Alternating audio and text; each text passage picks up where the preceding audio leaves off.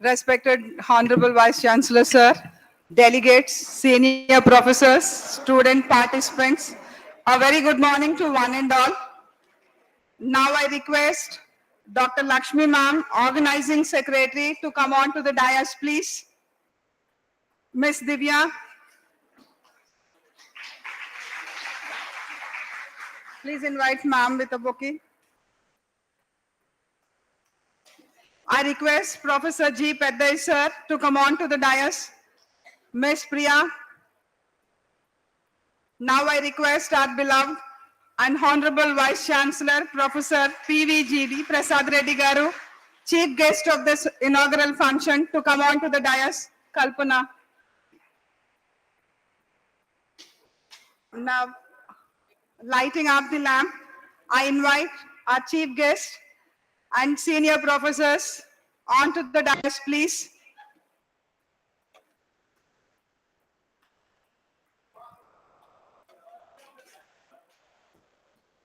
Sir.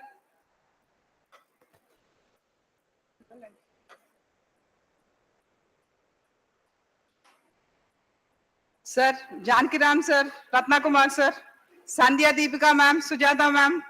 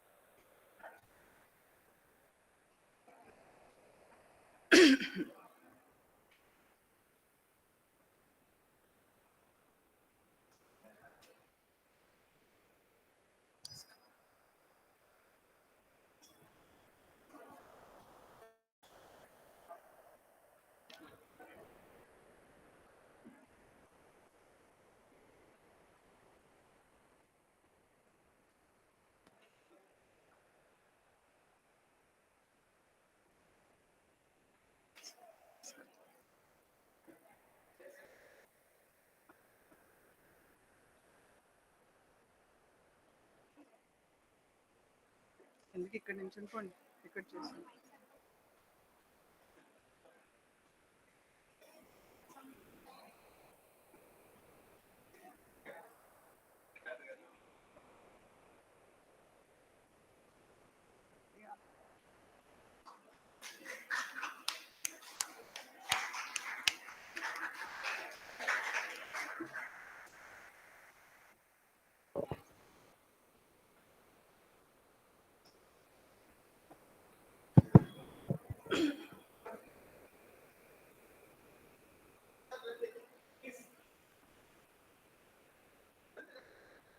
go. Anyone?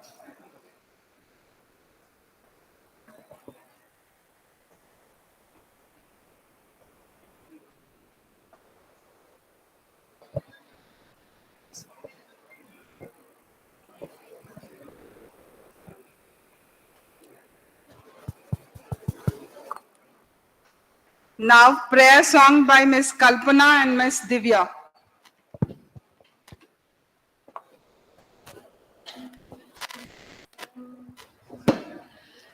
Saraswati सकल कलामयी सरस्वती सकल कलामयी सरसि सरस्वती नमस्ते सरस्वती सकल कलामयी सरसि सरस्वती नमस्ते सरस्वती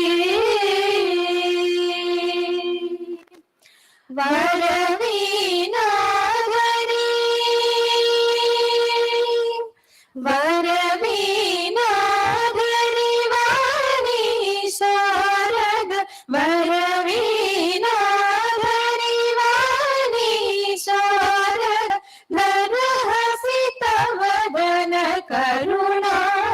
सदन दरहसितवदन करुणा सदन पाद पम रि स रि म पद स पद पम रि स रि म पद स पम पद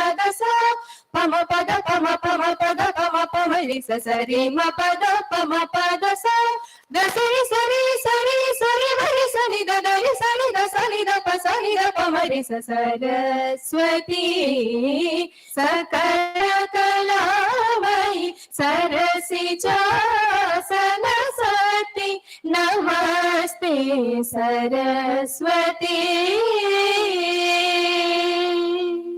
Thank you.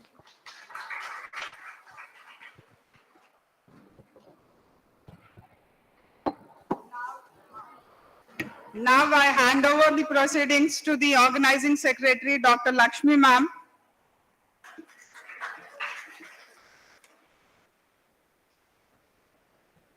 A very good morning. It is indeed a moment of great joy and honor for me to stand before you today as the organizing secretary of this international seminar. On behalf of the entire organizing committee, I extend a warm welcome to our Honorable Vice Chancellor, Professor PVGD Prasad Reddy Garu, Chief Guest of today's function, and Professor Paday Garu, Honorary Professor, Human Genetics Department, then Professor D. Sanjay Deepika, Board of Studies Chairperson for Human Genetics Department and also Joint Organizing Secretary for this seminar. Then Professor T. Venkateshwara Garu, retired professor of our department, our Guru Garu, and Professor Sujata from Botany Department, Professor Janikaram Garu, Professor Sita Manikyam Garu from Law College, and all the faculty members from the Advanced Sciences Bhavan, research scholars, and students, dear participants. All of you have graced this occasion with your presence. I welcome you all once again. It is so nice to see you all gathered here, despite of the long weekend. We have Monday as a holiday. We have a very interesting topic for you today, and the topic is Beyond the Gender Norms, an international seminar on transgender identity. Before we proceed to the actual seminar, I want to share a very interesting story to how we came up with this topic. We approached one of our distinguished alumna, Dr. Lakshmi Kumari Gaur, to deliver a guest lecture for our students. Then she came up with the topic, gender affirming care, and even managed to convince her boss to talk about this.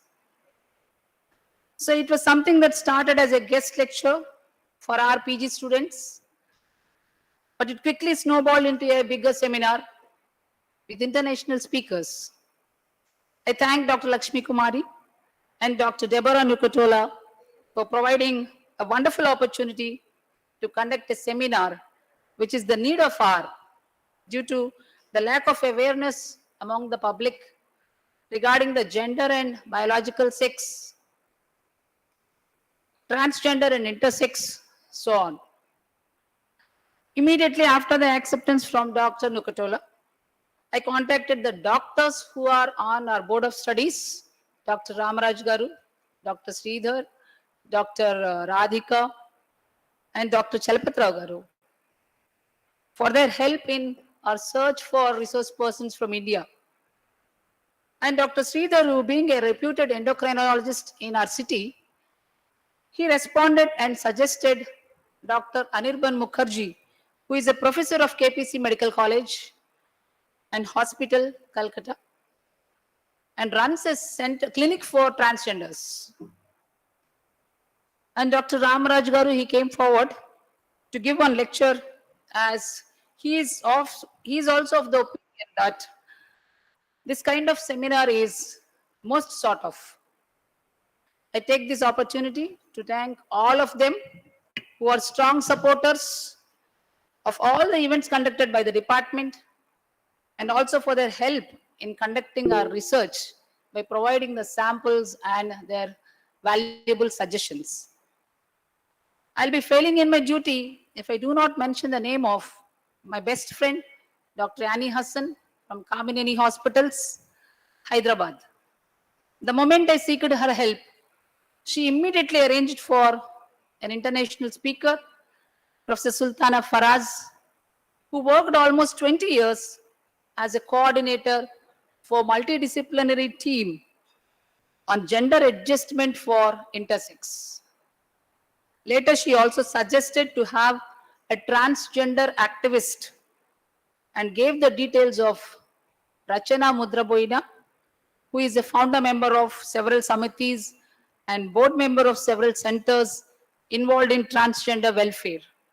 Thank you, Annie. I want to give a special mention to Professor Nirmala Nadella from our prestigious law college. Even though she is not at the best of her health, she took out the time to be here with us today. Due to her passion for the topic and her wish to contribute her part to the LGBTQ community. With Madam's reference only, we had the opportunity to know about the other two speakers, Ms. Anita, research scholar of Department of Human Rights, and Ms. Komali, a student from St. Joseph's College, who are going to share their experiences with us. I'm positive that all our efforts will contribute towards building a harmonious society. As the organizing secretary, I take this opportunity to express my gratitude to the dedicated members of the organizing committee, our dear research scholars, students, and supporting staff who have worked tirelessly, and those who directly or indirectly contributed to this seminar. We miss our principal, sir, who is a source of inspiration to us today as he is out of station. Finally, I hope the participants will enjoy the session, and please let us know if you have any feedback for us. Now, with this, I request Professor Padaya Garu to address the gathering.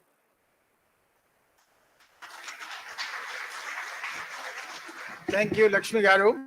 I just took this opportunity only to say a few things about our university.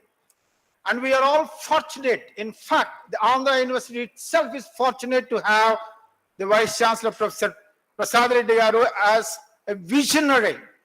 Because in the last 4.5 years, you can see for yourself what is happening in and around Andhra University. You go and visit engineering college during interval break. They see the vibes from the students, the type of development that has taken place. Apart from that, he relentlessly working all these 4.5 years. Not only he himself is working, he will not spare anybody not working for the benefit of the university. We used to hear from Professor Prasanna Kumar, from Sir R.V.R. Chandrasekhar and Professor Kotta Sachidanand Murthy Garu, what the earlier vice chancellors used to do for this great university. In fact, they used to say all the vice chancellors are the biggest beggars for the sake of the development, enrichment of Andhra University. In that, we do not know what this thing, but I myself have been observing the university from Mega Rangaya Apparao Garu. For the past 50 years, I myself is a witness what is happening in this university. And all the development that has taken place in this 50 years is a fraction of the development that has taken place in the last 4.5 years. The epitome of this success is Andhra University getting a NAC value of 3.74, the third highest and the first in the entire country. And then another way, we will be having our centenary year of this university. We hope and we will fight for getting an institution of eminence, because that we just missed in the last attempt, and we will get it, and the government of India will give 1,000 crores. And about our department, we have to have an institute of genomics. And for this, with our Vice Chancellor's help, I'll fight tooth and nail to get this institute of genomics, at least 100 crores, because Andhra Pradesh is the place where there is a great difference in the populations of South India and the North India. Andhra Pradesh is in between. The unique feature of the South Indian populations are keeping inbreeding. Inbreeding per se will bring all the scattered deleterious or good genes into homozygous condition. That particular thing is not there in the northern this thing. Anyhow, the future medicine is based on individual genotype. Each and every individual, each and every caste has to be genetically studied. All the 3.2 billion base pairs are the basic building blocks which defines whatever we are. And that, based on that particular, the future medicine exclusively depends on this particular sequence. The government of India has initiated one thing, and we will definitely get the Institute of Genomics so that we not only analyze the DNA sequences of all the caste groups, but all the individuals of Andhra University, including students, which will form the basis on which the future medicine. And another very important thing is, the future medicine is not chemical drugs. It is the biological drugs. And the biological drugs we have considered to reverse the very process of carcinogenesis to become normal and to extend the healthy life of human beings at least to 150 years. These are the projects. We are ready, and our Vice Chancellor is helping in every conceivable way our departmental progress. And again, I'll say, one most important thing is, he has restored large tracts of land which was occupied by squatters, not for years, but decades. Any other Vice Chancellor would not have even thought that this is a problem. He not only worked on it, he restored all the lost lands for all the decades to this great university. That itself is an example, his commitment for the development of Andhra University. I am very hopeful Andhra University will become one of the great international universities in the world under his leadership. I'm not just praising him. All these are facts. I'm talking only the facts. I may be missing. I request all of you to visit engineering college in the recess. You feel enjoy. You just feel you'll be transported to another Harvard or a Stanford or Berkeley or Johns Hopkins. That is the activity that is happening in the engineering college. I am very hopeful that kind of activity will be spread to each and every the nook and corner of Andhra University under his leadership. And we request, and this is going to happen, and we are, again, I'll say, fortunate to have Professor Prasad Reddy Garu as our Vice Chancellor. And the type of development that we will be seeing in the near years will be mind-boggling. Thank you very much for giving this opportunity.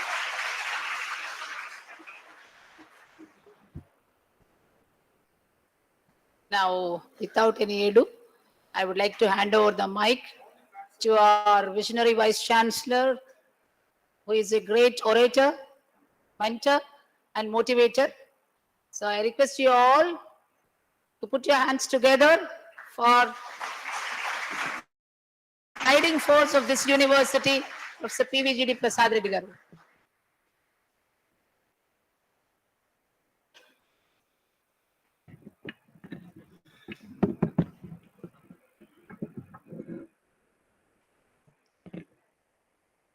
So good morning, ladies and gentlemen, boys and girls.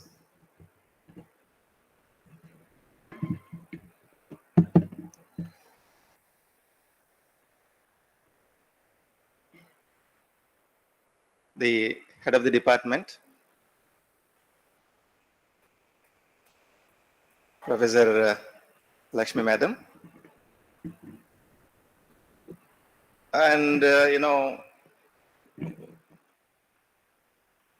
professor with probably a kind of a power plant from within, see? Padday garu, who has been doing really great work. Age is no factor when you look at him. And very recently, in fact, I looked at a statement wherein the speaker, he says that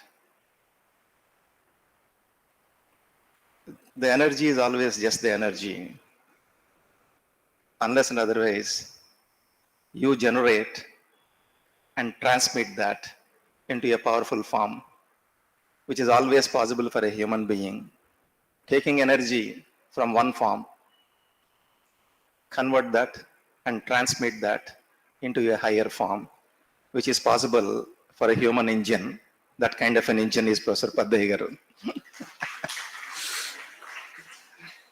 I recognize the presence of all the faculty and heads of the departments, and especially a very renowned doctor in the city, and he is revered by almost, every person. And I'm very happy to see him over here, Dr. Ramraj garu. I extend a very warm welcome to you, sir. And the delegates who are in fact, participating in this international seminar, I'm happy it is being, live casted. And more importantly, the current generation students, youth. It's a very happy occasion that way for me to be present here in the midst of all of you during the inaugural of this particular international seminar. And as such, the theme, beyond gender norms, and, focusing on transgender identity. It's a very challenging topic that way. I really appreciate all the faculty of this particular department, for choosing such a topic which has got, a lot of importance, and it's the need of the hour that way.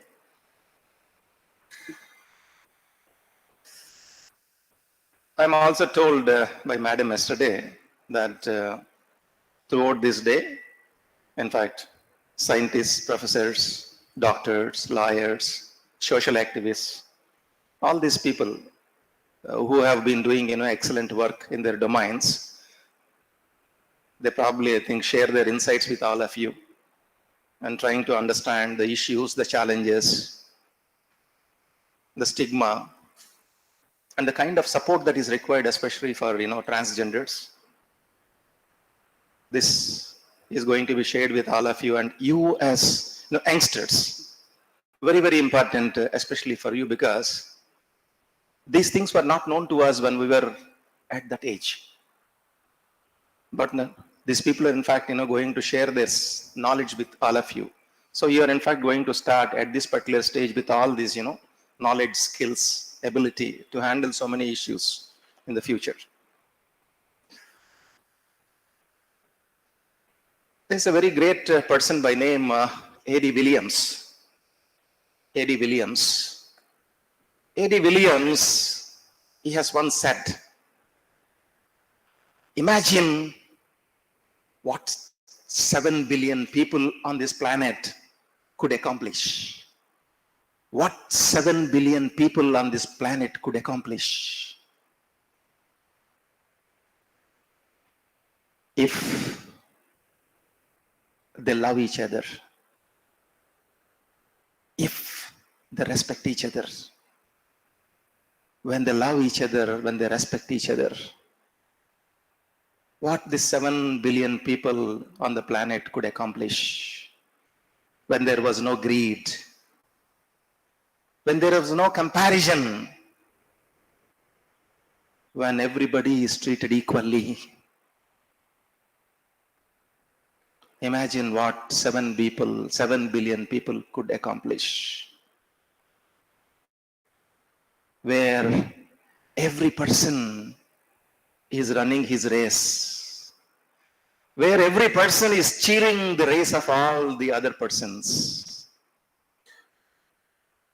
Imagine what 7 billion people could accomplish. Maybe this is impossible to realize in our lifetime. Yes, it is impossible to realize this in our lifetime. But it can always start from ourselves. It can always start from yourselves. You be the example. See the quote. See the quote where you are the reason for kindness. You are the reason for compassion. You are the reason to believe that there is goodness among human beings. And you are the reason, in fact, to connect to all the people and respect all the people and remove all disparities. It is possible. It is possible because no matter whatever stage you are at, however rich you are, and whatever is the profession that you have embarked upon, and however cool you are, that you wish to tell all others.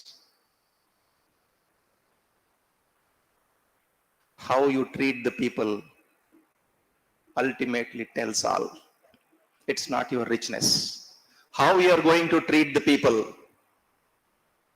this is important, especially the transgenders. Very important. See, at this point of time, still we talk about issues of transgenders, issues of women rights. We talk so much.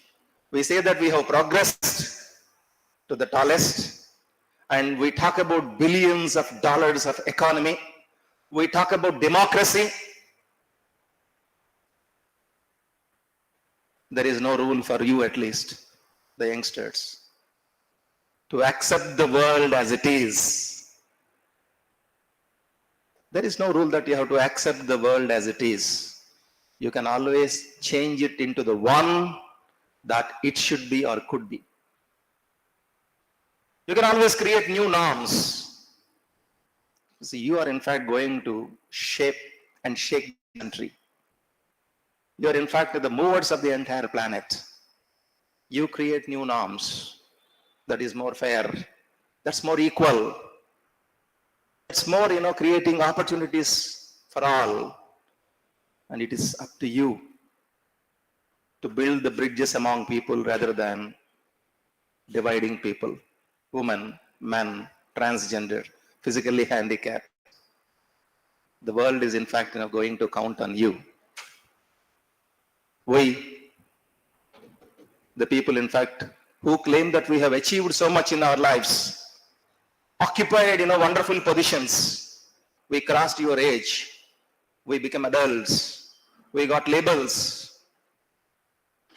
But let me admit, we failed to ask the right questions. At one point of time, in fact, we failed to raise right questions rather than answering them in the right way. But we count on you. We count on you. It is intimidating. But at the same time, would be definitely inspirational, because you are getting that opportunity.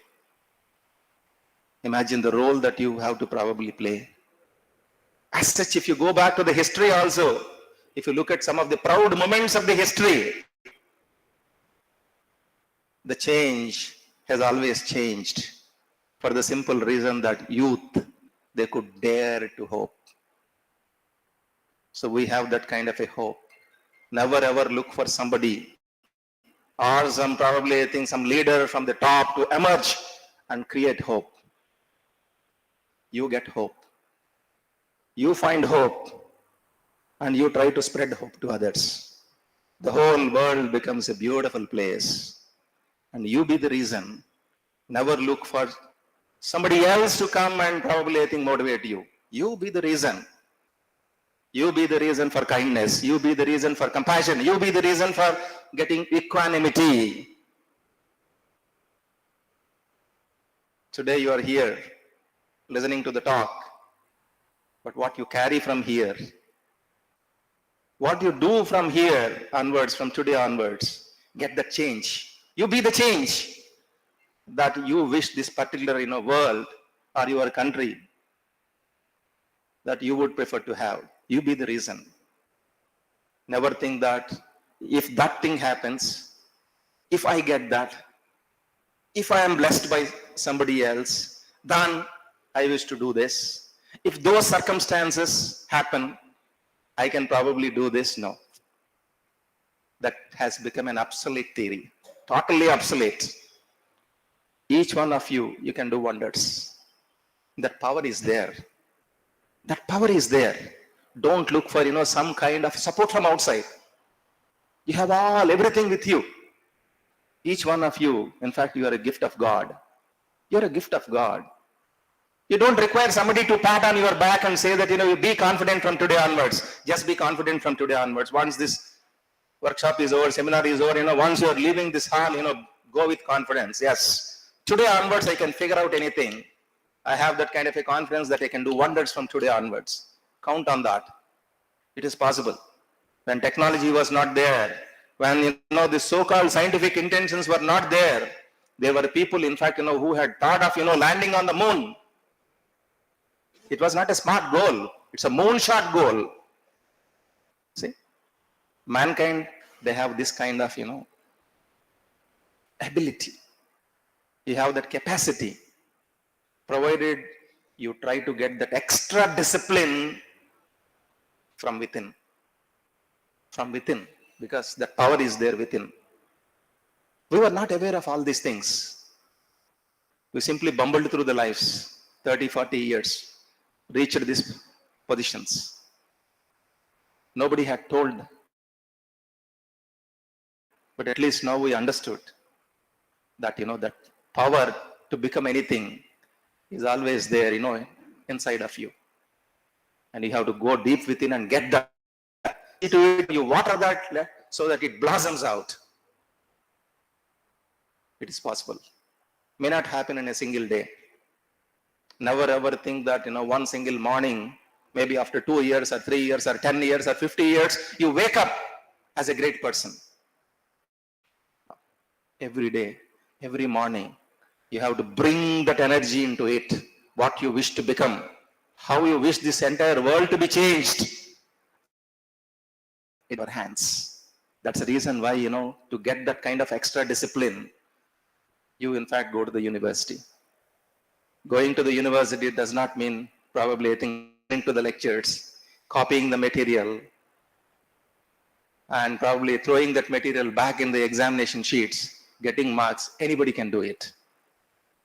Anybody can do it.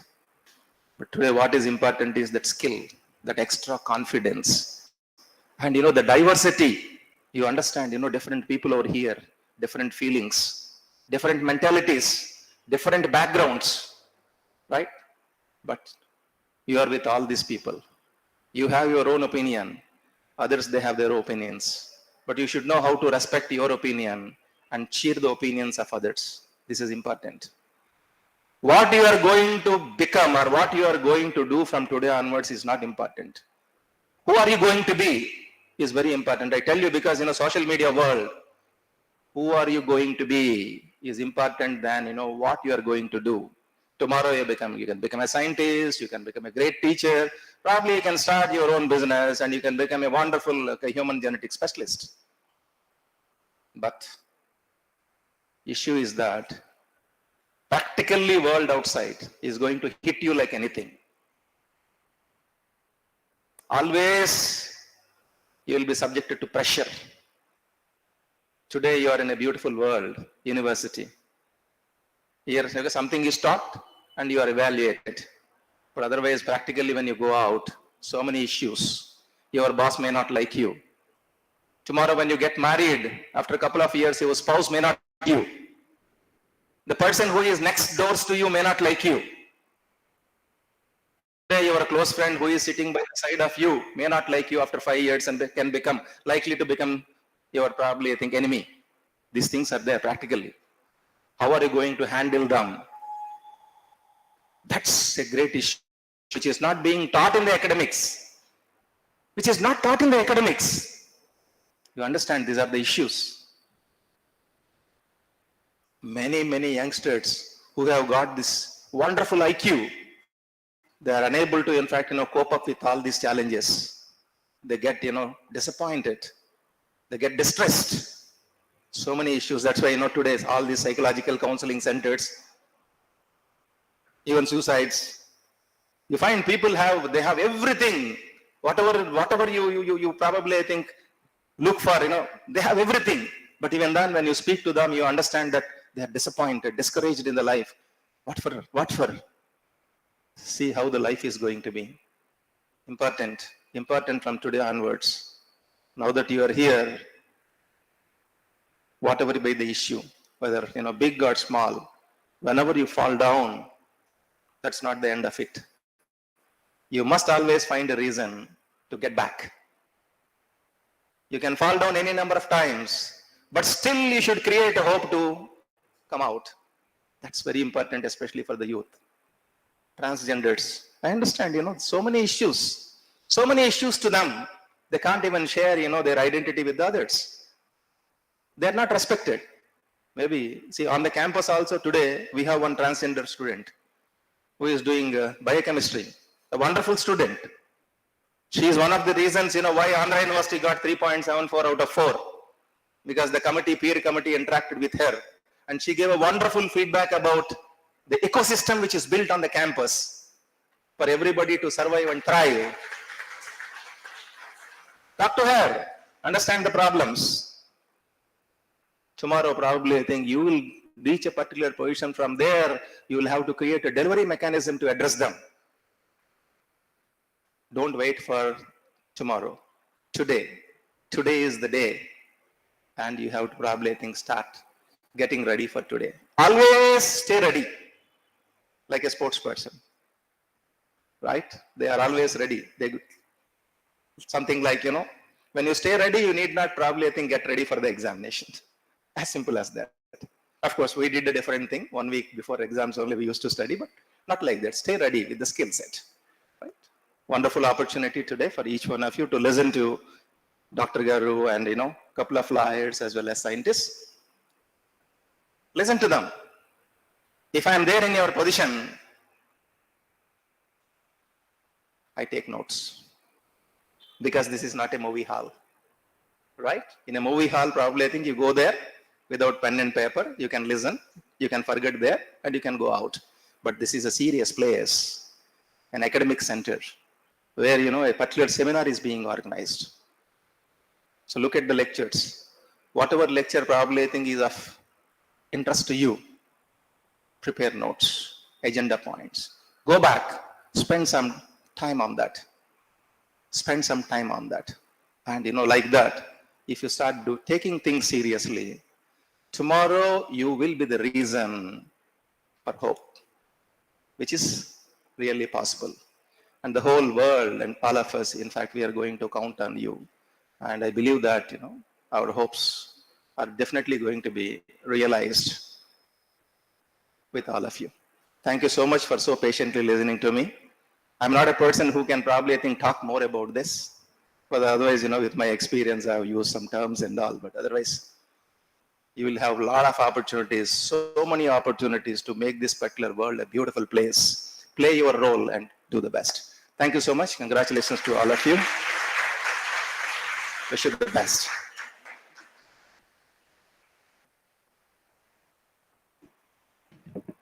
Thank you so much, sir. You can talk on any topic that is given, sir. It's so wonderful to hear from you. Thank you. Now I request Professor Paday Garu and our Guruji TVR sir to come here and felicitate our Honorable Vice Chancellor, sir. Ramraj Garu, sir, please join.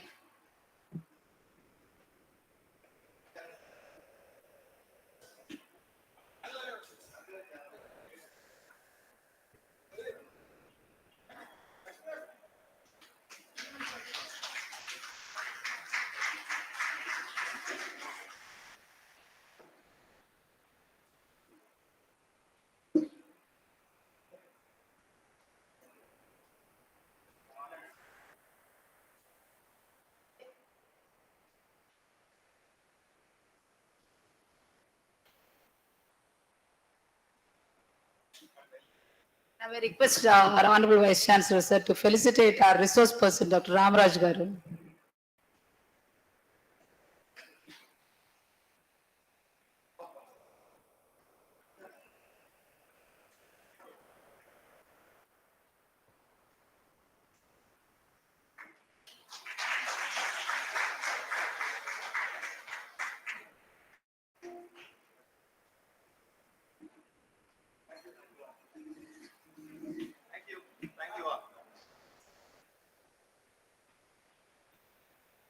Now I request Professor Kritika to introduce Dr. Deborah Nukutola, our resource person.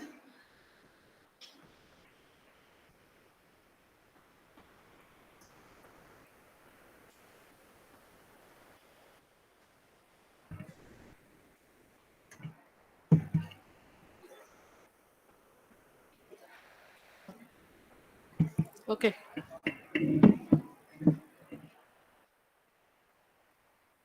Good morning to all. Dear faculty members, colleagues, and distinguished guests. It is my honor to introduce our guest speaker for today's seminar, Dr. Deborah Nakatola.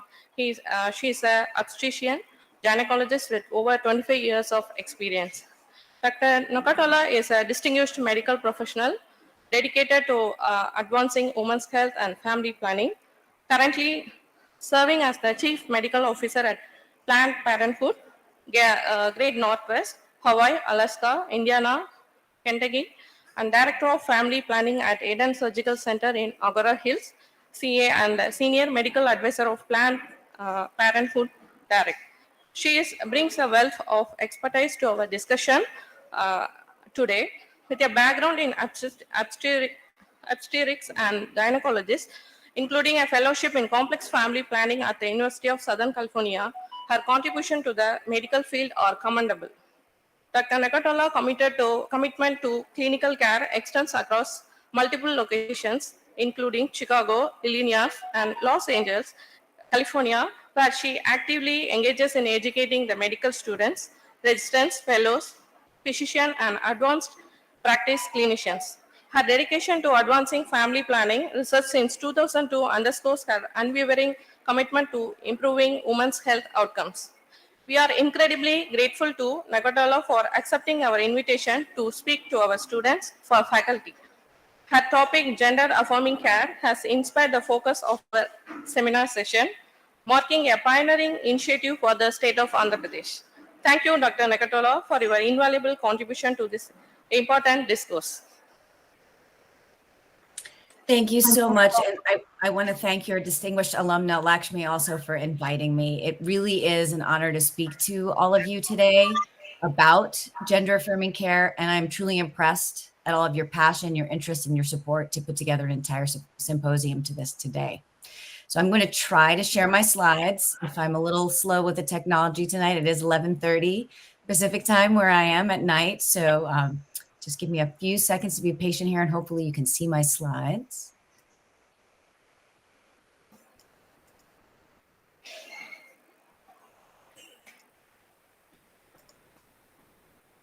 All right. Can you see my slides? Can someone confirm with audio since I can't see anything but my slides?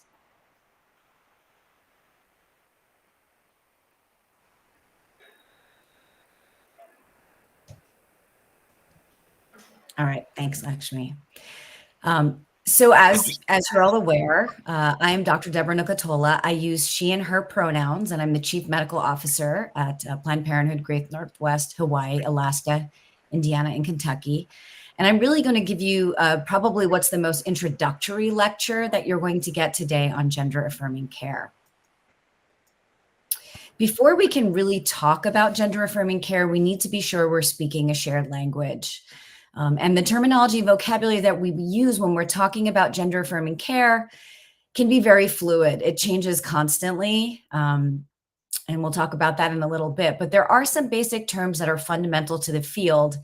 And we should start with those so that we can all start in the same place. So the first term I wanted to address is sex assigned at birth. This is also sometimes referred to as biological sex, but it's essentially the sex that's determined at the time of birth.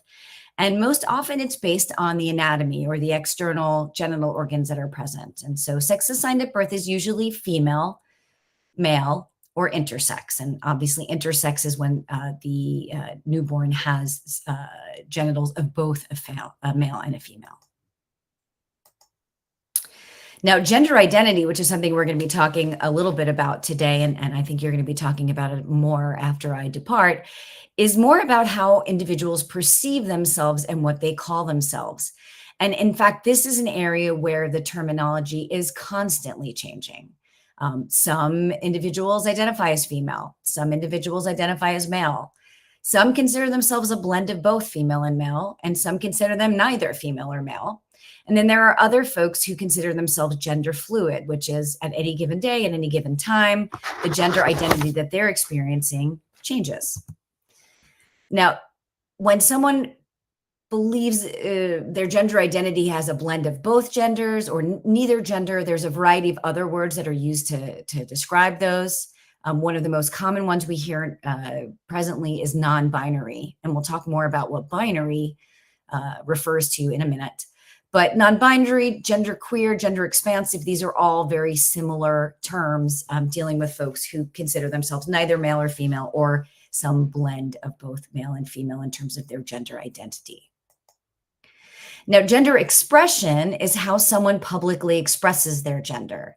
And people can express their gender in a variety of different ways. It may be the way that they behave, their mannerisms, how they style their hair, what kind of makeup they wear, if anything, what kind of clothing they wear, the sound of their voice. There are literally myriads of ways that folks can express their gender. And then there's sexual orientation, which describes to whom an individual is sexually attracted. So someone may identify as gay, lesbian, straight, bisexual, asexual, or pansexual, which tends to be fluid. And just because someone identifies as one gender doesn't mean that they therefore identify as a set sexual orientation. Now, in the world of transgender care, we usually describe gender in one of two different ways. Cisgender is someone whose gender identity corresponds with the sex assigned at birth. So, for example, I'm a cisgender female. I was assigned female at birth. I identify as a female, so I'm a cisgender female. Transgender is the case where someone's gender identity doesn't correspond with the sex assigned at birth. And again, there are a myriad of terms that can be used, but the most common ones tend to be either a trans woman or trans feminine. So someone whose sex assigned at birth is not feminine or a woman, but identifies as a woman. Or a trans man or trans masculine, someone whose sex assigned at birth is not a male, but rather a female, but they identify as a man or as masculine. Or non-binary, someone who doesn't want to belong to any place on a binary spectrum. And so let's talk about this spectrum and this binary concept. About 10 years ago, when folks really started to dig into transgender care and we started to hear more about it, one of the concepts that was introduced to help folks understand the difference between gender identity, gender expression, biological sex, and sexual orientation was the genderbread person. And so as you can see from this diagram, Identity is something that comes from the brain, right? And so someone can identify as a man, someone can identify as a woman, or someone can identify as anything in between.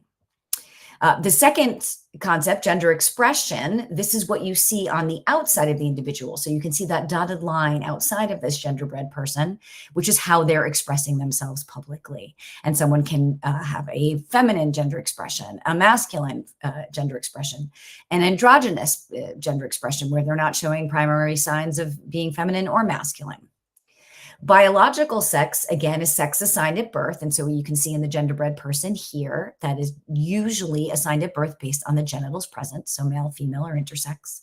And then sexual orientation, again, is who a person is attracted to. So you can see it's pointing to the heart of the genderbread person here. And patients can identify as heterosexual, homosexual, or bisexual. The issue with the genderbread person, though, is it assumes that every individual has to be somewhere in this binary scale. And so that you can only be somewhere on this, male to female spectrum, or feminine to masculine expression, or male to female biological sex. And, the more we look into gender identity, gender expression, there really isn't, a need to force folks into these binary terms. And so the next kind of way of describing this came about, and that was called the gender unicorn. You can see the gender unicorn comes from a trans student group, and you can actually download this and find lots more information at their website at transstudent.org. But what you can see here is instead of a binary where there is one arrow and there's a continuous spectrum going from left to right, really there's no spectrum. Folks can identify as a female or a woman or a girl, as a man, a male or a boy, or they may describe themselves as another gender. In terms of gender expression, folks can identify as masculine, feminine, or some other gender expression. Sex assigned at birth, still there's, from the biological standpoint, really only 3 sexes that can be assigned at birth. So that really hasn't changed very much. But in terms of attraction, folks can be attracted to women, they can be attracted to men, they can be attracted to people of other genders, they can be attracted to people of both genders.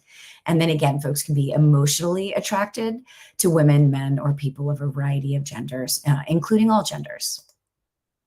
So in this slide that I borrowed from Whitman Walker Health, I think this really describes it the most. Gender is much less like this, blue male, pink female binary option, and much more like this rainbow of different colors and shapes and sizes. And really, gender identity is something that belongs to the individual and is described by the individual. So now that we have some shared language, let's talk about what gender affirming care actually means.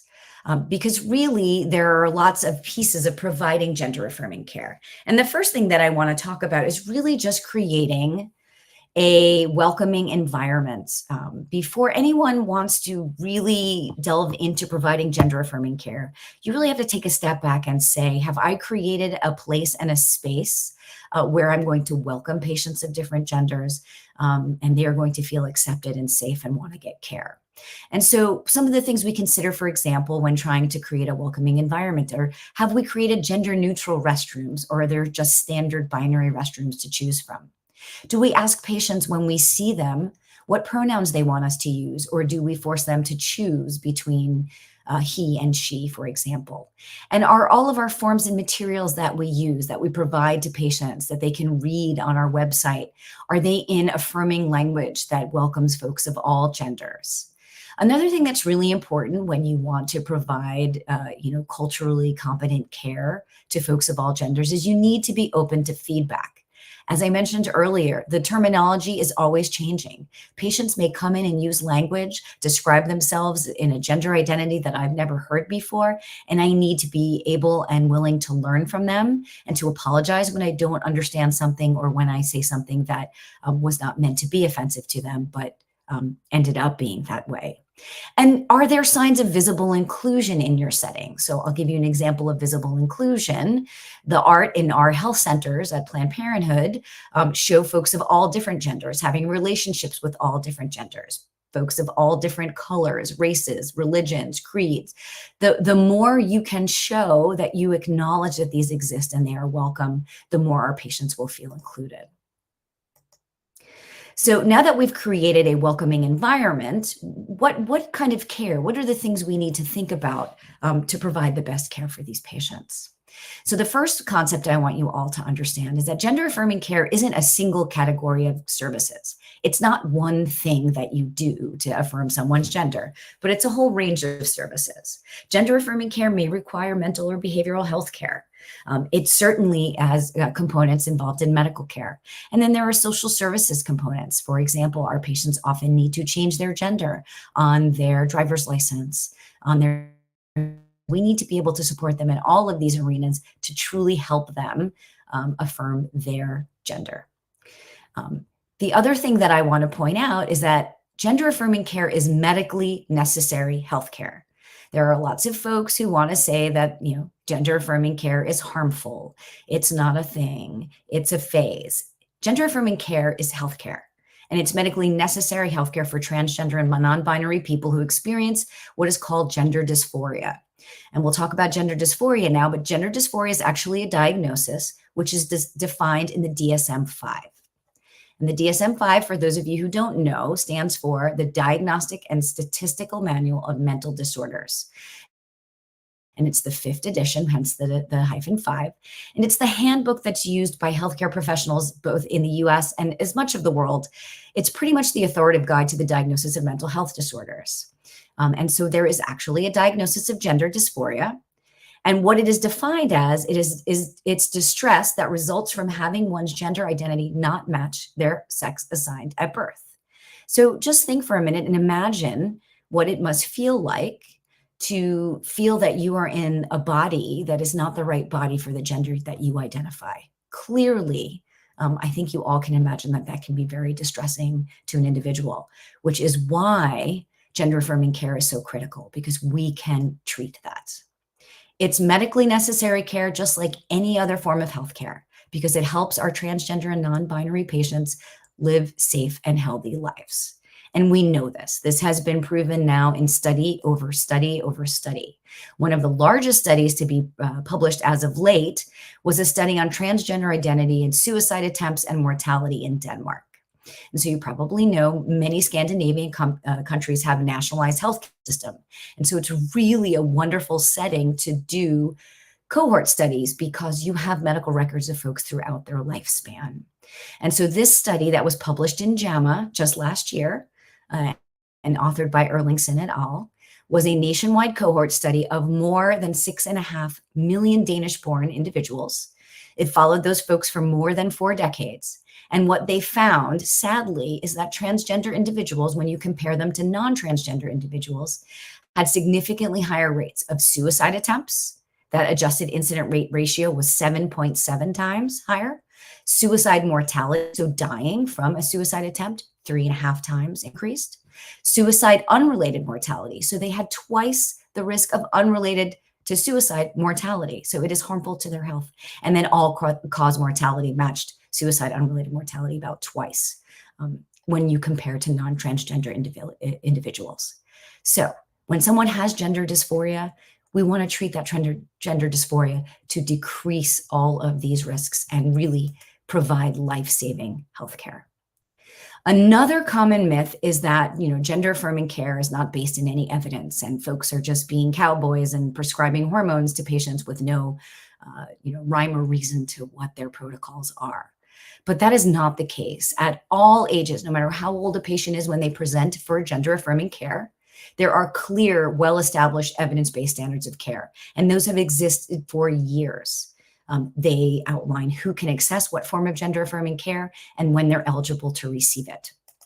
There are many, many guidelines. I am just highlighting some of the most well-known ones here. WPATH is kind of the father of them all. The WPATH stands for the World Professional Association for Transgender Health, and they've been publishing guidelines for decades. That is an international organization. The Fenway Institute, which is based in Boston, publishes their own guidelines on the medical care of transgender persons. The Endocrine Society, again, an international organization that really focuses on hormonal treatment. And then one of the guidelines that I use pretty extensively in my practice in the United States comes from the University of California, San Francisco, UCSF, where they have a Center of Excellence for Transgender Health. And all of these guidelines are available at no cost from all of these organizations on their websites. You can download PDFs. The UCSF Center for Excellence has not just their standards of care, but a variety of other useful tools as well. So as I've said multiple times, but I want to make sure we're all clear on this, gender affirming care is medically necessary. And this is backed by every major medical and mental health organization in the US, including the American Academy of Pediatrics, the American Medical Association, and the American Psychiatric Association, who all say that it is critically medically necessary to support people who want to affirm their gender identity. So gender transition is what many people think of when we think of gender affirming care. But as I have just shared with you, there are a lot of components to gender affirming care, and not everyone chooses to transition. But for those who do, what gender transition is it's a process through which a transgender or non-binary person takes steps to live authentically in their true gender identity. Folks may choose to live in their true gender identity at home. They may live in their true gender identity when they're out socially or when they're at work, or they may do it in a combination of those things. And what it is to transition looks different for every individual. And the other thing that I'll mention is that folks don't always follow the same order. So some folks may want to have surgery before they've tried hormones. Some folks may want to use hormones before they have surgery. Some folks may do both at the same time or never choose one or the other. But really, regardless of the age at which a person transitions, how they transition is a choice that should be made between them and their family and their healthcare providers. So the WPATH criteria for hormone therapy in adults, and the reason that I'm sharing this is because I want folks to be clear that there's no long list of things that need to be satisfied, of providers who need to be proven to that someone is a candidate for hormone therapy. To be a candidate for hormone therapy, according to WPATH, and this is our practice as well at my clinical practice, is that a patient has to have persistent, well-documented gender dysphoria. So that usually means they have identified that they have this dysphoria for at least 6 months, if not longer. That individual has to have the capacity to make a fully informed decision and to give consent to treatment. And this is because it is healthcare. And just like any healthcare, we want to be certain that a patient is able to give us true informed consent, whether they're having their appendix removed or they're choosing to take hormones to change genders. We need to feel certain that this patient has the capacity to do so. They should have reached the age of majority in their country. And if that individual has any significant medical or mental health concerns, those must be reasonably well controlled. So as I mentioned, really informed consent is a critical part of gender affirming care. And we use what we call an informed consent model. And in the informed consent model, the healthcare provider is really responsible for ensuring that they have communicated to the patient the benefits, the risks, and the alternatives of any treatment they're considering. Again, we need to assess that the patient's able to understand all of this information and is able to give informed consent to the treatment. It doesn't preclude that a patient needs mental health care. So as I just mentioned, gender dysphoria is a DSM-5 diagnosis. And it's not uncommon that it's accompanied with other diagnoses. And we know that our patients can successfully be treated for those conditions while undergoing gender affirming care at the same time. And often transitioning will assist with multiple diagnoses. The healthcare provider also has to recognize that the decision whether or not to prescribe medications for transition ultimately rests with the clinical judgment of the provider working together with the patient. And this is important too, because for folks who are providing gender affirming hormones, for example, you really need to understand what the goals of that patient are for treatment. So for example, I have some patients who really want to, I'll say trans feminine patients who really want to develop all of the secondary sex characteristics of a person assigned female at birth.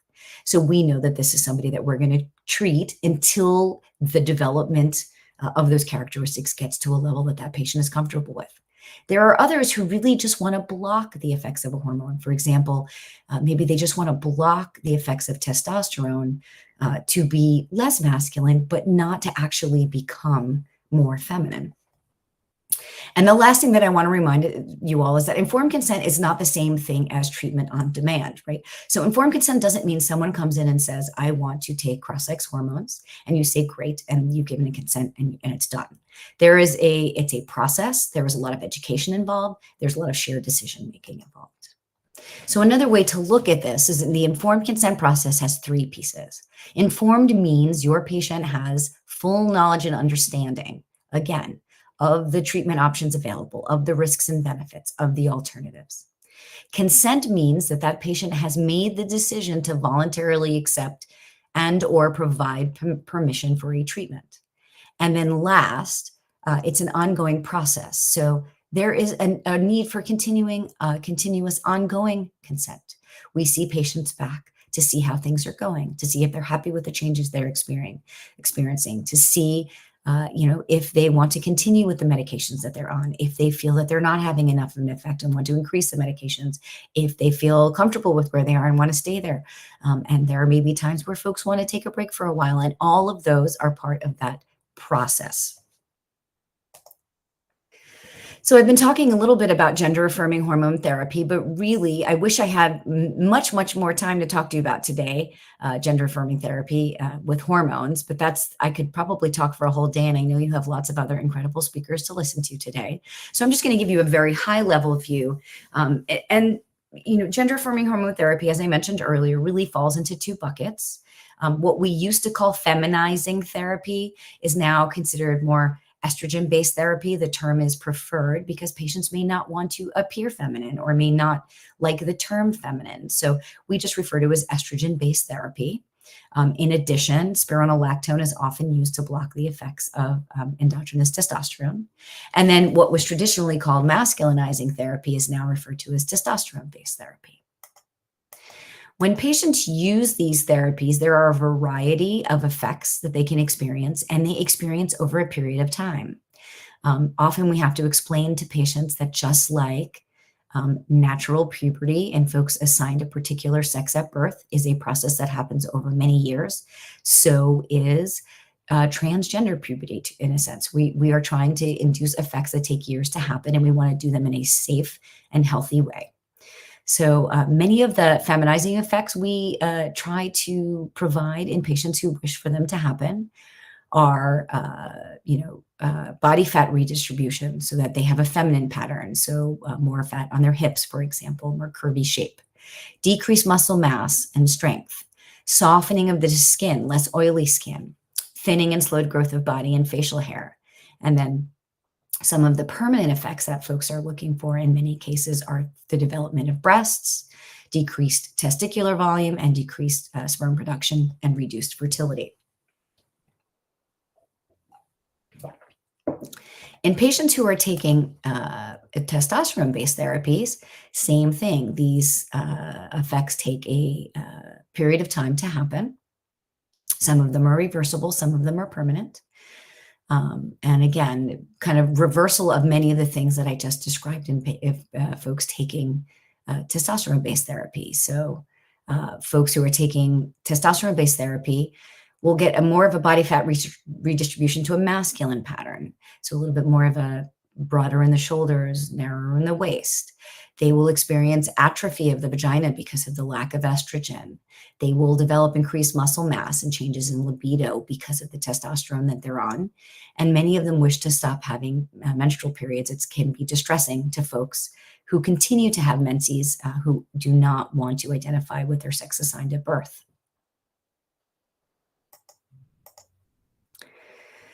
So sadly, I don't have more time to talk about gender-affirming hormone care, but I do want to flag a few other things related to gender-affirming care and healthcare for transgender and non-gender conforming patients in general. All of our patients, regardless of their gender, face the same health risks, and it's important that they are given the same screening recommendations. And so when a patient comes to see someone for primary care, preventive health care, What matters most is not their gender identity or their gender expression, but their age, their behaviors, and their lifestyle and practices.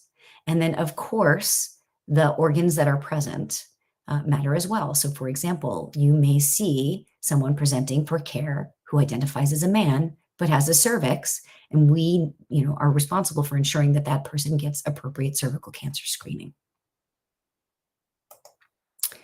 So I'm going to close on, one last note, which is, this is just the beginning of this conversation. And again, I'm so thrilled that you're all participating in this conversation.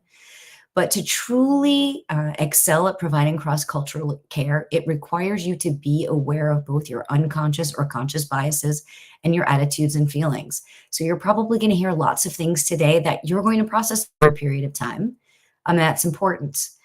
It's important that you continue to learn about sexual minorities, that you learn not only about their needs for care, but the disparities that exist when these patients present for care, and try to learn skills to comfortably and respectfully work with these patients. And I would love to be a resource of all of you. I will happily share my information to anyone who wants to ask more. And I'm not sure if we have time for questions right now, but I would love to answer your questions as well.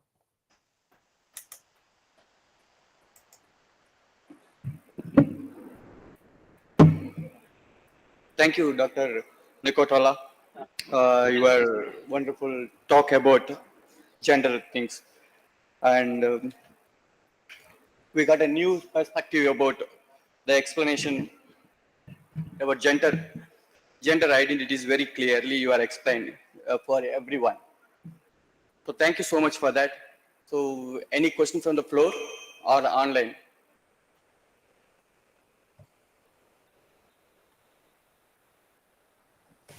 We can take 2 questions from online. Just raising that. Please give the permission. I cannot see that. Dr. Likotala? Yes. I cannot see that.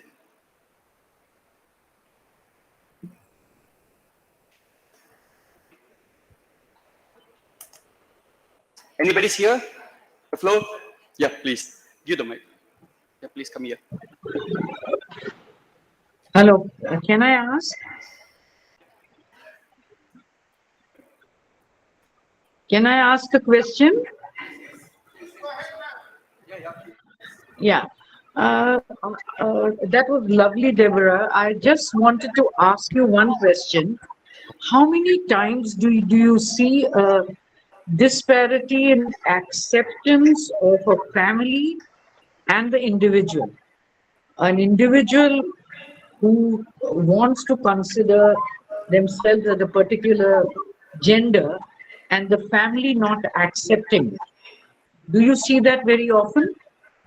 Yeah, sadly, it's very common. When we have patients present for care, we ask them what their support system is like. We also ask them what things create more anxiety or more dysphoria, or less anxiety and less dysphoria. And very often folks will say that their relationship with their families or their interaction with their family is actually something that causes them significant distress. So it is not uncommon for folks' families to not accept folks' gender identity. Sometimes that changes with time. Sometimes that never changes, which is another reason that it's incredibly important that folks get the support that they need. So do you involve the family, especially in the adolescent period, during the transition? Or how do you do it if the family is not accepting? So right now, we are only providing gender affirming care to folks who are 18 or older. And many providers in the United States, when they're seeing patients younger than that, will provide puberty blockers to delay natural puberty. So to delay a patient from going through puberty and developing secondary sexual characteristics of the male or the female, but not provide cross-gender hormones until a later time. So we don't actually require, parental or familial involvement because all of our patients are over 18. Okay. But then does that not affect the Ma'am, individual health. Hassan ma'am, you have to give time for others also, please. Okay. Thank you. Corollary question is, basically this gender disparity basically depends on the type of genes that has happened in that SRY region. So if that SRY region has some concrete genetic makeup, there is no point in going for all these kinds of these things. So once we established unequivocally that no genetic thing has been there here, then you can attempt all these things. Because we know if something happened in that particular gene, which used to be present on the Y, if it is there on the X, there is just no point in actually doing all these things. Please reflect on that, please.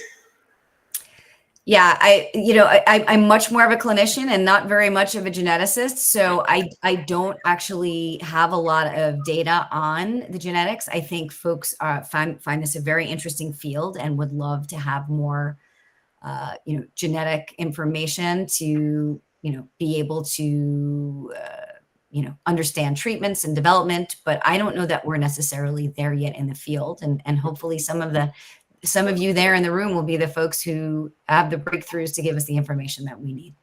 Quickly come. One last question, the question. Please. Wonderful presentation, Deborah. I have one question. What's the role of family and friends when it comes to overcoming gender dysphoria and also aiding in gender transition? Yeah, well, and again, I think for folks going through any medical condition, the support of friends and family is critical. And if they have recognition and support from their friends and family, the transition is certainly easier. Support can mean so many different things. And the first part of that is just acceptance. Acceptance alone can decrease the amount of dysphoria they're feeling because they're accepted and welcomed by their family and their friends and their colleagues and their peers. So family is critical. And it's unfortunate that, folks in every situation don't have the unwavering support of their families. But we, try to help them through that and try to provide them with resources and information to speak with their families when they're ready to do that. But we are just as much respectful of patients who don't feel comfortable doing that. And we try to find them other methods of support if that's not an option.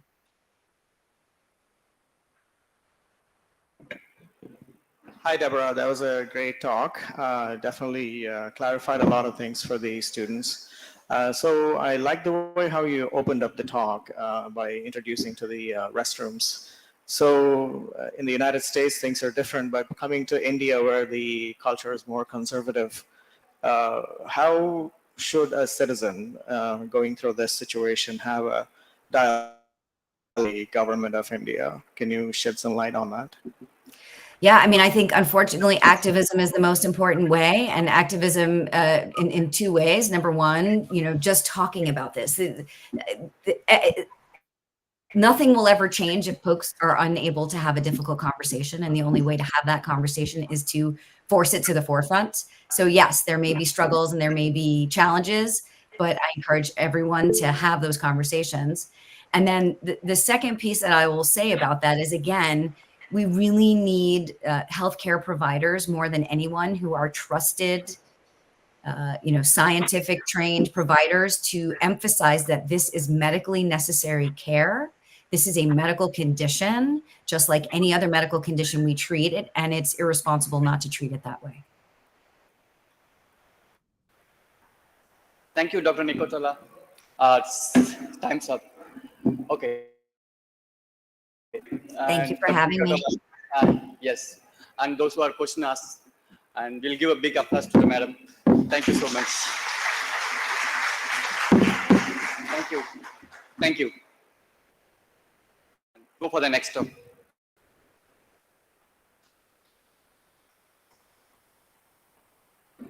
Now I request Dr. Uday Kumar to introduce our beloved Dr. Ramraj Garu.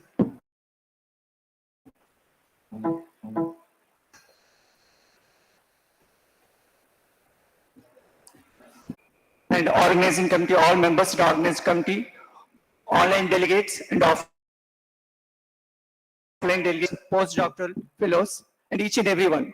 It is my pleasure to introduce our distinguished guest speaker for today's event, Professor Dr.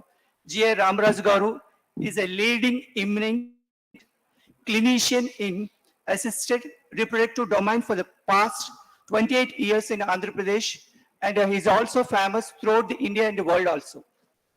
He is a professor with a demonstrated history of higher education industry and clinical research. Sir has graduated in medicine from Andhra University, Andhra Medical College in the year 1984, and he obtained his DNB degree in gynecology in the year 1990, and also received specialized training in endoscopy, laparoscopy, in vitro fertilization, and infertility management at Yale University and Bielefeld Institute of Research, Bielefeld Institute of Reproduction in Germany during 1995 to 2008. Sir has also obtained PhD degree from Gießen University. Sir has received many awards, prestigious awards at national level and international levels, like Samaikya Bharat Gaur Satkar and Gold Medal for Motivation for Blood Donors, and Best External Channel for Partner Award by Samsung Korea, South Korea, Lifetime Achievement by ISR Embryology Conference in 2022, Chennai in India.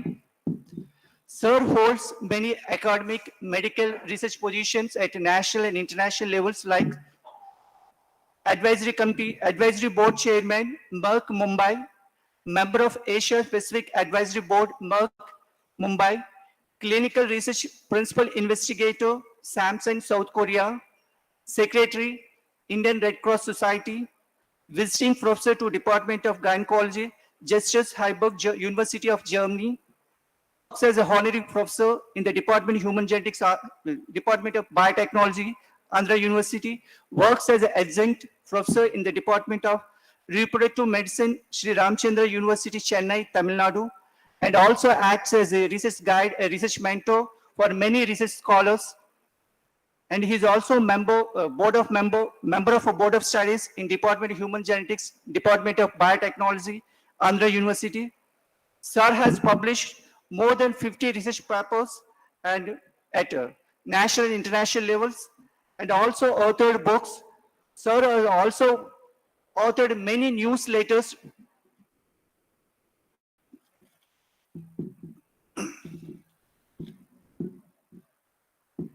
I request Sir to deliver his valuable knowledge to audience. Thank you, sir.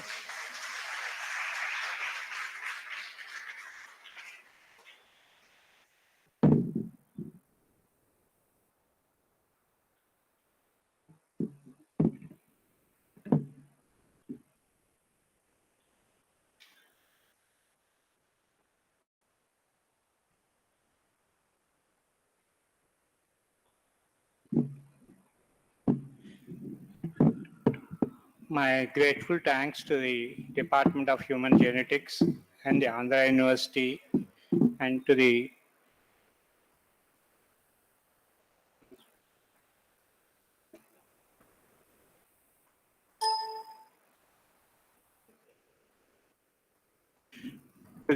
Andhra University and the organizing committee of for this symposium. I feel it's a privilege to be in front of you, and today's experiences are really pleasurable. And most important is when you share knowledge, your understanding undergoes a profound change. That is the transformation I got while preparing for this talk. There are a few things which I want to say is, in this lecture, I think I and Deborah will be covering similar concepts, but I'll have a lot of illustrations so that will help you to understand, and you can interrupt me in between also for clarification. I don't have any objections. So when you look at this figure that's by the thing, you realize this figure is drawn out of only two lines.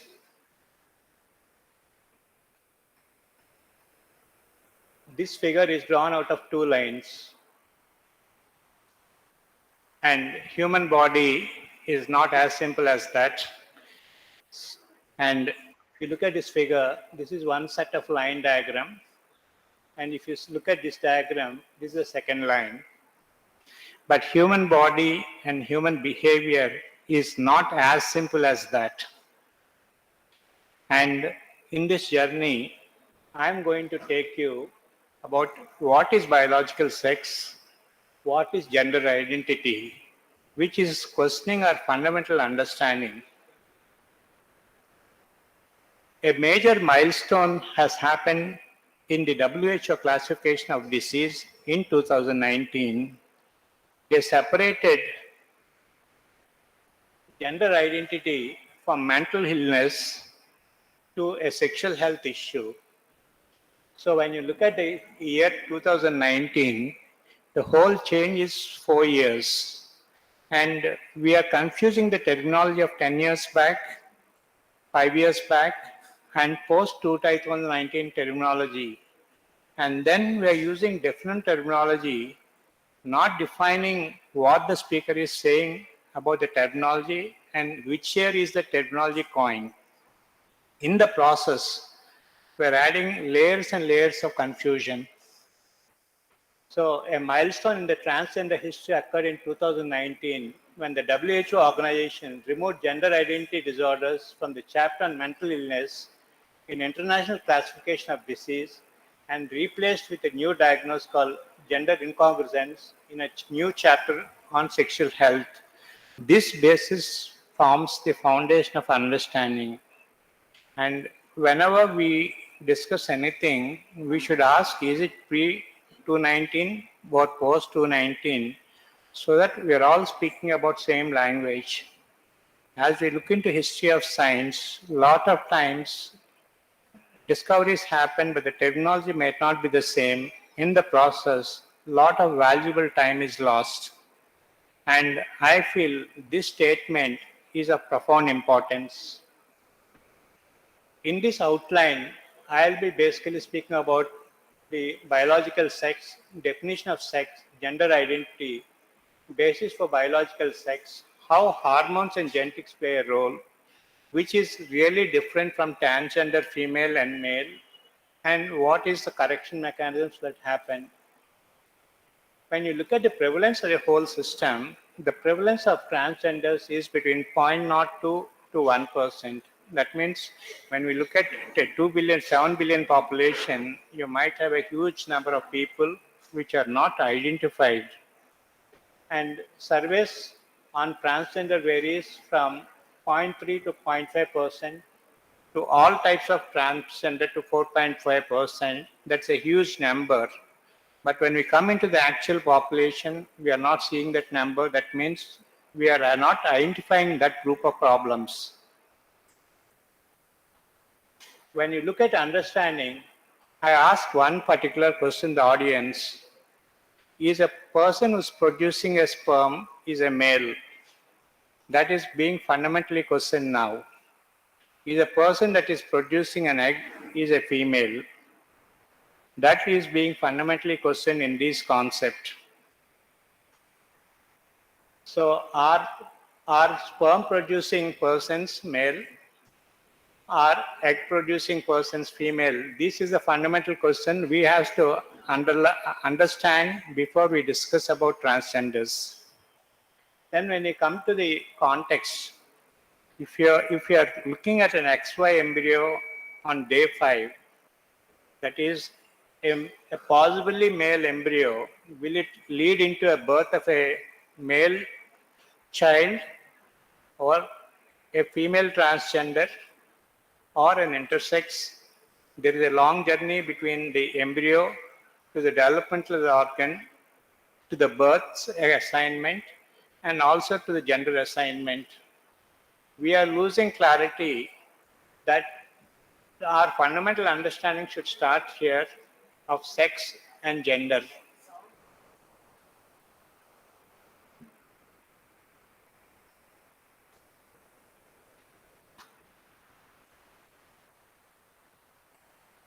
So I repeat it, when it comes to an XY embryo and the fifth stage, on the fourth or fifth day of life, even though it is genetically male, it will it has to undergo development of the internal genital organs, development of the external genital organs, and be born with an assigned sex. Sometimes if there's a Mullerian inhibiting hormone deficiency, then what happens is, then the uterus and the ovaries are not regenerated, and this male will have a uterus and then a vagina. Then at birth, that child is assigned as a female, but in true sense, that's a male child. Okay. Sorry.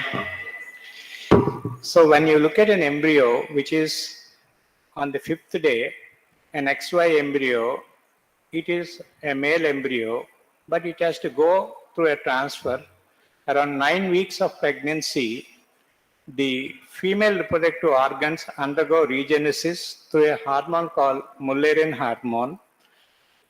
And that hormone, if it is absent, if it is dysfunctional, the uterus and the vagina is not reabsorbed.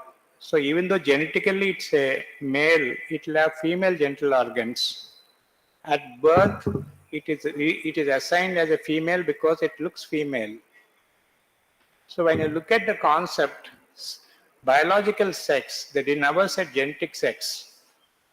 Biological sex is a sex assigned at birth. If you look at our historical perspectives of our ancient people, they never used to name people 3 years of age. Maybe this is one of the reason, or maybe because of lot of infant mortality, they were not naming the child. That can be also one of the reason.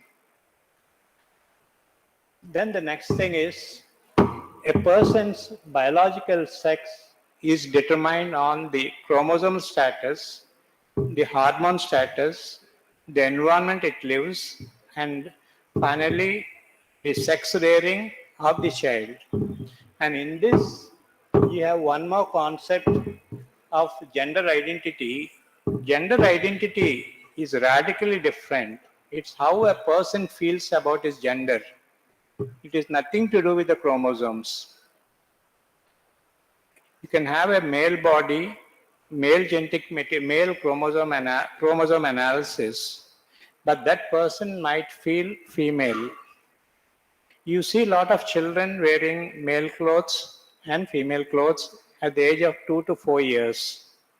We never realize that they're having gender dichotomy, but that is overcome with time. For some people, it persists, but we never look at it as an issue. And then we force them to wear the assigned gender clothes, not realizing that needs care and handling.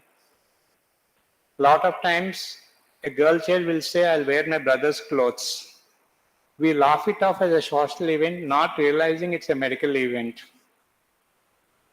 And if the child persists over the years, we force them to wear child or throw away the brother's child as soon as he finishes using it.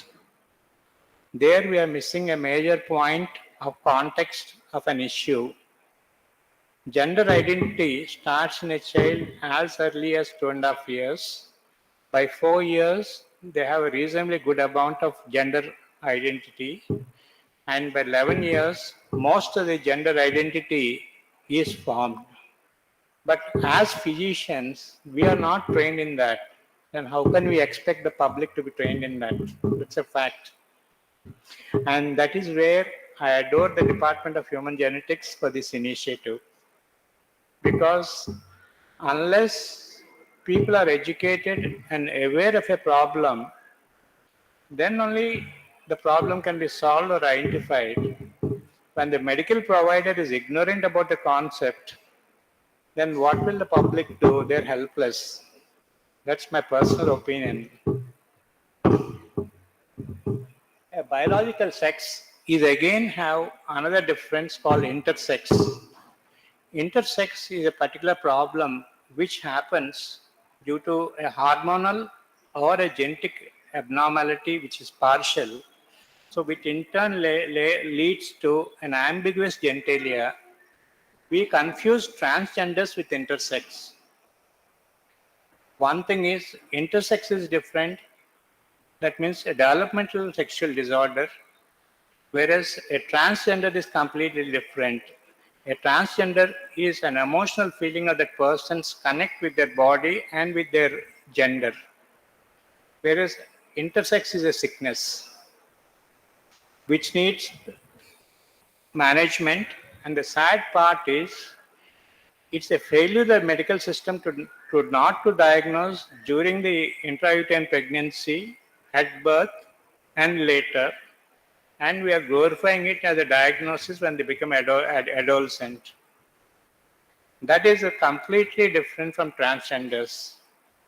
We mix homosexuality, intersex to transgenders. These are radically different. Then when you look at biological sex, in the first slide, we expect it should have a uterus, testis, like this, the male hormones. But when you look at these species of species, they turn from male to female, female to male during the evolution. That means our definition for mammals is different for birds and reptiles of genetic sex.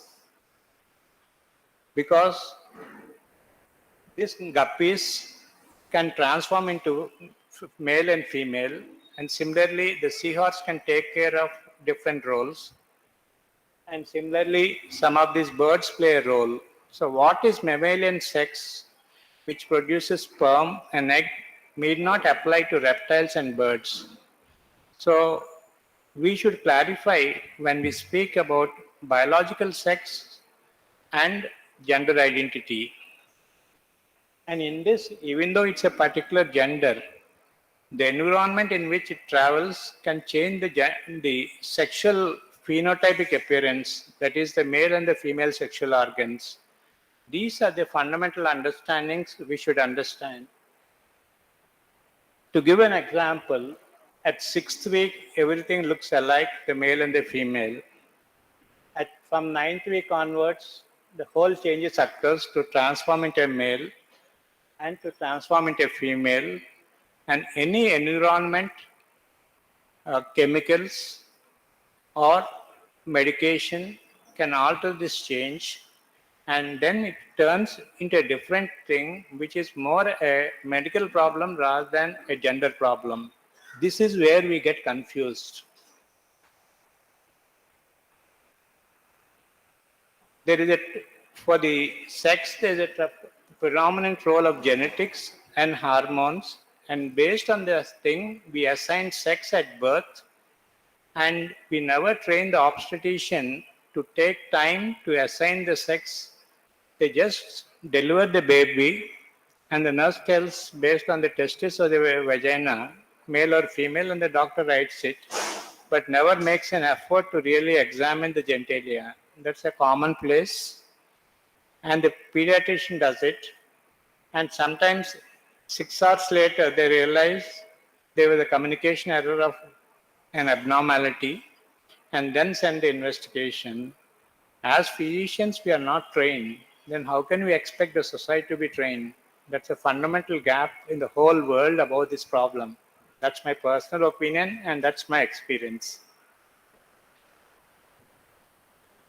So when the child becomes adolescent, there is an interplay of major hormones in which masculinity and femininity develops, and that depends again on a whole set of hypothalamo-pituitary axis and those genes. And that also plays a role in the adolescent years of developing gynecomastia or sexual developmental issues, which we can say as intersex, sometimes delayed puberty issues, where if there's a delayed puberty, we really doubt the person in terms of characteristics. That's a whole spectrum. We try to confuse all of them.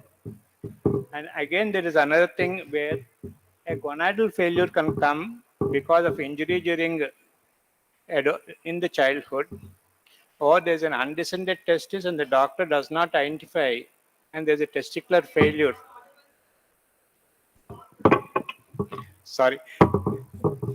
The In the male, what happens is there can be injury at the testis level during birth, or there's a failure.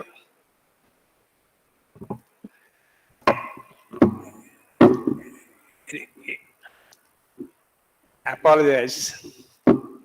During the childhood, the testis is supposed to descend from the abdomen into the scrotum. That failure of descent happens and produces a condition called undescended testis. It's the role of the doctor to identify that and correct it so that the development in the adolescent years happen properly.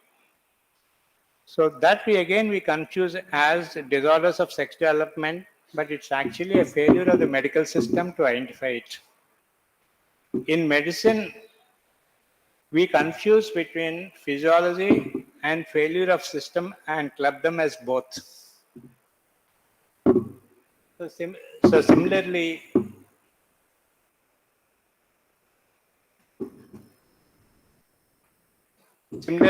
if the female has a gonadal failure, she will not develop breast.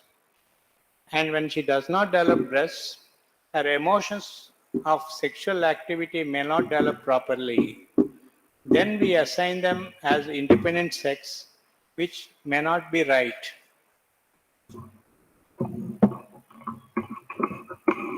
Then when we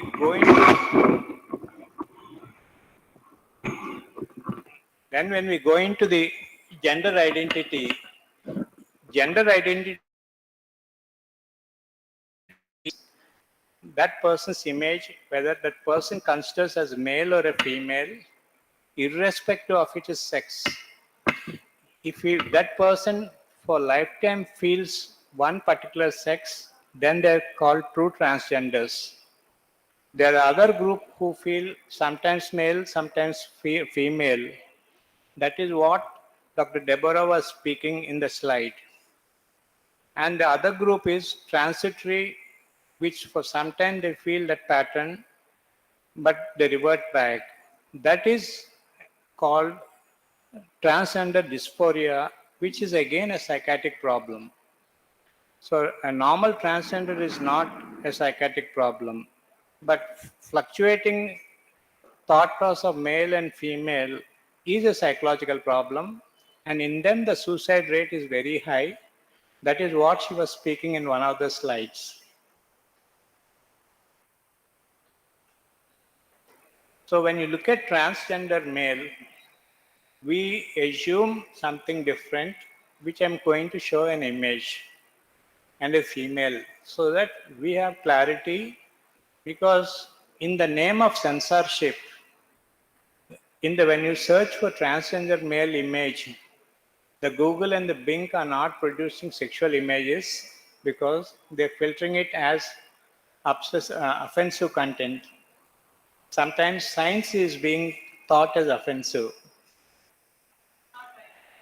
So in this slide, the average time it takes for somebody who identified abnormality of the gender within themselves, but the time they took to seek attention, by the age of 9 years, it took them quite a long period of time. That means the people who had the problem identified it, but we as a society failed to understand them. By 20 years, the average gap is 14 years of suffering by the child. By 30 years is 22 years of suffering.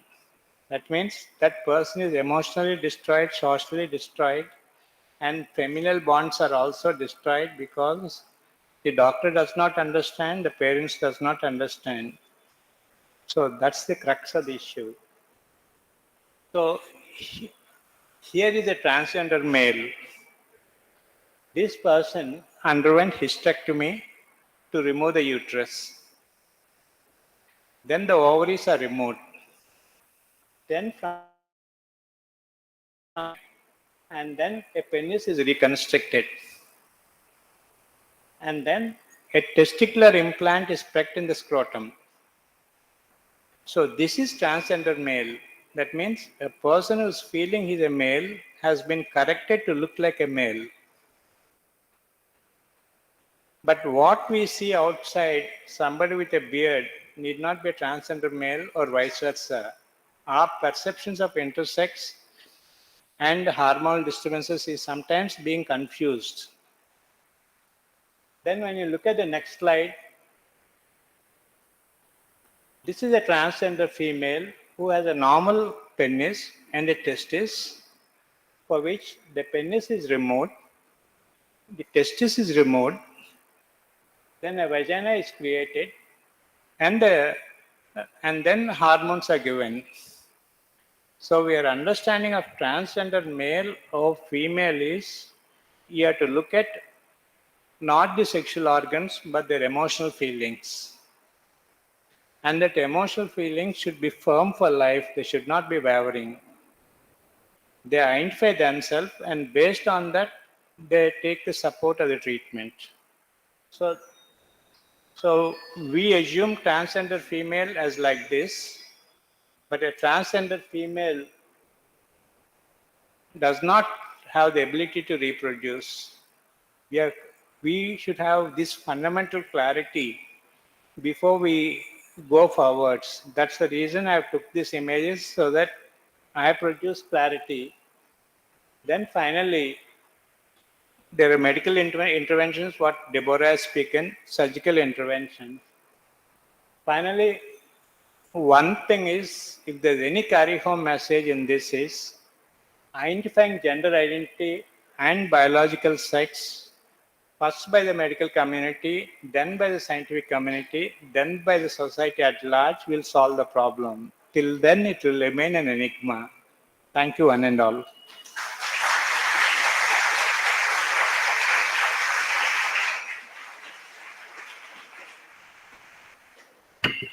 So before you actually attempt all these things, there is one thing we have to make 100% sure. I'll just give one example so that you'll understand it better. When you actually see the chromosomes, you may not see the trisomy 21 in a classical sense. You will not find that the third 21 chromosome, but in those people whose chromosomes are perfectly normal, you will find all the classical features of trisomy 21, Down syndrome. That means there is one locus that has been translocated to some other gene that is very much there. In a similar way, I just gave this example so that you will understand better this, the basic genetic makeup of these people. The other one is, there is one region on the Y chromosome called as SRY region, which contains half a dozen genes. These half a dozen genes, where are they? Whether they are there on the X chromosome or they are there intact on the Y chromosome, unless you check these things, because that makes all the difference. Because hormonal and all these things follow that particular genetic makeup. And now we have ways and means of identifying with any of these transgender what is the actual genetic defect. When once that is completely known, then the Deborah things and all your things can be actually thought of. Thank you. I would like to add a few things. This transgender, the Supreme Court of India gave two judgments, one in 2006 and 2016, but still it is struggling to identify the concept itself. That is one thing. The second thing is the gender sensitization in India does not exist. That is the second thing. The third thing is the hypothalamo-pituitary ovary axis or the hypothalamo-pituitary testicular axis, there are a lot of signaling mechanisms, and we have not still worked out those signaling mechanisms. Ultimately, in another 5 years, people will be able to identify the root cause for a transgender male behavior and a transgender female behavior. That will come out. Till then, we should speak common language, because there is something called, in any research forum, a consensus statement of nomenclature. Unless that is defined, the publications, each person will name it as per their understanding. So there'll be whole amount of published data, but the published data, the reader will feel it's not the same data he is wanting to look at. For example, in polycystic ovary, there are clear-cut criteria called Rotterdam's criteria, Estre criteria. Why they set those criteria is to make the researchers have a set of words that they use it in their research publication. Once that is done, a progress in scientific work happens. After the advent of WHO changing into a sexuality issue rather than a psychiatric issue, there is a leap and bounds of research, because none of the journals will accept your wording, and then they say, ask you to give the WHO criteria for your publication. That is a major strength, so that all of us are speaking the same scientific language and then analyzing the data, the same scientific data. That's a big step forwards. Like Sir said, there is a cause, I agree. But this is, first thing is, World Health accepting it and separating from a psychiatric disorder has changed the mental outlook towards of us. The second thing is, once that is done, the researchers will try to identify it, and then they get published in the main journals rather than in the psychiatric journals, so that everybody will have access and the understanding progresses in a very rapid way.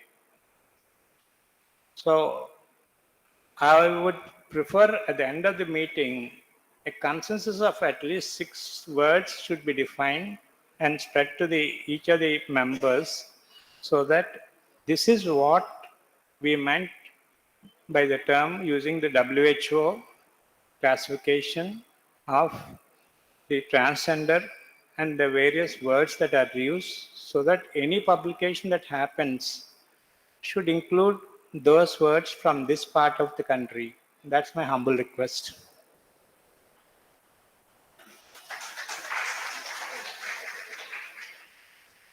Thank you, Dr. Raju sir. You were explaining about emotional and psychological changes in, we don't know how to say the transgender or in LGBT group, because the thing is emotional and psychological changes. I mean, sorry, emotional and physiological changes. So that's very, so you were explained very nicely. No. And In transgender. one more thing I can add. Okay. And in medical curriculum itself, we need some changes. That's what we had some question, because there is no difference there. In medical curriculum, we are having a gender, but these kind of changes, we have to be included in a curriculum. One thing is, in transgender, you have used a full word. Yeah. But when you added LBQ2, you added an abbreviation. Okay. How many of the audience know the difference? That's the question. Because when we add abbreviations, it's kind enough, because when you read an article, sometimes you have to search where the abbreviation of the term is there. If they write LBQ2, I can't extend the language of LBQ2. And so when I am speaking a language, when one is an abbreviation, one is a term, I don't think anybody in the audience knows LBQ2 word. How collectively we can call them in the both? Transgender means only few groups. Like if we go for the slide, WHO has classified them into gender dysmorphasia. and then named it in a section of group, which I'll be sharing it. This Shiva. Shiva.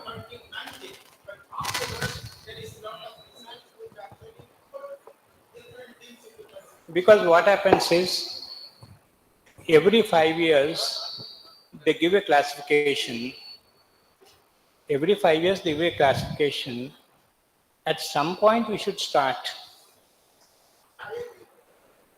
Thank you very much, Dr. Ramraju. It was enlightening. Your talk was very enlightening because I'm a research scholar, but I haven't known this depth of what you are. I'm doing a research on socio-economic backwardness of transgenders. I'm almost quite few years. So what I understood is, I mean, this is on the physiological part of, but one thing what I fail to understand as doctors, why can't they be like, see, at the end of it, whenever a child comes out, they always, whether it's a transgender, they try to distinguish and fall into either of these genders, like the binary system. Why is research and development not done in the medical profession to at the embryonic stage where there could be some correction? Why is it not done in that? Because this is not a problem right now. It has been a problem since ages.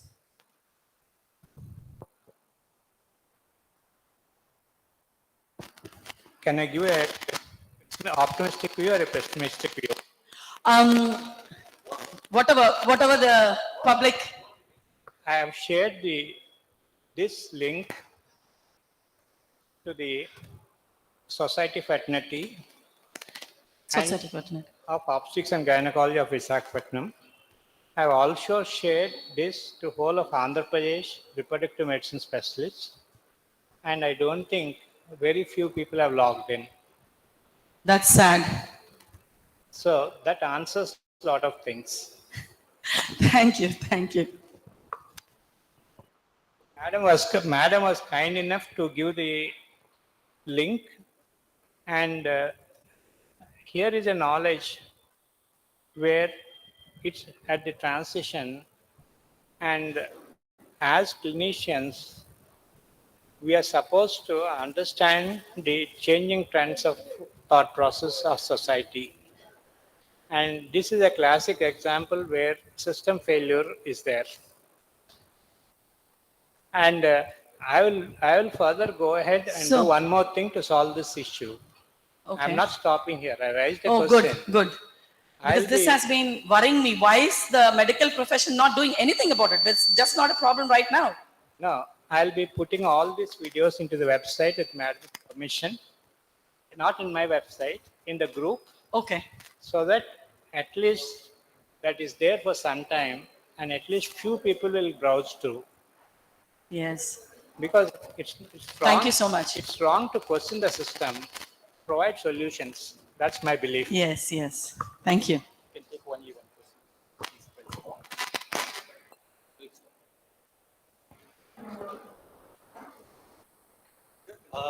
I just wanted to understand the question which you asked to doctor regarding the LGB or something. Like you required an abbreviation or something. But before that, I just wanted to add, when there is a sex-selective surgeries that has been banned in the state of Tamil Nadu in a petition, especially when it comes for the intersex infant babies. Because in a country right now, we banned intersex infant sex-selective surgeries. Because when there are infants which the condition with the intersex condition, with the ambiguous genitalia, but the Tamil Nadu High Court has given the wonderful judgment which been accepted by the intersex people who doesn't had surgery till now. But we do not have a sex selective surgeries. Unfortunately, we had one case in KGH before few years, but parents disowned that baby, intersex baby.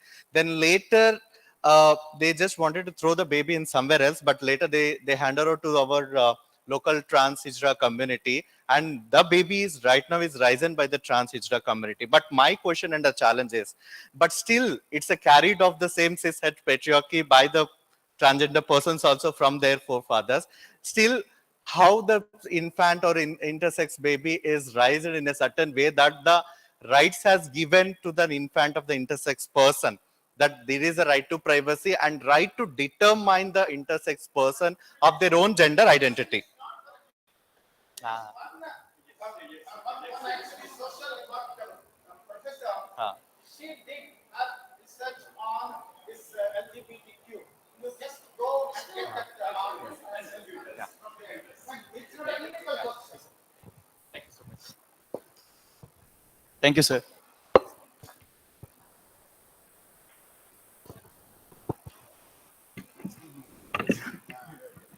Thank you so much, Dr. Ramaraj Garu. Actually, we also had an idea of posting this on our website, what you have suggested. Now I request Dr. T. Mahankali to introduce our next speaker, Dr. Anirban Mukherjee.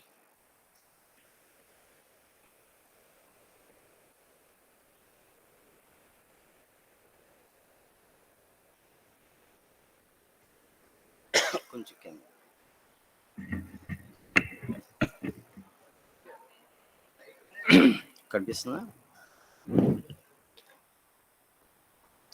Good afternoon to one and all, and good afternoon to Dr. Vilakshmi Garu, HOD, Department of Human Genetics, and Professor G. Padaya Garu, Honorary Professor, Department of Human Genetics, and Professor TVR Garu, and Professor of Human Genetics, and good afternoon to G. Ramaraj Garu, and P.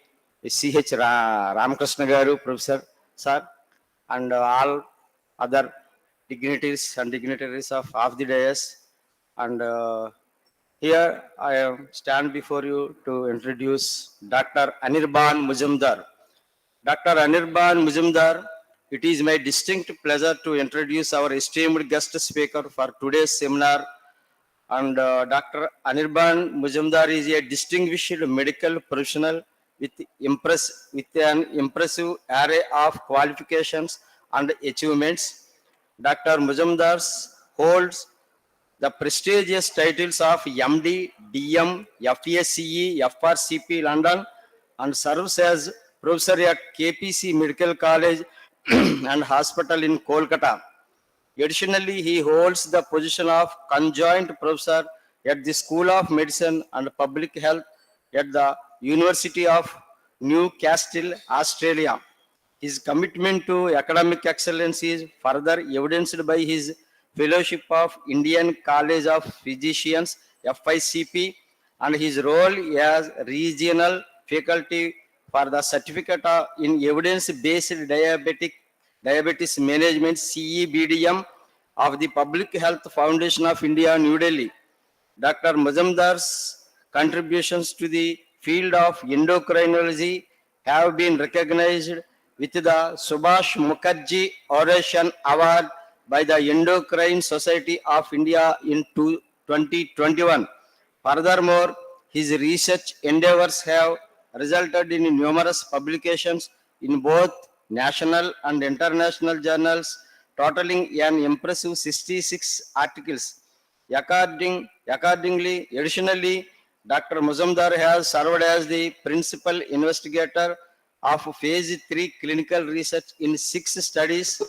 And please join me in extending a warm welcome to Dr. Anirban Muzumdar. We are privileged to have him share his expertise and insights with us today. And we invite Dr. Muzumdar sir to give his lecture. Thank you, sir.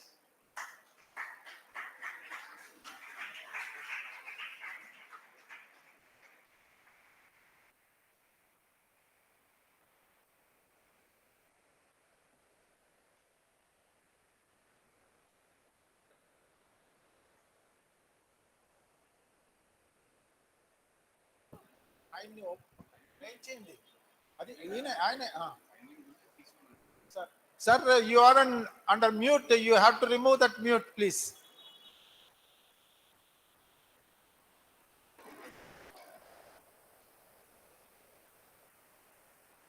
You are still under mute, sir.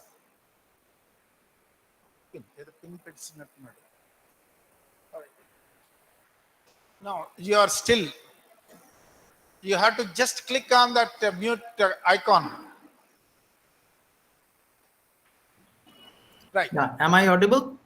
Yes, please. Yes, please go ahead. And my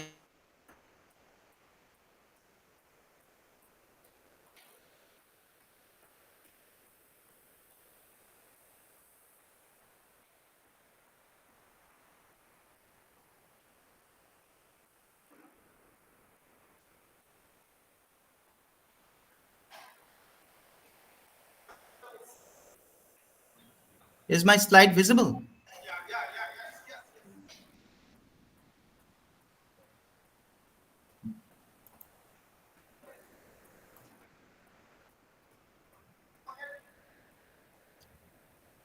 Please go ahead.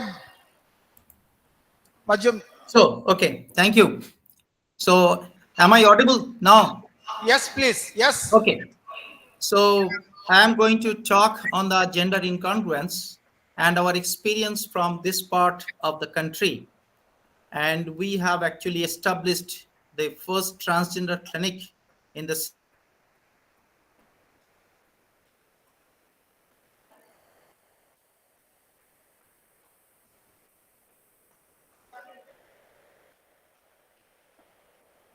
Again, getting you have gone again into the mute state. Majumdar ji. why it is repeatedly becoming mute. I think something is done from your side. Can you please check?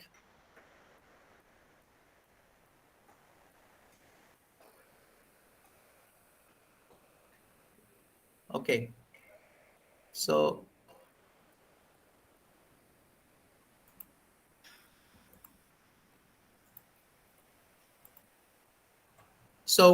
I'm going to go through the introduction and then the diagnosis, the management and challenges, and the take-home message we have. Now, if we look into the how many type of gender we have, then we have the male, and on another hand we have female, and in between we have the rainbow community. And if we look into this rainbow community, they consist roughly around 0.3 to 0.6%. This prevalence study has been done in other part of the world.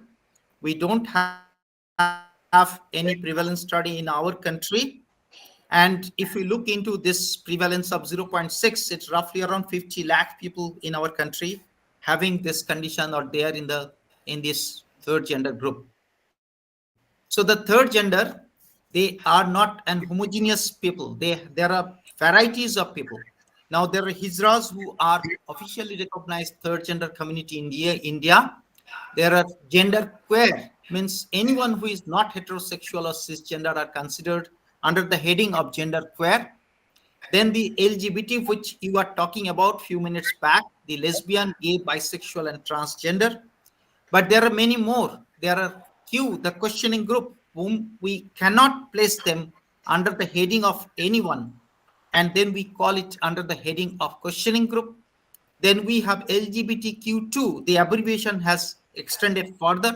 Two means two-spirited people, those who feel they both have male and female spirit inside them. And then we have the intersex, disorder, asexual, alien, so many varieties. We have bigender. The person moves between feminine and masculine gender identity in the same life. And then we have transvestors.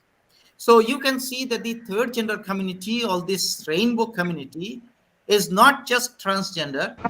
The rainbow community has got many varieties, and the many varieties, among these many varieties, I am going to talk about the transgender people only. Now, if we look into the terminology starts with gender identity disorder, which was basically long back. And then the terminology changed to gender dysphoria in 2013. And very recently, as many people have highlighted, we now call it gender incongruence. And this is no longer are actually considered under the heading of mental or behavioral disorder. So this is no longer considered as a disorder or disease. It is an incongruence. And incongruence maybe in the children, incongruence maybe in the adulthood as well. Now we have a lot of confusion regarding the chromosomal sex, phenotypical sex, and the gender identity.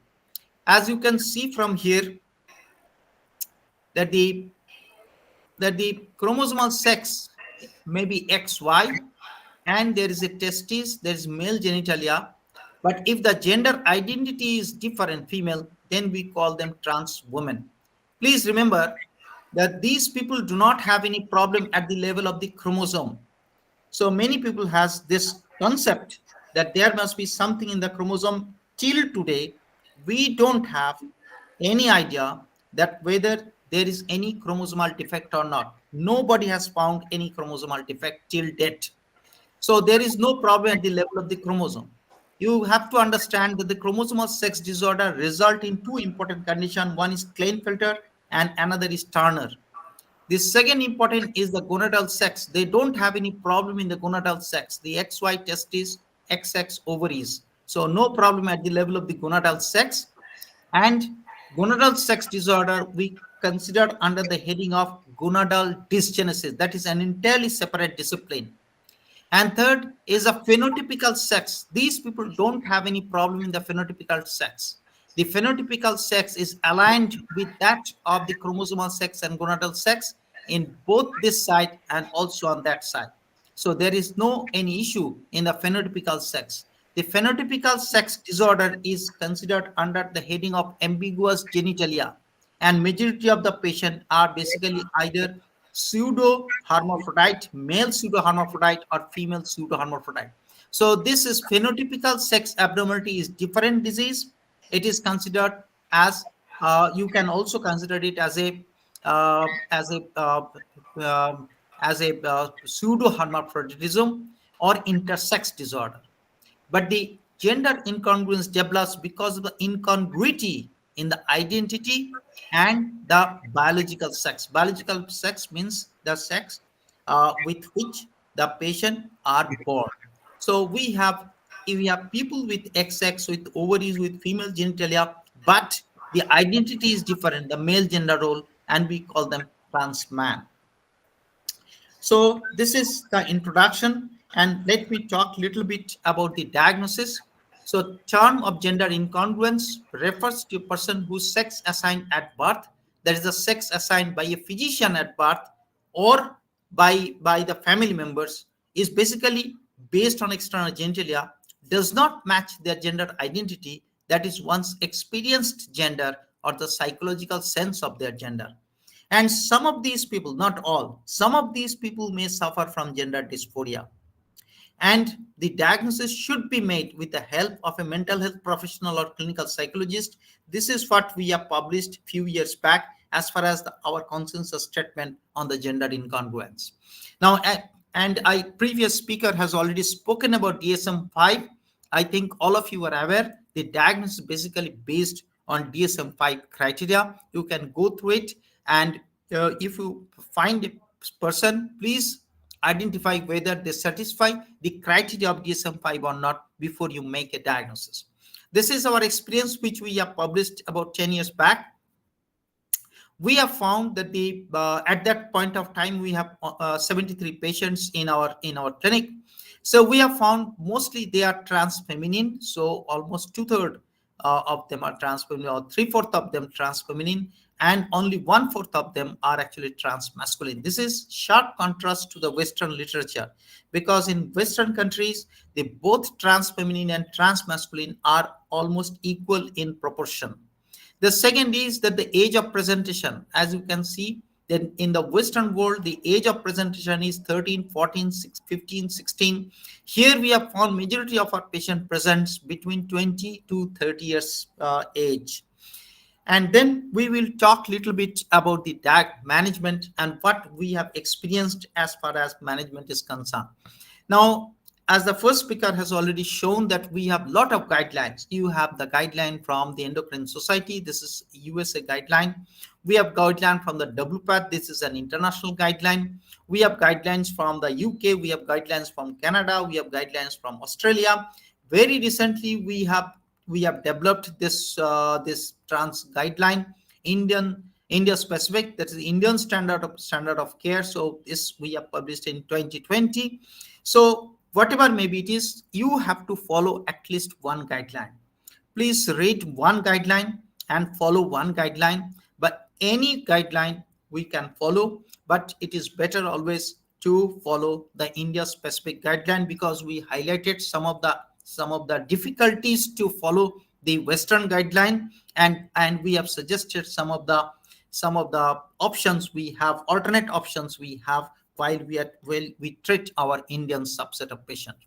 Now, when we go through the therapeutic approach, the first come is the psychotherapy. So first you have to take care of the psychological aspects of the patient. The first thing that we do is we send the patient to the psychiatry department to get an understanding. The objective is to, number one, to reconfirm the diagnosis. The second is that many of these patients have psychological comorbidities, say, for example, depression, anxiety, and also some self-harm behaviors. So these are the psychological issues which need to be understood, need to be evaluated, and often requires treatment.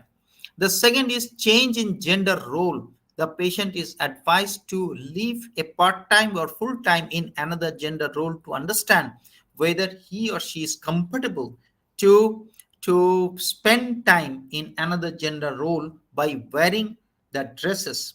So this is known as real life experience, and that should continue for at least 6-month period of time before we embark on the hormone therapy. Hormone therapy is the part which basically we endocrinologists are responsible for.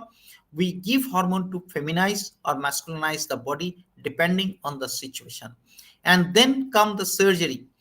Usually it goes like this fashion. It is not that surgery is done and then the hormone therapy is done. No. In a standard protocolized management, the psychotherapy or evaluation, psychological evaluation is the first. Change in gender role is the second. Hormone therapy is third. Once the patient has received hormone for a sufficient duration of time to the satisfaction of the hormone treating physician, then the patient is referred for the surgery. Surgery is done to change the primary and or secondary sexual characteristics. And lastly, there are many other small surgeries can be done, like voice therapy, hair removal, change in the name in the identity document. So these are all ancillary care. But the treatment of trans people is continuous process. It should continue for the rest of the life, because the hormone therapy can have some side effects, adverse events we need to follow. There are many issues which requires some attention for the long-term care, as far as the cancer, as far as the cardiovascular issues are concerned. So it is a continuous process. So when we look into our objective for endocrine management, we want to develop the physical characteristics of the affirmed gender. We want to give the hormone in a safe and effective manner. And this safe and effective hormone regime should suppress the endogenous sex hormone secretion determined by the person's genetic or gonadal sex, and maintain the sex hormone level within the normal range for the person's affirmed gender. And we usually don't treat prepubertal gender dysphoric or gender incongruent person till death in our clinic. So this is what we have published, that what are the things we should do. So we must take the consent, that is informed consent, and above the age of 18 years. So this is our protocol, what we follow in our clinic, that above the age of 18, this is the age of majority in our country, and we have to take an informed consent. And then we have to do the counseling. Counseling means we have to discuss about the risk and benefit of the therapy. We advise them for the healthy lifestyles. Then the fertility preservation is another important issue. And then we do the detailed evaluation. So there are a lot of tests we do before we start the hormone therapy. So this is basically a baseline evaluation and counseling before we start the hormone therapy. So coming to the endocrine management of male to female, there are a lot of options available as far as feminizing hormone therapy is concerned. Many estrogen preparations available in our country. However, we don't have the data that which estrogen preparation is better compared to the other. We commonly use the oral estradiol validate or oral 17 beta estradiol. Every preparation actually have some advantage and some disadvantage, and we have to gradually up titrate the dose to get an effective level of hormone in the blood and to get the effective changes, feminizing change in the body of the male to female trans person. So this is basically an unpublished data we have. And you can see when you are giving estrogen therapy and longer the duration of estrogen therapy, the more, this is the breast development, more and more is the breast development. So most of the guidelines suggest that the 2-hour estrogen therapy is sufficient, and 2 hours is an optimum duration of estrogen therapy. But we have found that even if you continue the estrogen therapy for a longer period of time, you will get more and more development of the breast. And so some of the people who have significant breast development occurred with the estrogen therapy only, they do not want any surgical intervention. That is an important advantage of giving estrogen therapy for a long period of time. But we need to understand that there are a lot of side effects of the hormone therapy is there, and especially the thromboembolic disease, which basically, if you look into the Western literature, it is flooded with the issue of thromboembolic disease.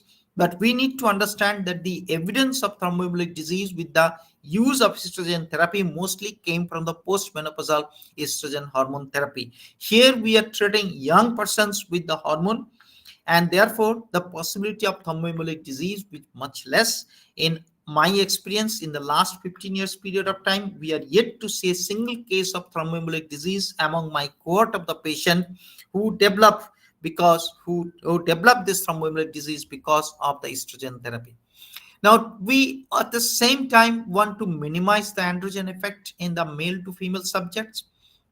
And we have 3 important options in front of us: GnRH agonist, spironolactone, and alpha glucosidase inhibitor. So on one hand, we use GnRH agonist. Another hand, we use spironolactone plus finasteride in combination. So the GnRH agonist is quite costly. It is injectable, so many of our patients cannot afford the GnRH agonist therapy. Almost all patients receive the spironolactone and finasteride combination therapy to minimize the androgen effect. Now, when we look into the impact of the therapy to androgen effect, you will find that when we compare the estrogen with that anti-androgen therapy with that of the GnRH, you can see if you are giving GnRH therapy and compared to if you give an anti-androgen therapy, the amount of estrogen dose is much higher. So requirement of estrogen is much higher if you are treating the patient with anti-androgen compared to those if you are treating the patient with GnRH. At the same time, you can see those who receive the GnRH therapy, their basal estradiol level in the blood is much higher compared to those who are receiving anti-androgen. So in the summary, we can say that the GnRH therapy is better option in front of us compared to anti-androgen therapy, because administration of GnRH therapy is associated with less requirement of the estrogen, and we can achieve a better estradiol level. Therefore, it gives the less amount of side effect, and therefore it is a preferred choice in front of us. And frankly speaking, it gives rise to result almost like orchiectomy. If you remove the testes, it gives the similar result, just like giving the GnRH therapy. So GnRH therapy is a very, very important approach as far as the trans people are concerned. Now we can give the progestin therapy also. It helps in feminization process, optimization of the breast maturation, increase in the bone formation, and there is a possible cardiovascular benefit. So mostly we use drospirenone and micronized progesterone, but the micronized progesterone is quite costly preparation. So what is our target? We try to maintain testosterone below 55 nanogram per dl. and estradiol between 100 to 200 picogram per ml. So this is one of our experience. In 2001, this young boy came for the puberty gynecomastia. As you can see, there is a gynecomastia. So this boy has a puberty gynecomastia. So we have evaluated this patient. His parents were very apprehensive about this breast development, but the patient was not much apprehensive. After that, the patient lost in follow-up. He never came back to my clinic, and he came back in 2010 with the persistence of the gynecomastia. But you can see it appears that he was quite depressed at that point of time. So I had a discussion with him that what is the cause of the depression, why he is so much anxious, and then I have made a diagnosis of gender incongruence or gender dysphoria. That was the time at that point of time, and he had a lot of suicidal thoughts and attempts. So we have subject the patient to the hormone therapy. He received the hormone therapy. We get a diagnosis done by the psychiatrist. The patient received hormone therapy. He underwent surgery for the sex reassignment surgery, and you can see that in 2013 she is sitting in front of me with such a smiling face. So this is 2013. So we have roughly around that is, we published about 7 years back, about the 55 trans people from male to female. But very important to understand that almost 25% of them actually lost in follow-up. Now coming to the patients for the management of female to male. Now when we are talking about female to male, we have to give masculinizing hormone therapy. We give testosterone, and testosterone in our country available as Inanthet or Cypionate. We give 100 to 200 milligram every 2 weekly. We start with 50% dose, then we gradually increase the dose to 100%. Sometimes we try to give testosterone undecaunate every 3 months, 1000 milligram every 3 months, but that is associated with some important problems. So we now don't use the testosterone undecaunate 1000 milligram every 3 months. Transdermal testosterone is a very good option in front of us, but not readily available. Testosterone transdermal patch is not available in our country. We have testosterone gel. We give 50 to 100 milligram. But that is not very easily available, and it is quite costlier preparation compared to the parenteral testosterone therapy. So many people can't afford 400 to 700 nanogram. And the important issue to when you are looking about the target, we have to measure the testosterone value, and we have to understand. You must have an understanding of when to measure the testosterone. If you are giving testosterone Inanthet and Cypionate, it should be measured midway between the 2 injections. If you are giving testosterone undecaunate, you have to measure just before the next injection. And if it is a transdermal testosterone, you have to measure 1 week after daily application, but at least 2 hours after the last application. So this is the way we measure. So there may be some additional therapy required because some of the female to male trans people continue to have the bleeding, that is menstrual bleeding, and the patient has got lot of dysphoria regarding this persistent menstrual cycle.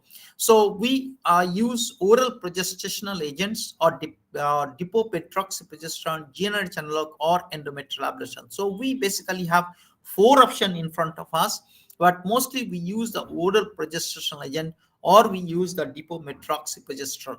The very important issue related to the androgen therapy is the erythrocytosis.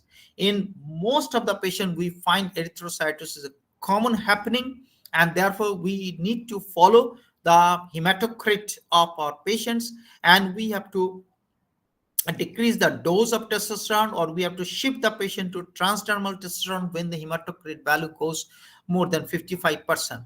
The severe liver dysfunction is another important option, another important side effects which we commonly observe. But the coronary artery disease, cerebrovascular disease, hypertension, breast, uterine cancer are basically the long-term issues. So in a short-term period, for the last 10 years period, whatever we have the experience, we have not seen any increase in a prevalence of the coronary artery disease, cerebrovascular disease, or hypertension, or the cancer. Now, when we look into the 18 female to male subjects, which we have published in 2016, and you can see that the many of them, almost all of them has received the cross-sex hormone therapy. Many of them underwent the mastectomy, which is also a major cause of dysphoria. Many of them underwent hysterectomy, and only 1% underwent phalloplasty, and only 5% patients are actually lost in follow-up. It appears that the female to male trans subjects are more sincere as far as their treatment is concerned, because the follow-up is much less. Lost in follow-up is much less. On the other hand, male to female are not so sincere, and therefore we have observed a 25% loss in follow-up. So this is a trans-masculine subjects who started the hormone therapy in 2011 at the age of 20. Mastectomy done in 2022, and you can see this young man came with his girlfriend in my clinic on the follow-up visit. So that's the success of the management. So this is a female to male subjects, and then he developed a relationship with another, not a trans woman but a normal woman, and came for a follow-up in our clinic. So while we manage our trans people, we face a lot of challenges. So number one, first challenge is diagnosis. As I've said, this third gender community or rainbow community or anybody who is not heterosexual or cisgender, if we consider it under one heading, then basically it is a heterogeneous group. It is not a homogeneous group. As I've already said, we have many varieties of gender incongruence, or there are many people who are under the heading of this third gender community, and we basically consider only the transgender. Only the trans people will get benefit as far as the hormone and surgical therapy is concerned. So therefore, we need to identify the trans people who will actually benefit from the hormone therapy and also from the surgical therapy. It is the trans people, and we need to identify them separately, and we need to consider them under the heading of transgenders, and then we have to start all these process: treatment, hormonal evaluation, hormonal treatment, and the surgical intervention. Now, second important factor that I always raise this awareness is the inappropriate surgeries. As I have said, that this process should start with psychological aspect first. So psychotherapy or psychiatric evaluation first. Second is real life experience. Third is hormone therapy, and fourth is surgery. But we have seen many people underwent the surgery. So 3 out of 55 patients underwent breast augmentation surgery in our series, and it is done without this protocol-wise approach. The patient knows about consent was taken, no informed consent, no discussion about the psychotherapy, no psychological evaluation, no diagnosis, no hormone therapy, and patient just underwent the breast augmentation surgery. Similarly, we have found orchiectomy without vaginoplasty in 9 out of 55 subjects. 6 was done by the quack, but you can see 3 done by medically qualified surgeons. So the surgeons are doing the surgery without knowing the protocol as far as the protocol for trans people are concerned. So this, we have to raise this awareness that there is a trans protocol, and we have the protocol from different parts of the world. We have international guideline, that is WPATH guideline. We have a guideline from India, that is India specific guideline, Indian standard of care.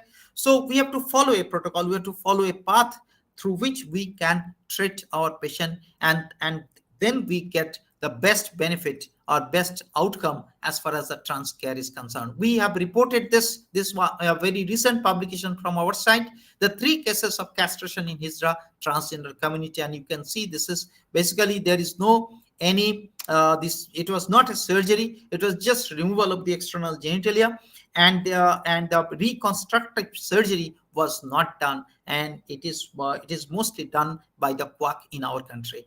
Secondly, we have found very poorly conducted mastectomy in the trans male, and you can see that this kind of surgery is basically done by some people who have no idea or no technical know-how as far as how the breast reduction surgery to be done. So this third important limitation is the limitation of the effect of the hormone. As you can see, the estrogen, it produces the breast development, and you can see this is a trans female who received the estrogen therapy for 2 years period of time, and you can see that there is a significant breast development. As I've said, that longer you give the estrogen therapy, more will the breast development, and many people need not underwent breast augmentation surgery. But it is not true for every individual, because some of the patient, even after 2 years of the estrogen therapy, have hardly any development in the breast. So that varies from person to person. We need to understand, we need to accept this limitation of the estrogen benefit. As you can see, this article has highlighted this issue, that even after long-term hormone therapy, many trans women still have challenges in the size and shape of their breast, and also of the contour of their trunk area. So these patients actually require the breast and body contouring surgery for beautification, or for the decrease in the dysphoria aspect. Then we have a problem with follow-up. As I've said, that the many patient, as in case I have showed you, roughly around 25% of the patient from the male to female actually lost in follow-up, say they don't follow. And many people believe that after surgery they don't have to do anything, just go away. But we need to understand that even after the surgery, the patient need to continue with the hormone therapy. If the patient do not take the hormone therapy, then the patient will have neither male hormone nor female hormone in the body, and therefore these absence of any hormone in the body can lead to different complications on the long term. That understanding should be there with the patient, that they need to continue with the hormone therapy, and they need to be cared for a long-term basis to prevent the complications of the treatment in future. Another challenge is the poor quality of life. This is a health survey which has been done, and this is a systemic meta-analysis and published in 2018, suggests that the people who have the transgender people compared to general population, the trans people has got a poor quality of life. We very recently looked into the quality of life among the Hijra community in our cohort. So we have not much patients. We have roughly 37 Hijra subjects in our cohort, and we compared with the control, and we have found there is no any difference as far as the quality of life is concerned in the Hijra communities. So it is very, very important to understand that the quality of life in the Hijra community is comparable to that of the control, which indicates, and I personally believe it is because of the social support system that the Hijra community has developed for themselves. So Hijra community actually support the other Hijras in their own community, in their own way. We have looked into other important aspects of the socioeconomic status in the trans community, which we published in 2020. The history of addiction is 50% of the patient, but the issue is that all the addiction are related to either smoking or alcohol. We have not found any subjects in the Hijra community who is receiving cannabis, or who are receiving the intravenous drugs. We have only the smoking and alcohol. Second, we have found that they had a very good support from their family and friends, and their mental health issues are quite less compared to the Western counterpart. The last important challenge we have is the risk of suicide. As the first speaker already highlighted, that the suicide is a very important issue. And you can see we don't have much data from our country as far as the suicide is concerned. This is the only published data we have, published in 2016. Please look into the suicide attempt rate among transgender person is 31%, and the attempted suicide at least once before their 20th birthday, 15%. So you can see before reaching the 20th birthday, 15% of these people actually attempt the suicide.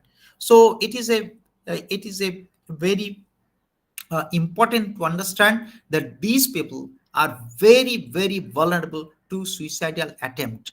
We have very recently published our data as far as the suicide is concerned.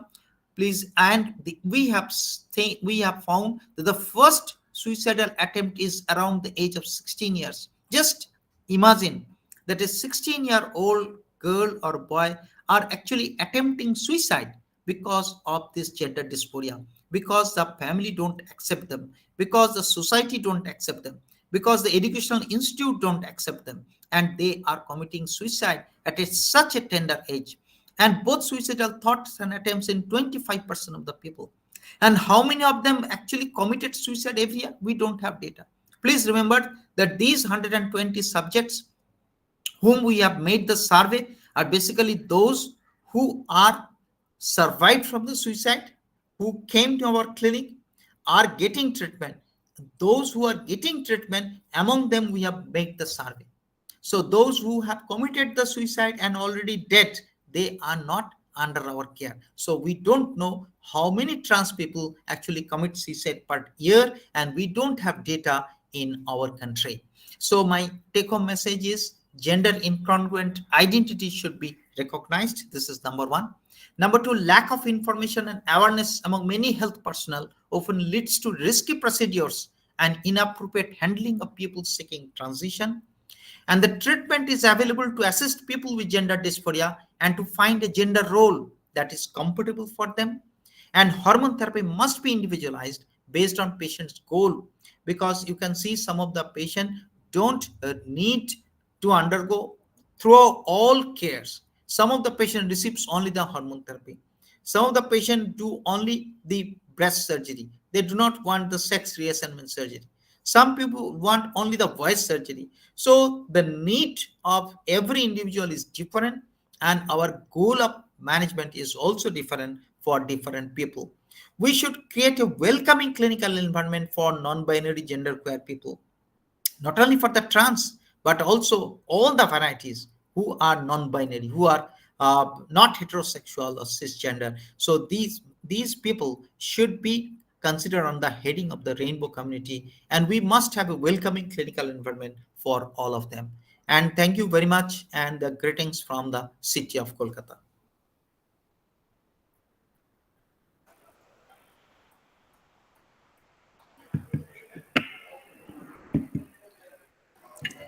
Thank you for your talk, sir, Dr. Anirban Majumdar. Actually, for the past two talks, they talk about awareness and some related information about the transgender, but the research part is missing. Actually, you fulfill that.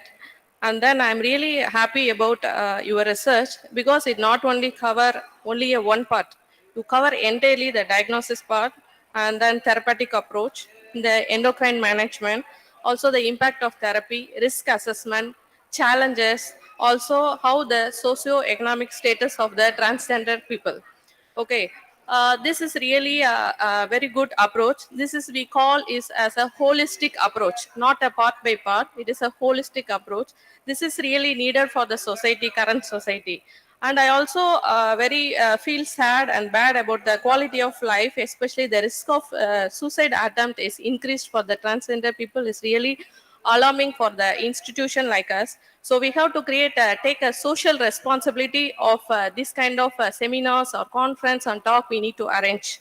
So this create a good awareness by conducting, we are also planning, and in future, we have to consider this kind of thing. And thanks for sharing all of your publication and communication. You have a wonderful data for transgender community. Thank you very much, sir. Thank you. But before you end up, I would like to address few questions which has been raised by the people inside the house. I was listening about the question. So one of the important question: what is the cause of developing this transgender issue?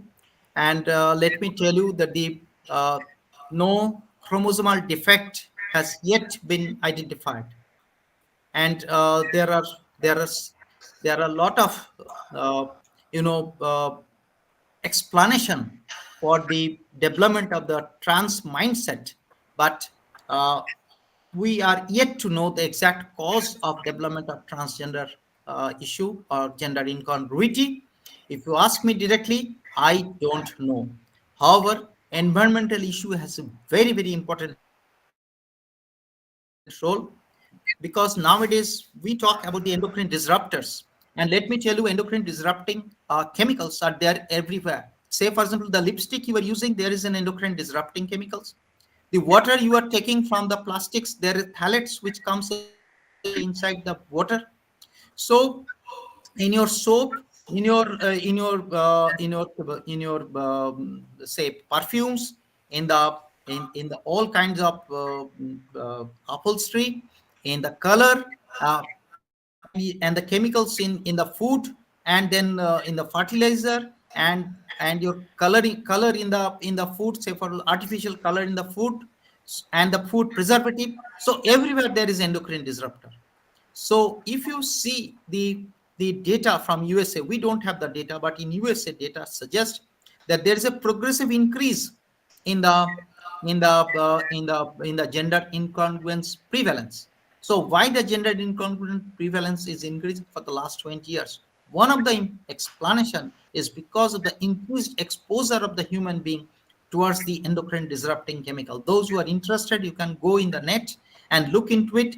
The influence of the endocrine disrupting chemical for development of different disease, very importantly, is the transgender issue.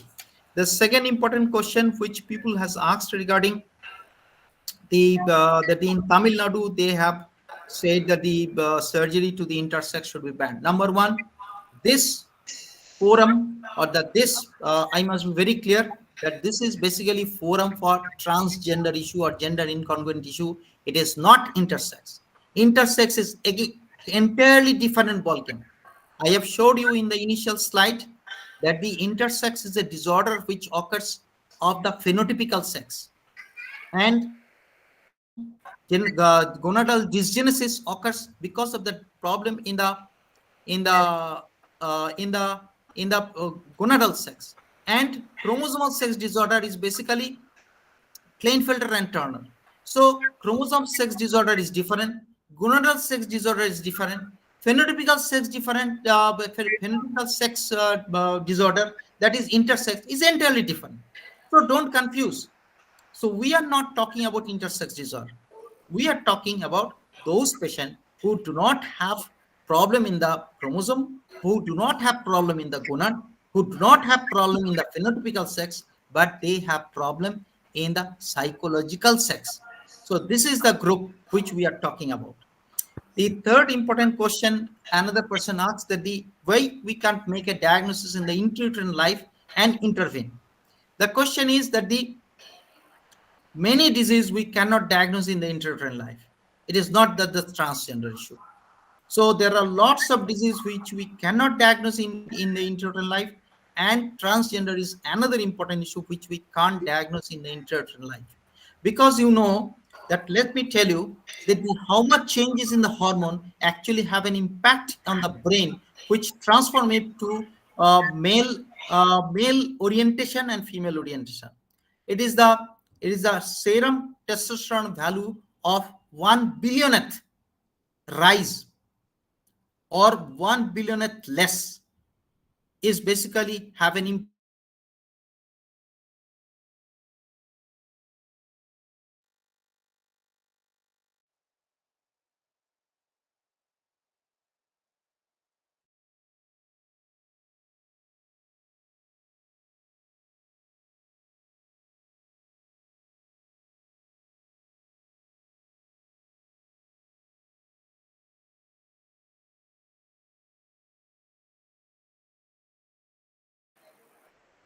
So this is the Okay, thank you, sir, and thank you for the participants. Now, morning session for this seminar is over. This is the lunch time, so you have to again come and resume this from 2:30 onwards. Thank you for once again to all of you.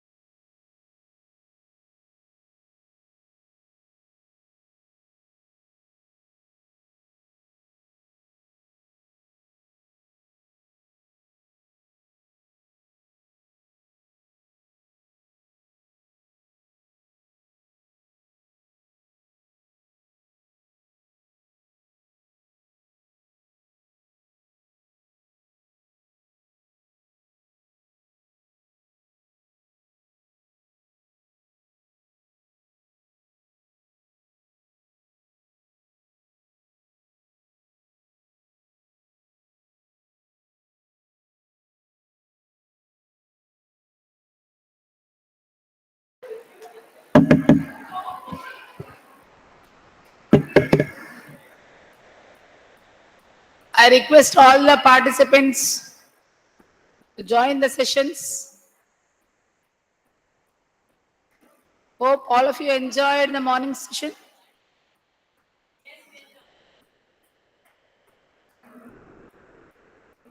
Now I request Professor Ravi Kiran sir to introduce our speaker, Professor Sultana Faraz.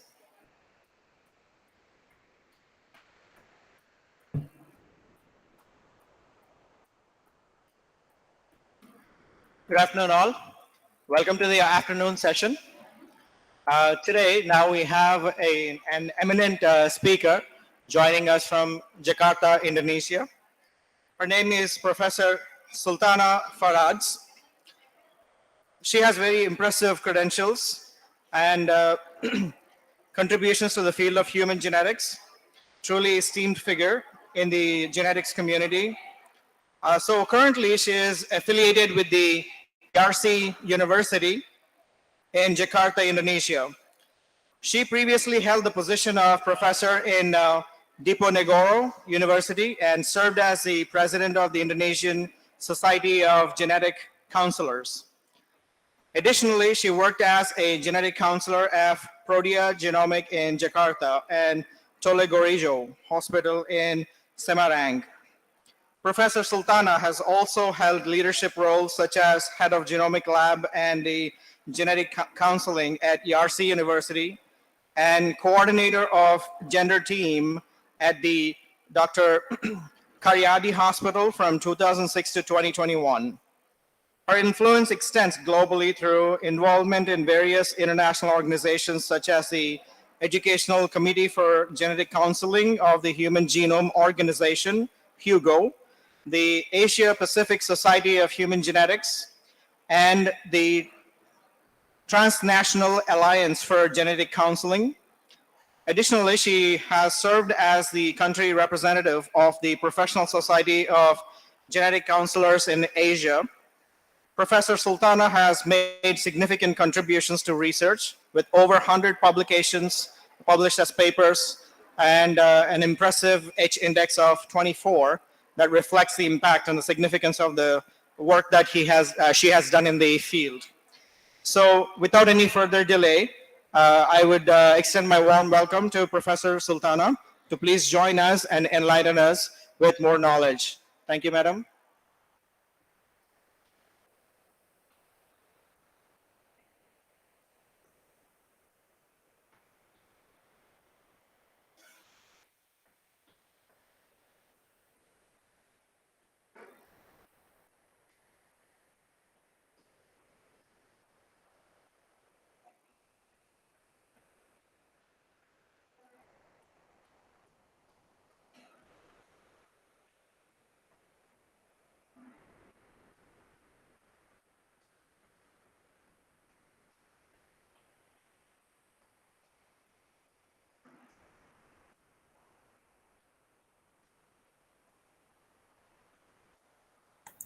I'm sorry, I cannot connect.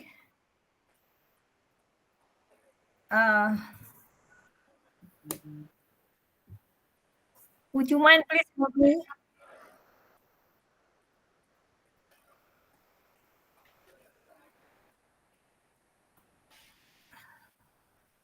Remember, you are under mute and you have to unmute that thing. We are unable to listen to you.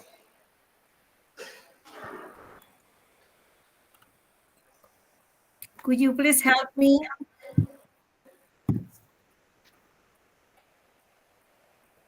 You have to unmute yourself. We cannot do it from here. Yeah, all right. Okay.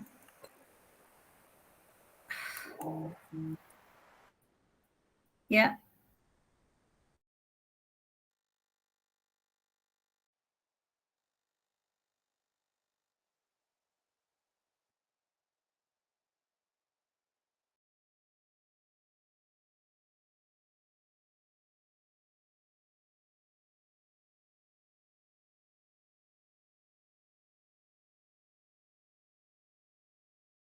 Still under mute. You have to unmute yourself. You have to just click on the icon. I mean, Yeah, okay. yeah, you Yeah, are now. I did. Yeah, I did it. But become two speaker working together. Let me start.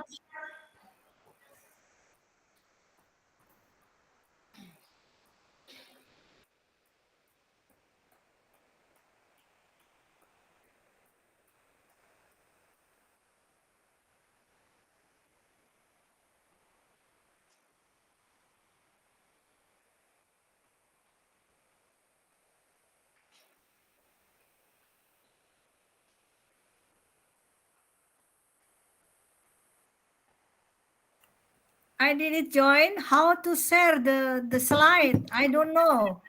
I click share. Present now. And It's we can written hear you present now. now. We can hear you. Yeah, but I cannot share my slide. I cannot share my slide. How to share it?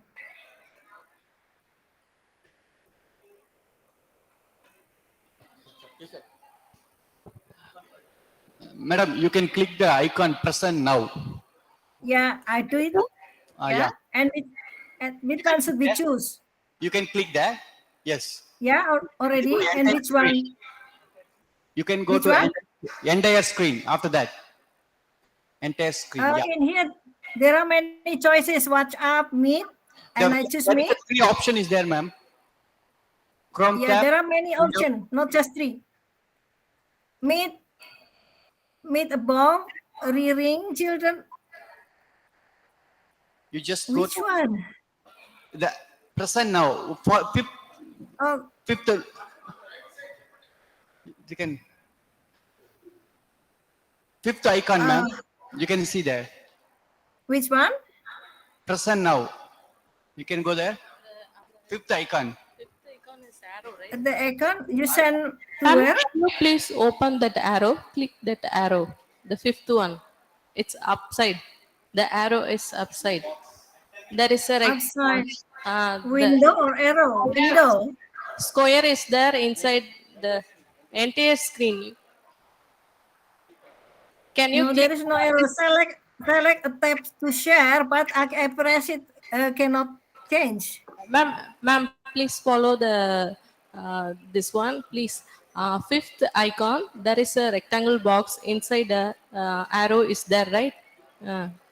You can Fifth click that. icon. Next is entire screen. You can click that. There are three options are available. It's here is not three option. Many. So which Yes, there yes. are many. Yeah, WhatsApp, yes. me. Entire screen. Click it. Entire screen. Yes. I sent already to Mr. The other one, the person who you helped me, but he's gone. Oh. How to share with Google from still be able to see the content of your screen. Ma'am, if you don't mind, can you send the PPT copy to us? We can show to for you.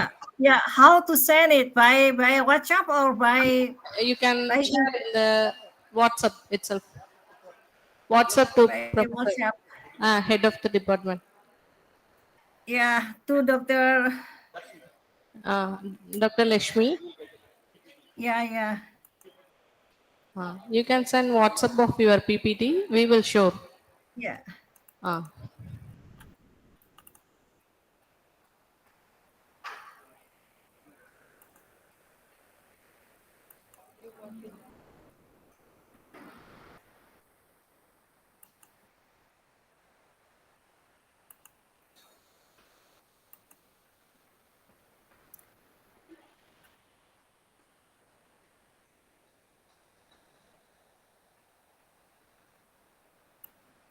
Have you sent that, ma'am? Not yet. It's still on the way. Okay. Yeah, still on the way. To Dr. Lakshmi, is that right? Do you need mail ID, I ma'am? should send to Dr. Lakshmi. Send to Dr. Lakshmi, is that correct? We send mail ID to you. You can send mail ID also. In the message, there is Where an is Andhra it, University Melin? EDU. Have you received that? Where? You can send to that. I don't know the address from you. I can't find it. I sent to Dr. Lakshmi. Is that okay? Okay, you can send to Dr. Lakshmi also. Fine. You can WhatsApp Yeah. also.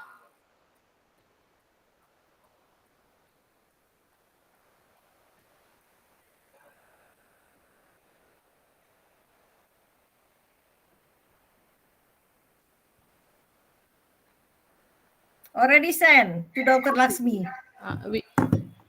Give me some minute. We will Did you have a find look. it? Did you find it? We are looking, ma'am. Please give some time.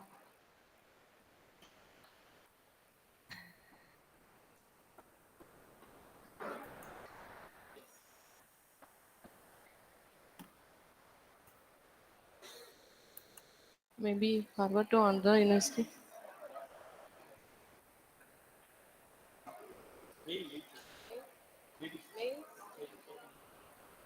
Wait, or WhatsApp check. WhatsApp only check.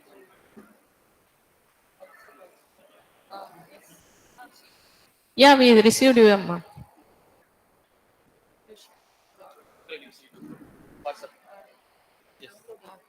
Downloading.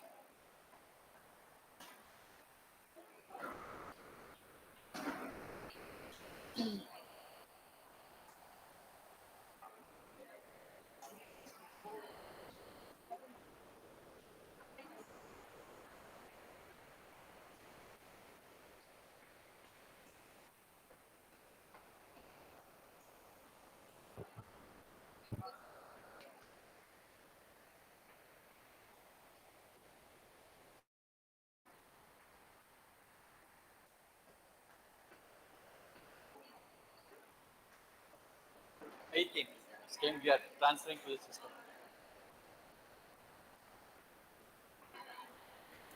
Sorry, did you find it in the WhatsApp of We received, the no? We received. 2 minutes. We need to project. Yeah.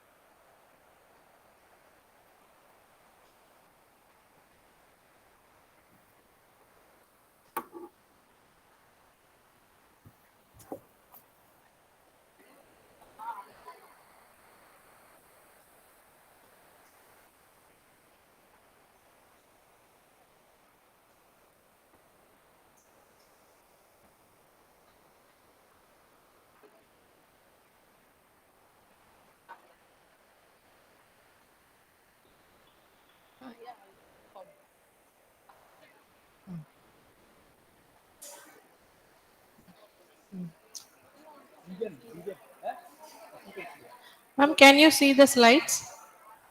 Yeah. Oh, no. No.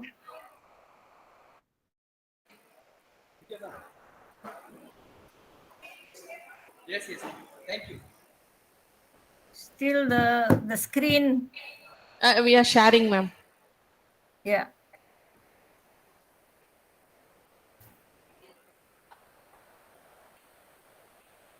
Yeah. Can you make it bigger? Yeah. Yeah. Okay. Okay. I start now. I'm Okay. sorry. Thank you very much for the invitation, especially to Dr. Laxmi and also Dr. Annie Hassan. I'm so sorry that it takes a long time to show my slide because I'm not used to using Google Meet. Usually I use Zoom. Okay, next slide, please. Yeah. What is actually the difference of sex and gender is actually already been explained by some speaker previously. Sex is usually categorized as female or male, but there is a biological variation. The determination of gonadal sex occur with the transformation of the B potential gonadal ridge into testes and ovaries. The process is influenced by the chromosomal sex and in male cases by the presence and expression of the sex-determining gene of the Y chromosome, SRY. We can see from this picture, SOC3 actually have the same function like SRY gene. And next, gender refers to the socially constructed role, behavior, expression, and identities of girl, woman, boy, man, and gender diverse. Please, next slide. Yeah, I want to show you the molecular event in this sex differentiation. Hormone produced by the male gonad induce the differentiation of internal and external genitalia. Cooperative interaction between SOX9 and R5-1, WT1, GT1, GT4, HSP70, and DMR1 involved in the sex determination and gonadal development. I cannot show you my cursor, I think. Expression of PET and NR51, you can see from the picture, regulates steroidogenesis and require for Leydig cell development. And the Leydig cell produce INS3, which cause the testes to descend to the scrotum. Next slide, please. Next slide. Yeah, what is the different transgender and intersex? This one has also already been mentioned by the previous speaker. Transgender person is typically born with a body that has unambiguous sexual characteristic, either male or female, but they do not match with gender identity.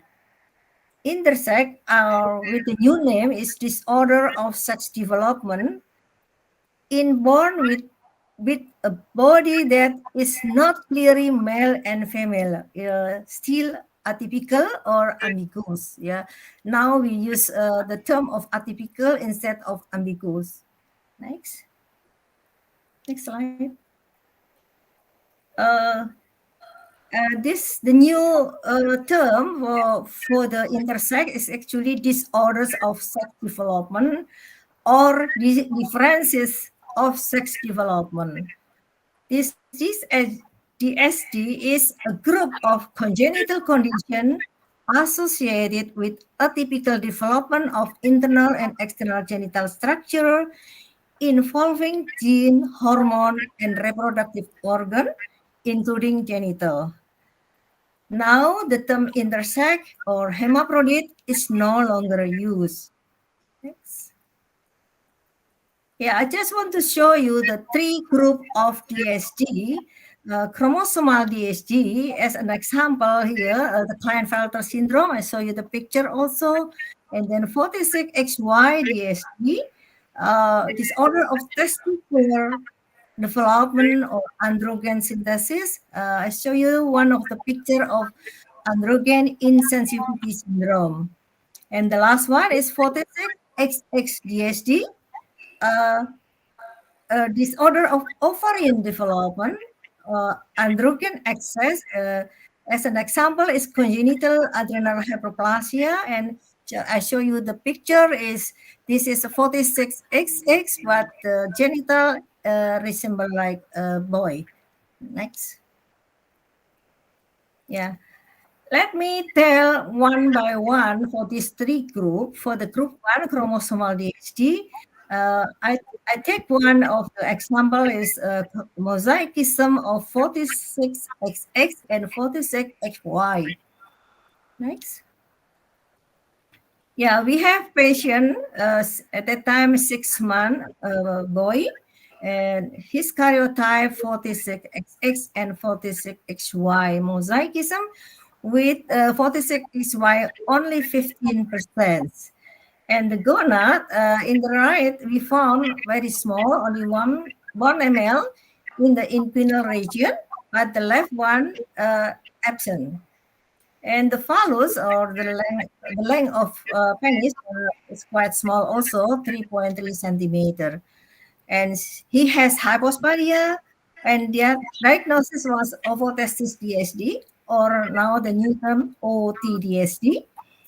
And the gender was male, and he has already 2-time hypospadia surgery. Next. Next. Yeah, in this case, the counseling issue is information to parent about the causes of the ambiguity, risk of children with the same condition, and their clinical manifestations such as the possible and functional orthostasis gonad. And then also the sex assignment, as we know that the photosex XY only 15%, but parent decided to be a boy as when he's born because of his external genital resemble as male. And then surgery only done for hypospadia. And after that, he dropped out from our monitoring. Next. Next. Next, please. What happened after 14 years later? He got his menstrual cycle and gynecomastia. After counseling, patient insists to be male, and he confused with his gender identity, and yeah, he's suffering from gender dysphoria, whether he is man or woman. He also afraid that his prayer as a Muslim were not accepted as man or woman, because a man and woman, they have different clothes and different place, and he fears social discrimination or community stigma. Information about infertility and sexual function create him stress. And then internal genital evaluation is gonadectomy, hysterectomy, and excision of mammary gland were done. Gonadectomy is still in the consideration, but now we did hysterectomy, excision of mammary gland. Next. Yeah. For the next example, for 46 XXPHD, I give the example of congenital adrenal hyperplasia. The typical laboratory result is 17 hydroxyprogesterone is usually high, testosterone also high, androstenedione also high, and the mutation can be in CIP11 beta or CIP21. Let me show you. I'm sorry, there is background voice. Sorry, there is background voice. I cannot talk. Sorry to the interruption. Kindly please mute Kirti Namni so that we can't. Thank you. Ma'am, continue, ma'am. Thank you. Let me continue. Yes, ma'am. Yeah, it's about the congenital adrenal hyperplasia. Next slide, please. Next slide. Yeah, this is an example of congenital adrenal hyperplasia with the mutation in CIP11 beta 1. I show you these 3 pictures. They look like a boy, but they have 46XX. Yeah, affected congenital adrenal hyperplasia with ambiguous genitalia is a girl. If you look at from the pedigree, we see the first child has 2 ending in the perineum, so she has introduced vagina. We can see the picture in the left side, and the other 3 looks like a boy. They don't have introduced vagina. So this is a big problem in our counseling. Next slide, please. Next slide, please. Yeah. In the counseling issue, we give information about pattern of inheritance. It is actually autosomal recessive and risk of having more children with the same condition and long life treatment. CH is treatable disease, but they need a long life treatment. Only one daughter has two ending and rise as female, and two daughters already rise as a male, and one daughter, the last one, still undecided. And the dilemma in the counseling, temporary treatment, usually using hydrocortisone, cannot be considered because their genital like a boy. If we give the hydrocortisone for long life, and the girl should have a menstrual cycle. That's the problem. So we leave them without any medication, and we also inform to the family that risk of having more affected children is quite high. It's about 50%. And genetic counseling cannot be delivered well because the parent, especially the father, is the decision maker. So he insists that their children is a boy. Next slide, please.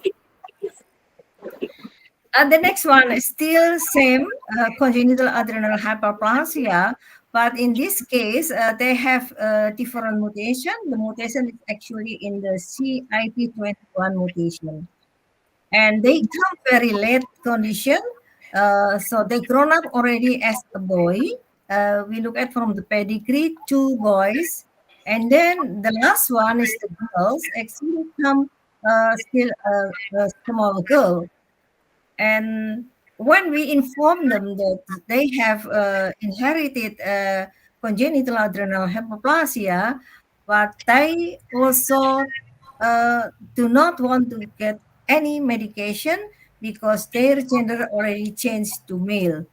And the girl at the time still 3 years old and born as a female, but she behaved as a male. And then later, she also changed a boy. Next slide, please. Yeah, it's here. So the small boy. Yeah. So what can I do in the counseling post testing? Yeah, we explain about their karyotype is actually a girl, and their hormone for 17 hydroxyprogesterone is high, so confirm for the diagnosis. And the mutation of the gene is CIP21, and then pattern of inheritance is autosomal recessive. So we inform them to avoid any consanguinity because they come from the rural area with isolated population. And risk of recurrence is about 50%, and long life treatment for 46XX, yeah, not for a boy because only one become a girl and the other three is still kept as a boy. So we give treatment only for the girls. And the youngest child was identified earlier in childhood as female gender, but gradually developing male gender identity and behavior. So genetic counseling were ignored by this family. Right? Slide, please. Yeah, the next one, the example of the third group is 46XYDST. I show you our publication about that. And we have patient was diagnosed as androgen insensitivity syndrome or ICE. Next slide. Next slide. Later, we actually found from the pedigree and the two affected boy in the last pedigree, in the last generation, and then in the second generation, we have another one affected boy. But when we do the interview to the family, actually, the girl in this family have many of premature ovarian insufficiency. And from these two boys, two children, one rise as a girl and the second one rise as a male. And we think at the time is an X-linked inheritance because all the affected is a boy. But later, when we know that the girl is actually affected as a premature ovarian insufficiency. Next slide, please. So then we do the other testing, gene testing, and found that this patient actually has mutation on NR5E1 mutation in chromosome 9. That means the pattern inheritance is not X-linked but autosomal dominant. And affected female has premature ovarian insufficiency, and affected male become male or female gender with ambiguous genital. Next slide, please. In the counseling dilemma to the first child, information about pattern of inheritance, risk of having more family member with the same condition, especially because of autosomal dominant, clinical manifestation in XY with genital ambiguity, and then in XX with premature ovarian insufficiency, and then parent has decided their gender choice, not the children themselves. And we also ask to remove their testes in the inguinal testes because it's very, very small. So to avoid any malignancy, she has been taking hormonal treatment since 14 years old, the girl, and parent not allow us to disclose her condition. This is a big problem in our counseling because we cannot talk with the girls, and we should keep this secret for whole of her life. This is our problem also in the counseling. And while the second child, as a boy, give up to see the doctor because after 3 times hypospadia, he is still leaking. And both they grown up very well and university graduated. Next slide. Yeah, this is another published application about androgen insensitivity syndrome, still for the 46 XY-DSD. Next. Yeah. Oh, the didn't come up the picture. The first, the pedigree. Would you mind please come back to the first one? The pedigree did not come up. With another. Can you go back to the previous slide? Yeah, and next. Oh, the pedigree did not come up. Yeah. So it's gone. Yeah. Oh, I don't know. My God. Yeah, I didn't see the pedigree. Actually, I want to show you the pedigree of this X-ring. Yeah. Maybe you can take from change to un screen go back to yeah.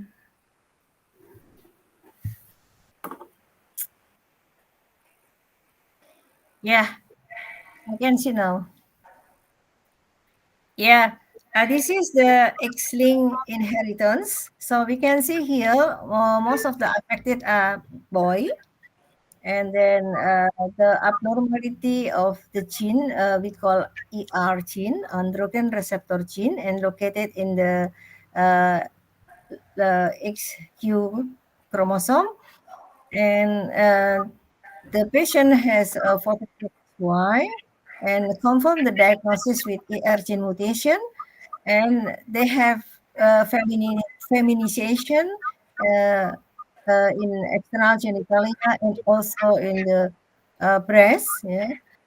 When we measure the testosterone is high, FSH also high, LH is also high. Interestingly, in this case, when we give the counseling, not all family come to us, and some of the family refuse to hear our counseling. And what happened with this picture, the bottom one? Let me continue to the next slide, please. Yeah. Information about pattern of inheritance, risk of having more family member with the same condition and their clinical manifestation. We give the counseling, and then proper diagnosis should be established prior to surgical indication. X-linked, I think I missed another slide before. Yeah. Previous slide, please. Oh my God. Yeah, this one. Yeah. So from this last girl is actually the child of the cousin. Yeah, the patient who come to us the first time was 22 years old and 28 years old. She they already too late to come to us, and also with gender dysphoria. And after genetic counseling, their gender were female and changed to male. The two girl 22 and 20 years old, they changed to male, and one of them married and has adopted child. But after 15 years later, the career cousin, yeah, who did not get any counseling because they refused, took her 4 years daughter to us because of ambiguous genitalia in the girls, in the daughter, and also because she need a birth certificate for school entry, and she was born as a girl. Oh, sorry. Mother did not know that she is a carrier because she did not come for the counseling, so she didn't know that she is a carrier. And later, male gender was decided based on consultation with the Muslim leader and also to their own family. Next. Next, please. Yeah. Now, when dealing with DSD patients, sexual assignment in patients with disorder of sex development should be done as soon as they born. Cytogenetic analysis is the first line for gender identification, and further tests such as hormonal and molecular examination should be done for the precise diagnosis. Inherited endocrine disease need to be treated for almost whole life. Without diagnosis, any action cannot be carried out, and also multidisciplinary care for patients with disorder of sex development is recommended. Next. Next slide, please. Next slide, please. Oh, previous slide first. Still another two slides before.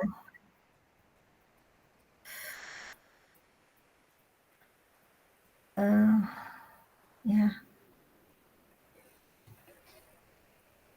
Next.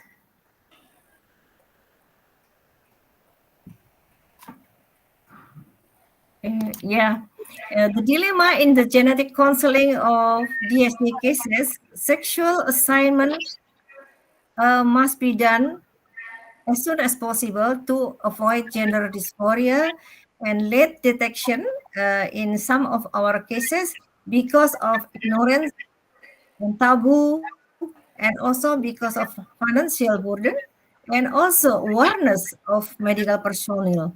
So they don't send for another examination. Sexual rearing influenced by parents' decision culture, and belief. Early adjustment surgery, who actually will decide? Usually, parents is more dominant, but we, the team, the multidiscipline team, we avoid to do sexual adjustment. We will help them to find the find the gender, to decide what is the gender, but we will not do sexual adjustment surgery until the child grown up. And DSD are not only biological problem, but also psychological, social, and ethical problem. Next, next slide. Yeah, thank you. This is my collaborator and then our team, yeah, multidisciplinary team. I'm very sorry, I was so nervous because I cannot click my slide by myself. Yeah, thank you.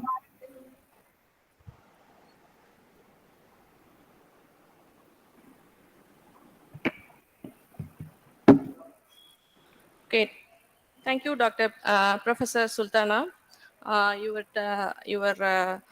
talk regarding this sex and development and disorder really give a different perspective to us. Also, you are sharing the molecular events in sex differentiation, and then the counseling issues and monitoring of this disorder also really a good one. And actually, this is really an important thing from your talk. I realized one thing. There is an importance of extensive pedigree construction is very, very, what is that? Provide a very good, more data on research from this kind of, from different region.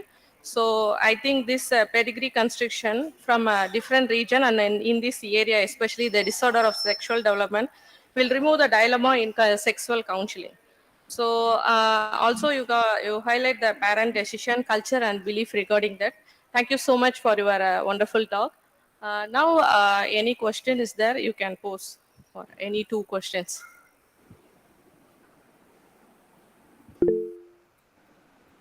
You can post in the group. If I could just add something. Yes, yes. All the while we have been reading about managing DST from the Western perspective. Here we have seen that you have an adult subject being reared as a male. Do you have any follow-up of these kind of people? Because in the West, they say that you look at the functional capability of treatment, and they say that converting to a female would be more feasible in terms of function. So I would like to know your experience of how the people will cope. Yeah. Suppose you Okay. don't have data as such, I think that will be a good area Yeah. where you can follow up the patients, how they are able to cope once the gender has changed at a late age. Yeah. Okay. We have already more than 1,000 cases, and we did in 3 group, yeah, 46XY, 46XX, and also chromosomal DSD. Chromosomal DSD not really big problem. It's very easy in giving the counseling, but for 46XY is the most of DSD cases. Yeah, 46X is not too many compared with 46XY. Um, if they come as a androgen insensitivity syndrome of partial one, so androgen insensitivity syndrome can be PICE, partial androgen insensitivity syndrome, can be CAIS, complete androgen insensitivity syndrome. When they are PICE, they more dominant as a boy. But if CAIS, almost totally phenotypically female. Yeah, so we will help them, the guys, to remove the testis because the testis is very small and abdominal to avoid any malignancy. And keep the gender as a female, and they happy. Mostly they happy. But the problem in our country, or maybe in also other published paper, uh, this girl sometimes no diagnosis at all, and suddenly she come to to the emergency clinic because of the inguinal hernia, and sometimes incarceration of inguinal hernia. And most of the surgeon only just take surgery without any explanation, without any counseling, and without clear diagnosis. So that the surgeon thought that a hernia inguinalis, not really the content is actually not bad, but actually the testing. Yeah, this is in our experience. It's not many. Some we have one family, two affected.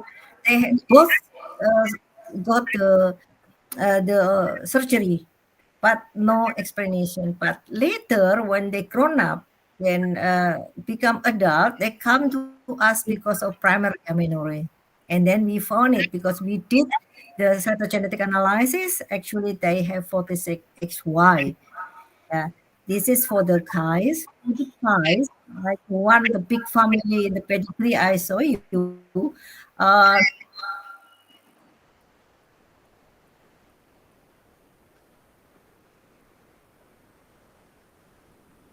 Very severe hypospadia, and then the midwife think that they are a girl, but when they grown up, because they have a normal testosterone, and their body become like a male, and they protested.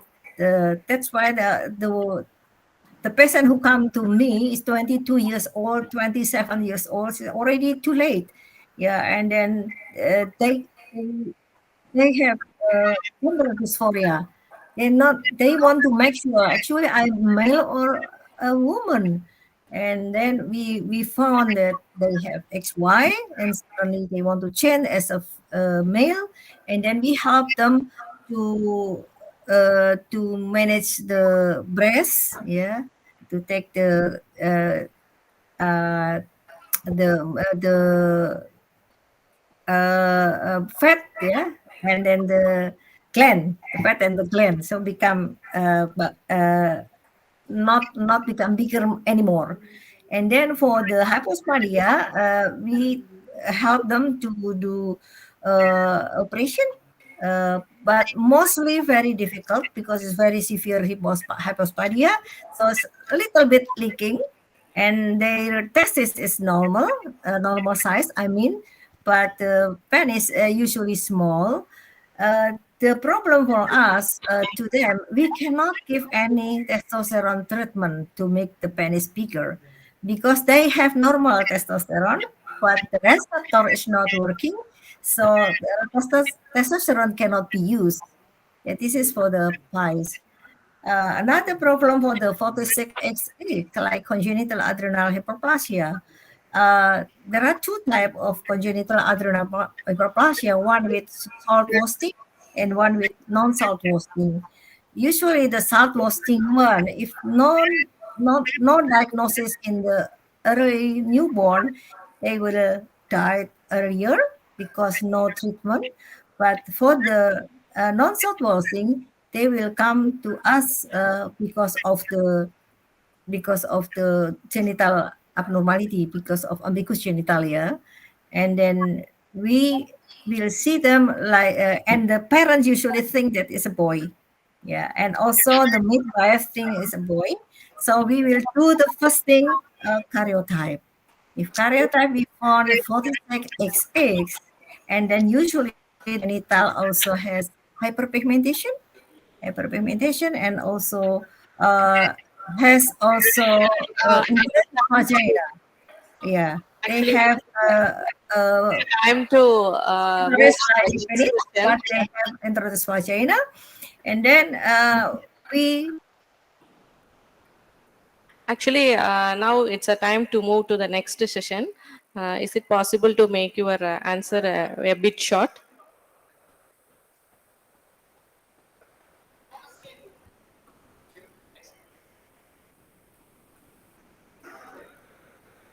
Okay.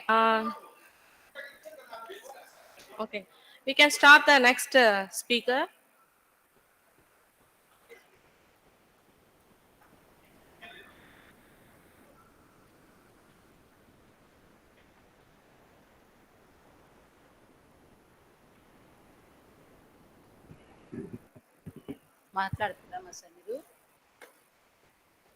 This is not actually a question, but a point I want to bring to the notice of the counselors. The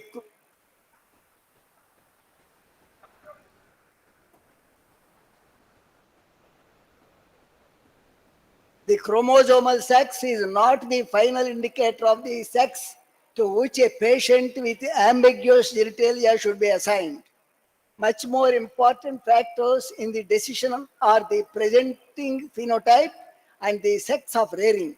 If by medical or surgical intervention, the patient can be allowed to lead a relatively normal, though infertile life as a member of one sex, this is usually the best option. Altering the sex of rearing is usually unwise after early infancy. The decision should be made as early as possible, both to prevent clinical problems that might arise immediately or later and to avoid the severe psychological trauma of possible sex reversal at a later age.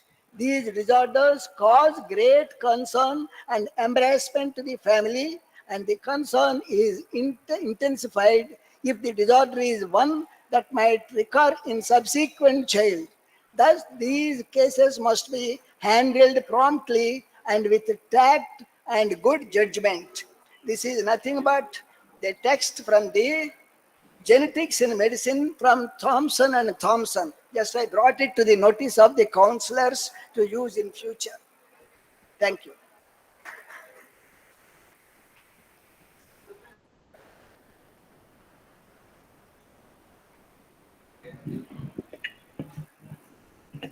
Thank you, Professor Sultana, for your excellent presentation. And if anyone have questions for Professor Sultana, you can please post them. She'll give the reply and you can find the answers on her website. Thank you, madam. We'll move to the next lecture. I request Dr. P. Sudhakar to introduce our resource person, Professor Nirmala Garu from Law College, Andhra University.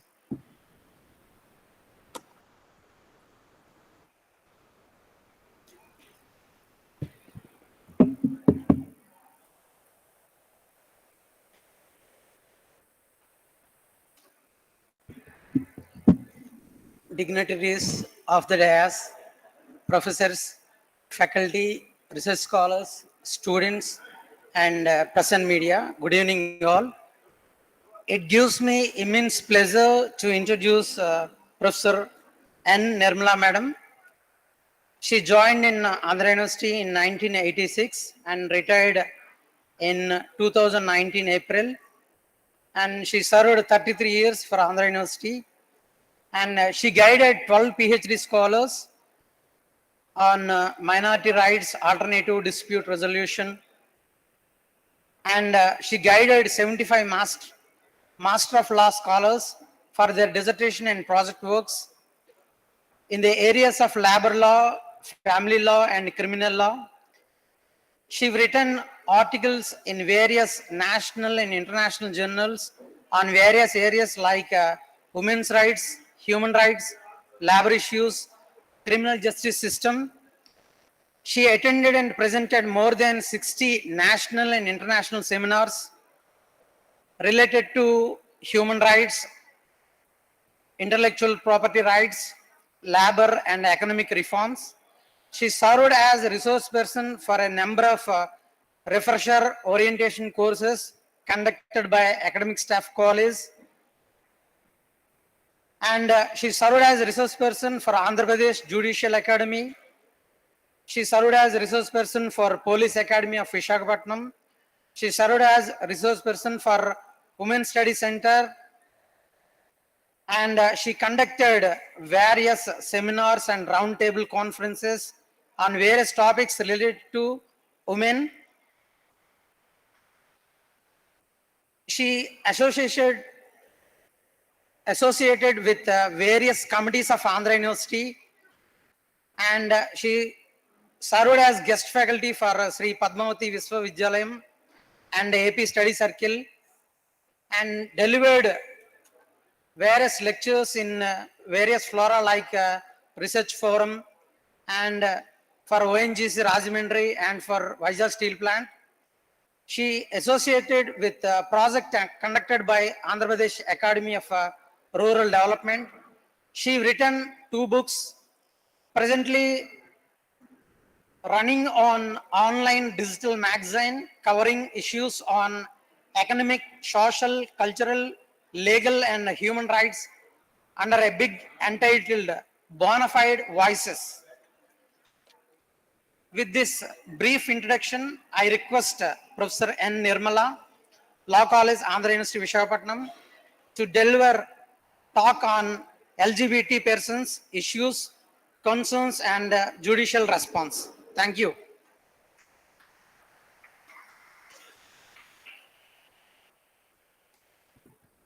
Thank you very much.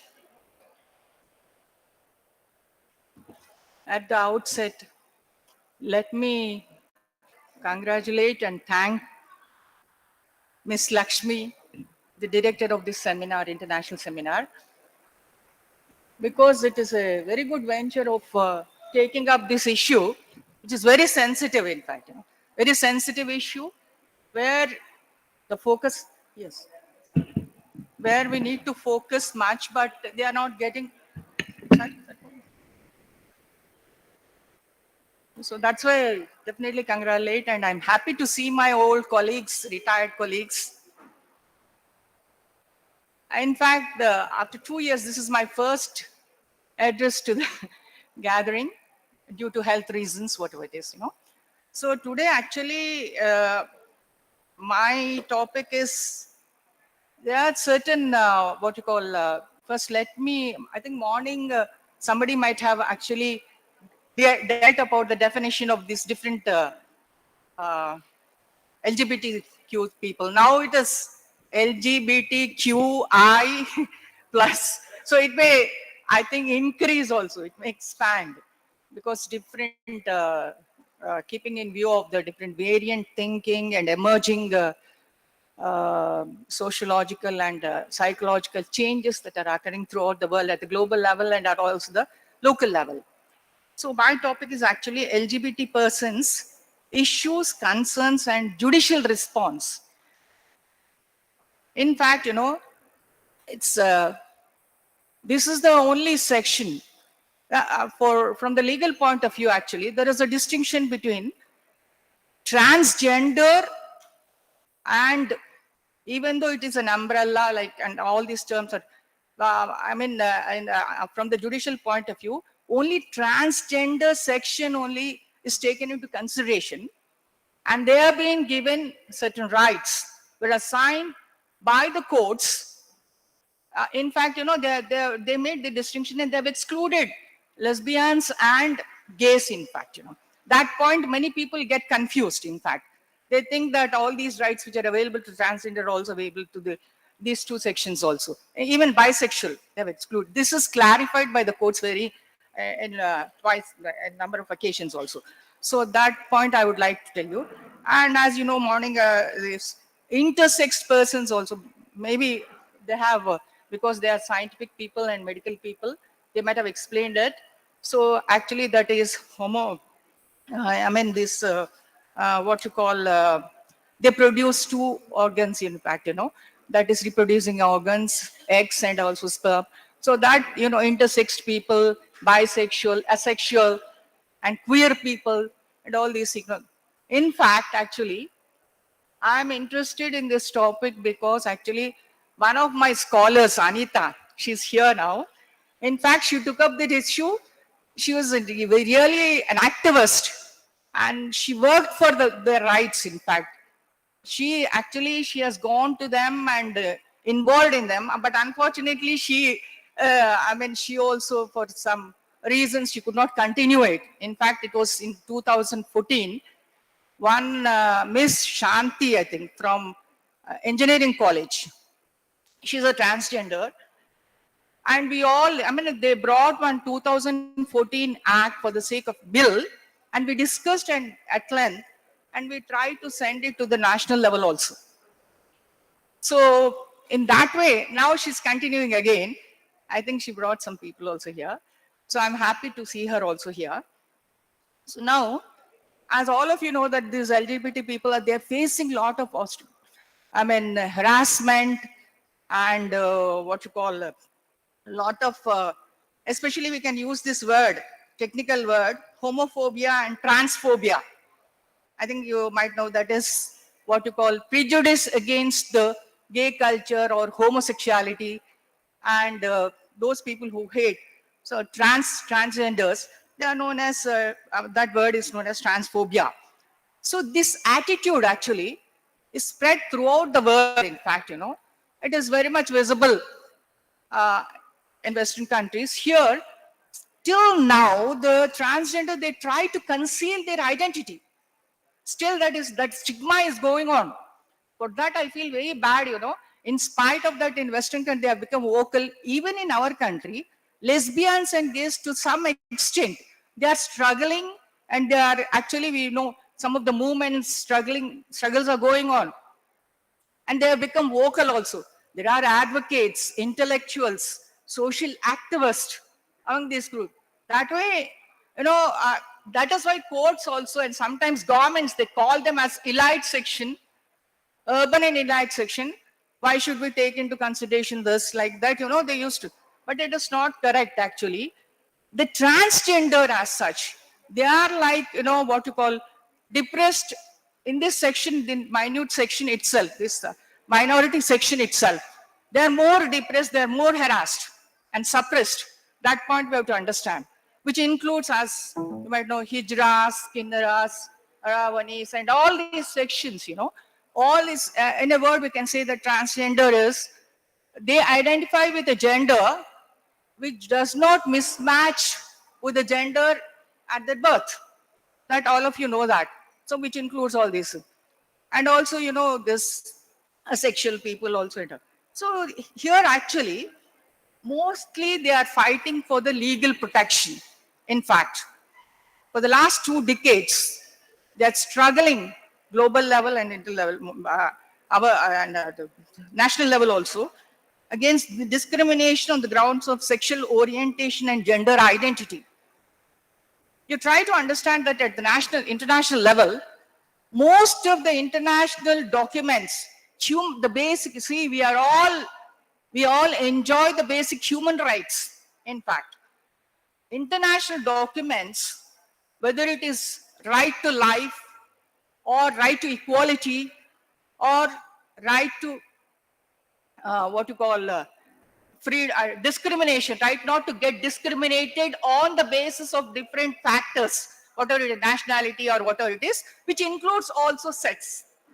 But that sex, actually, that column, that clause at the international level, they have tried to include these transgenders by inclusion of this under this clause, saying that the sexual identity, the gender identity and sexual oriented people, they have to be included under this sex clause and they should not get discriminated. The same thing is also recognized, the same rights, these fundamental rights to move and all these rights are available, they are incorporated under our constitution, but that is not made, that clause is not inclusive of this. So discrimination cannot be made on the basis of sex, means whether it is a male, the gender binary, what you call this binary gender, which consists of male and female only. Only male and female category is recognized. Non-binary sections who doesn't belong to either male or female, it is not, what you call the given legal sanctity at the national level, at the international level and national level also. So here they have been suffering for a lot, this phobia and ridiculing, abusing them and all these things. So especially the struggles of these people, especially violence perpetrated against these people. Hijras and what you call this, Otis and other community which comes under the transgender community, they in fact, because of their, what you call, from the beginning, from the birth itself, they are shunned away from the families, harassed by the family in the childhood itself, by the family members. Not only that, when they enter into the society, most of them, they run away from homes because of this harassment. And when coming out also, they cannot enjoy any of the basic rights. Especially they get harassed by the police, and mostly because they give an most of them, they try to harass them for not revealing their identity. And sometimes, whenever, in one or two cases, I observed that in Tamil Nadu and some other places, they take into custody for minor thefts, non-bailable offenses also, and they abuse them. In fact, the police abuse them sexually. And later on, it so happens that they will release them. They use them as they're getting their money, extorting money from them, just because in order to pressurize them to reveal some other transgender so that they can have money. So this is how the harassment takes place, not only from the family, from the police, everywhere in the society. So that's now slowly with the, what you call, I appreciate these organizers, social activists and other people, empathy towards most of the individuals. No, people like the civil society is gradually tolerating them, and they are looking at them with empathy. They are allowing them to, permitting them to mingle freely with other people. All these things are happening. That's a good thing. But the state state is responsible to grant them certain rights, especially.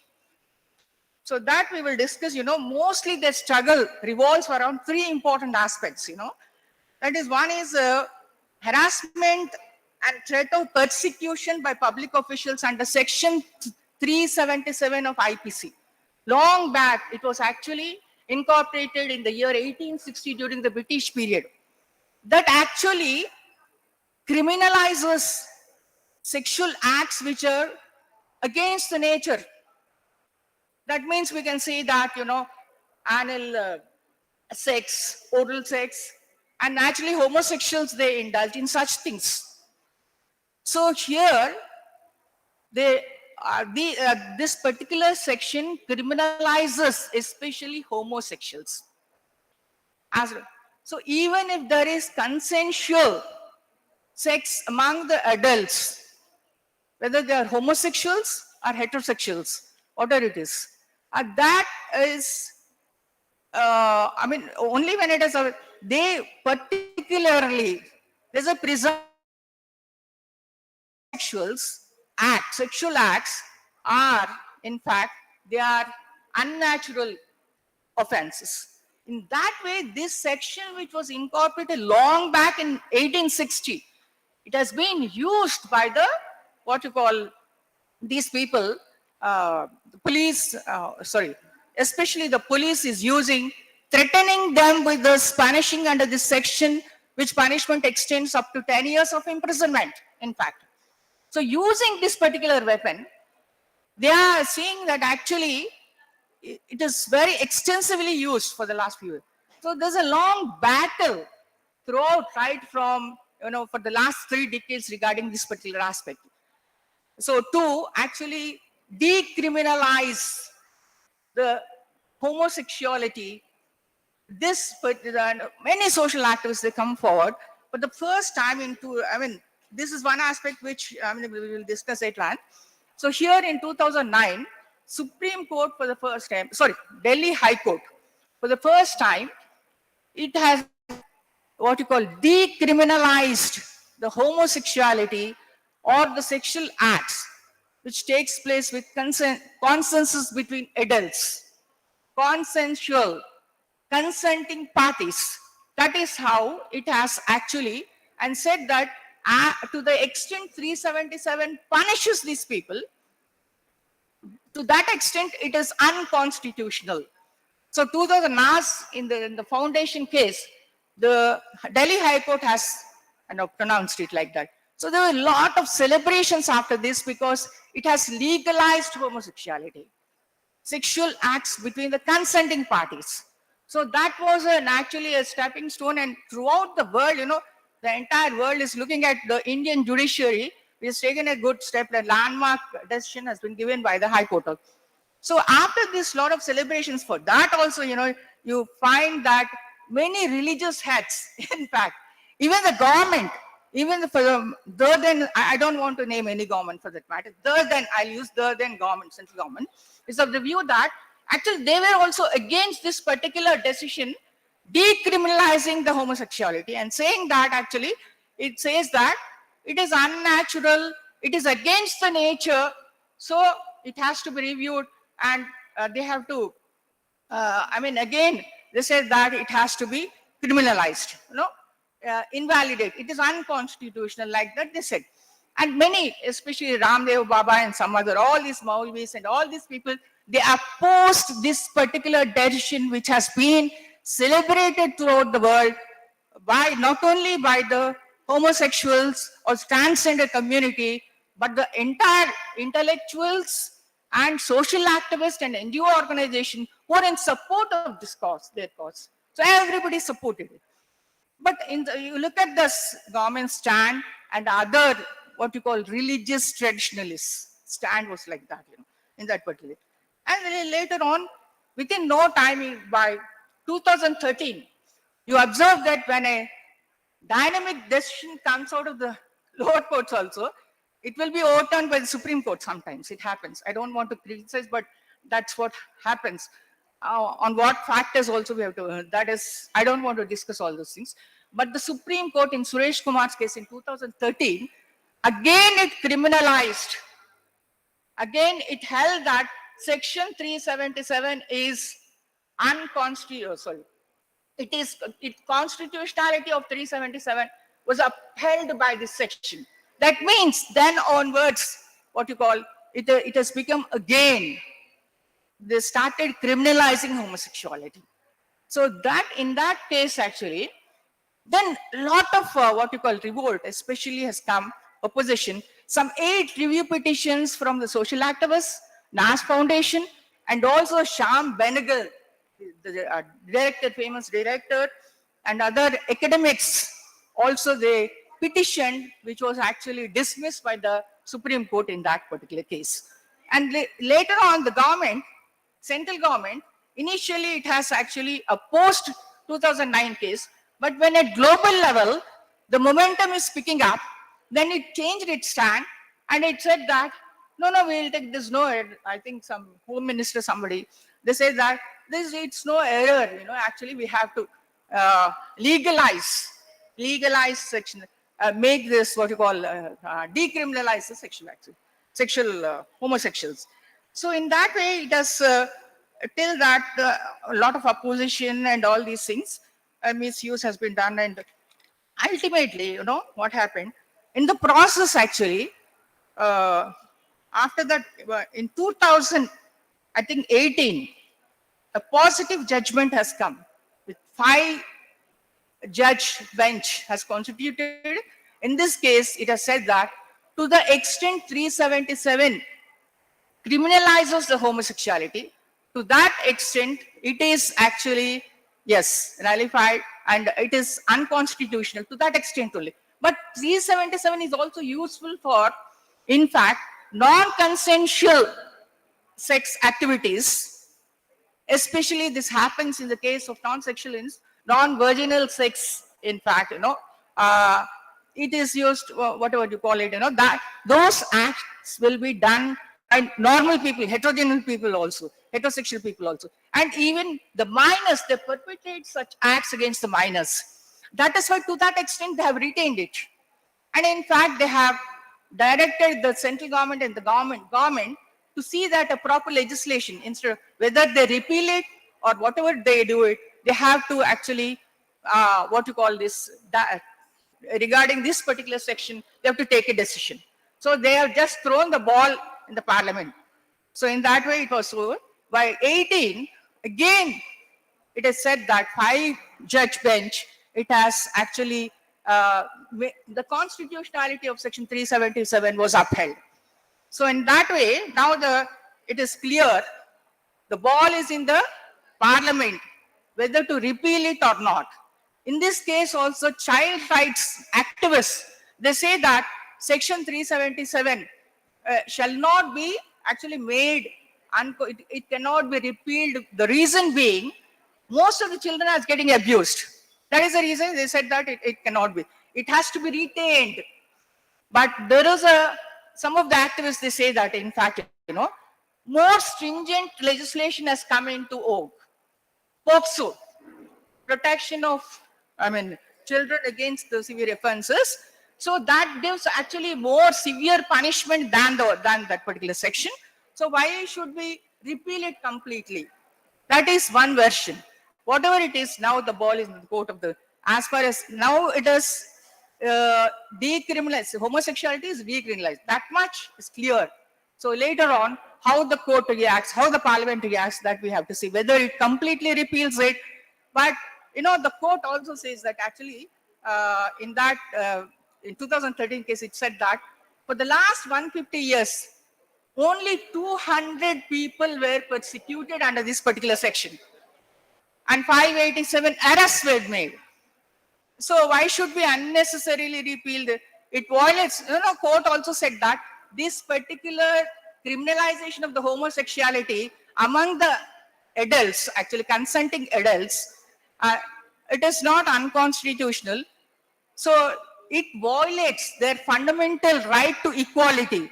When they are giving, when this is is valid in the case of heterosexual, why not in the case of homosexuality? So that is how they try to equate.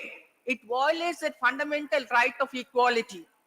So for equal rights, equality, and also to live a life with dignity, Article 21. So it violates also non-discrimination clause under section Article 15 and 16, which actually discriminates the, discrimination on the basis of, it is all the gender-ridden violence has been avoided under this particular clause. In fact, they've been given, women mostly, they get relief on the basis of gender, this Article 14 and 15, because no discrimination shall be shown on the basis of sex. This clause actually, under this clause,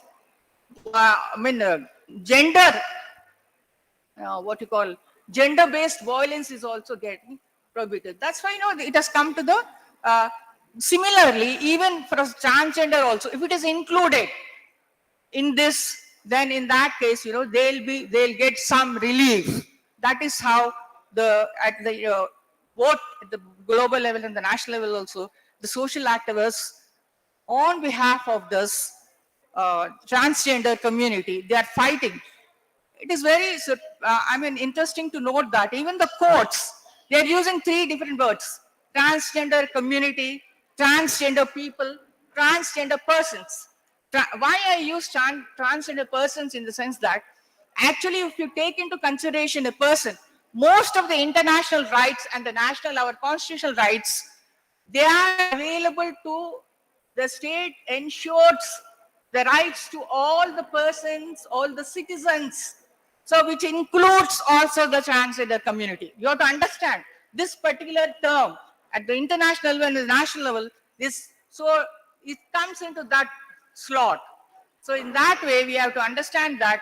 So even in the general clauses also, it is interesting to note that even though they are not being deprived of many rights, but at the same time, they're using, actually, they're getting punished because they come under the person. General clauses use it as a person. So they are unable, they are getting punished, but they are denied all the rights. Like that it is happening, we have to understand that. And the second thing is, actually they are deprived of all social, cultural, and other rights, in fact, throughout. They are, because of this gender, you try to understand, male or female, only they are considering 2 categories. So naturally, all the schemes which are available and housing. Because of social reasons, they don't get the housing facilities properly, especially transgender community. At least lesbians and gay, maybe they are from the upper echelons, but mostly transgender who are from the lower rank, they actually suffer. They are inaccessible to educational facilities and other social rights or economic rights. That is the reason why actually at length, NALSA, National Legal Services Authority, which is constituted under 87, at the central level and the state level also we have the branches. This particular authority is for rendering free service to all the sections of the depressed classes to the weaker sections. So with this actually, in fact, that particular NALSA had approached the Supreme Court on the ground thus the transgender people are getting deprived of all social, economic, and cultural rights because of the gender identity. Because most of the Hijras and all these people, they neither come under male category or female category. So that is why some of the social activists, Lakshmi Tripathi or some, those people who are Hijras, who identify with the transgender, they themselves petitioned. You will be surprised to see that there are so many intellectual social activists who belong to the transgender community that I appreciate. You know, they have made submission in this particular case in 2014 before the court, Radhakrishnan and Sikri, Justice Radhakrishnan and Sikri. So they made submissions in such a way that they have presented before the court about all the problems which they face in the society. So the thing is especially tied to education, home facility also, all the schemes of the government. So, and what you call their protection against the violence which is perpetrated in the society and also by the police, public authorities. So in that way, when it is exhaustively, the Supreme Court has studied all these things and it made very pertinent judgment. It has been a very pertinent judgment in that just three things, you know. First thing, it said that the transgender category, they should have a separate, they are neither men or female. That is why they should be recognized as third gender. It is a claim of these people only that they should be recognized as third gender. So for the first time, the Supreme Court has accepted them. See, it has simply dealt with all the, what you call, presentations and sufferings of these people. They have, on their claim only, it is said that they should have a separate category of third gender so that if they fit into that gender, they can also in electorals everywhere. In fact, in 94, voting rights were given to these people, but they have to either choose male or female. That time there was no third gender column. So that is why court has said that if suppose in everywhere in the schemes, ID card and whatever it is licensed, everywhere, the third category should be there and it has to the state. This is the first, what you call declaration which they made. And second is, they said that the transgender people are equally entitled to all the rights, constitutional rights under our constitution. That is right to live with dignity, And secondly, right to what you call equality before law and equal protection of law. That means all laws shall be made applicable to transgender people. So this is the second statement which is made by the Supreme Court. And third is, it grants a right to transgender people to express their gender. Express a gender. So that is how these three rights were given. Right to choose their own gender identity. Right to choose their own identity. This is the third. So these three actually, so after this, what happened? It didn't leave there. It made directions to the government, central government and the state governments, saying that the government has to evolve a machinery to see that third gender, all this, to accommodate the transgender, they have to see that it is implemented immediately in the electorals and everywhere, in all the schedules or schemes or whatever it is, this has to be implemented immediately.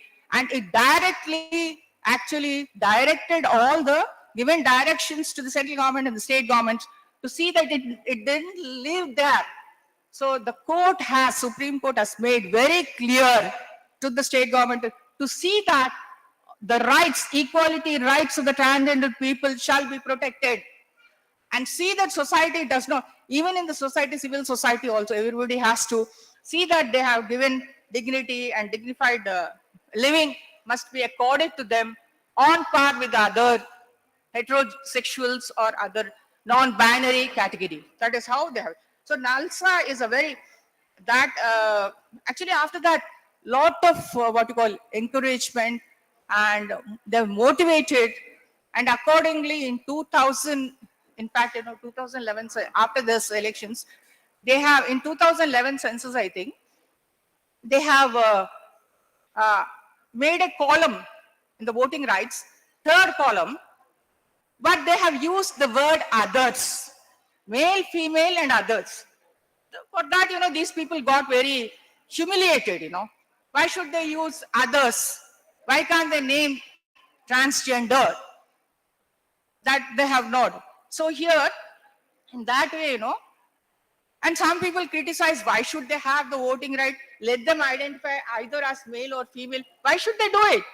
So they want to identify with a gender which they like, which they choose according to their sexual orientation or sexual behavior or whatever it is. Most of the Israelis, even though they are born as male, they like to be, they seem to be as female.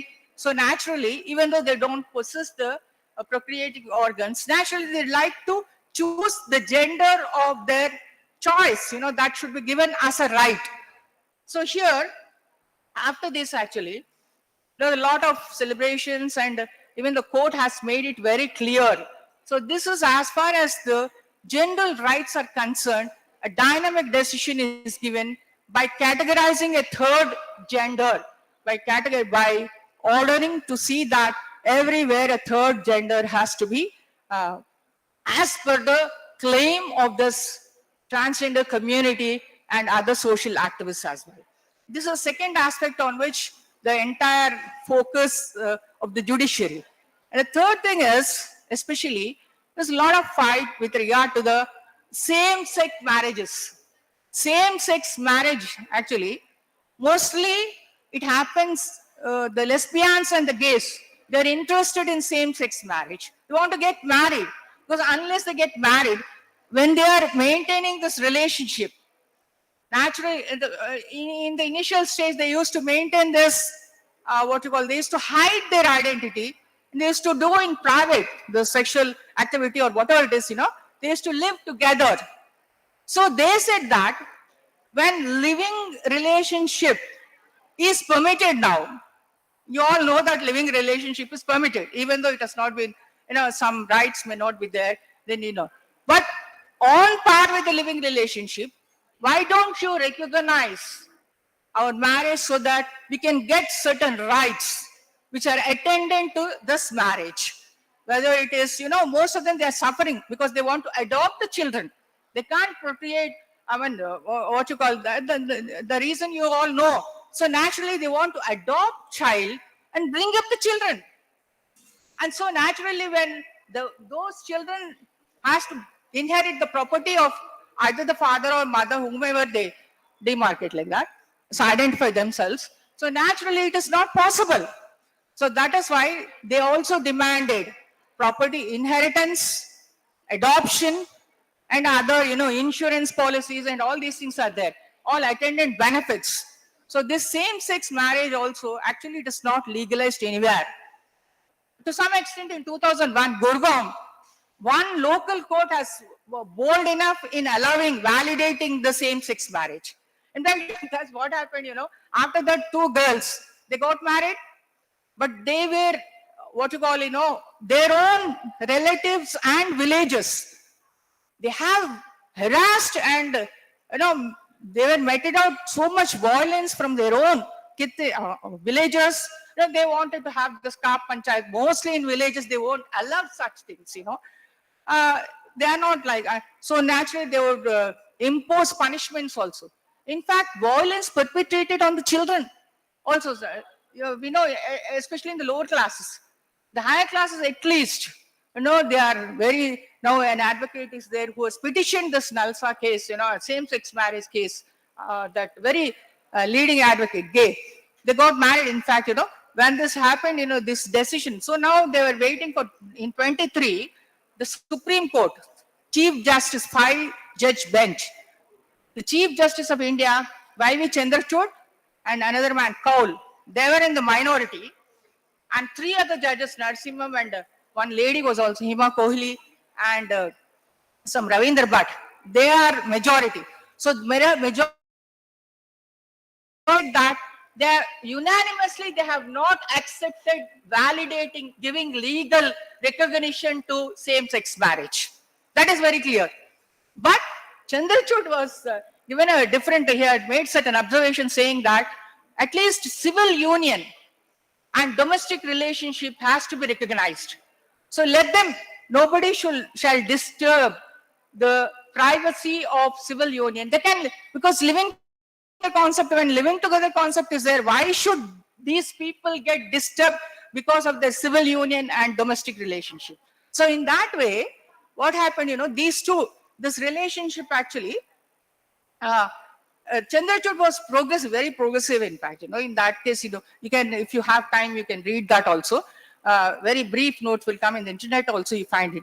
If not, you can't go through the entire judgment, So here, he said like that, and he said that if suppose you deprive these people, so he accepted the civil union and domestic relationship of this homosexuals, this two sex, lesbianism or gay community. But here, but the majority judges, they didn't accept that also.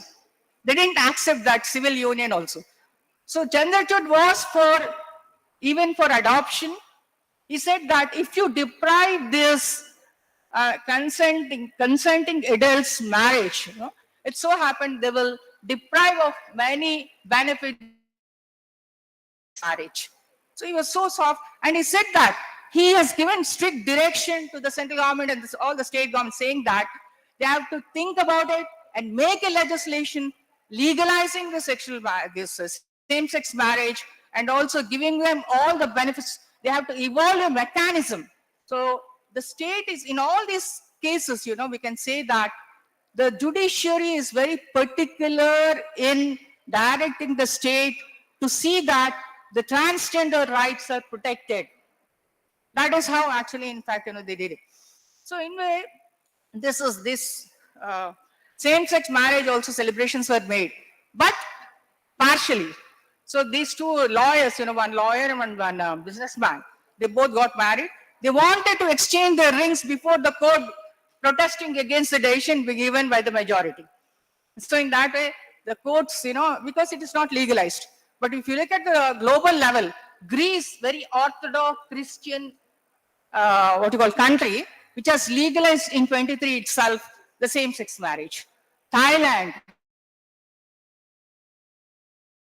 Asian country, first country which has legalized this. So many countries have legalized same-sex marriages. But here in India, this is what is happening. And then what time? Okay. I know that. So anyhow, from legal aspects actually, we have a bill was introduced in 2014, and then because of certain things, actually it was prepared by the activists, and it has made a provision that 2% reservation must be given to this transgender community.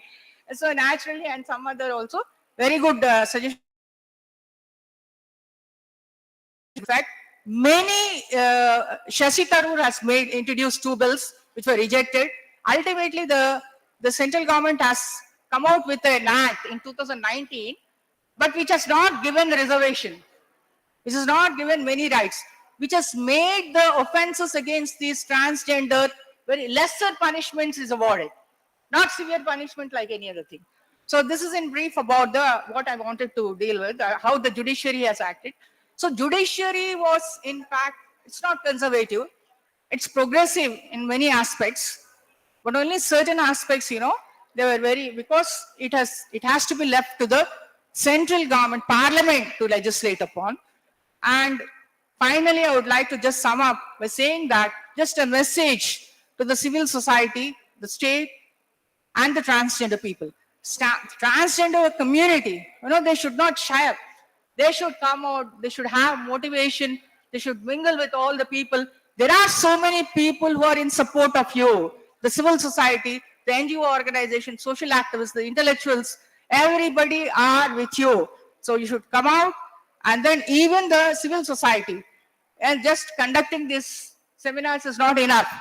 We have to see that we have to become active in seeing that, in supporting them, and you should act with empathy, and you should not ridicule them, and see that they don't get abused by the public officials. That is the primary responsibility of the civil society.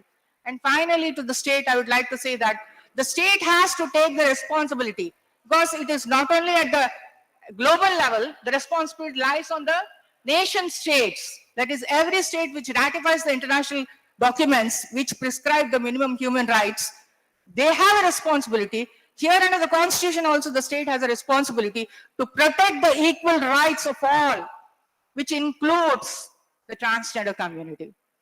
So with this brief note, I just conclude my lecture.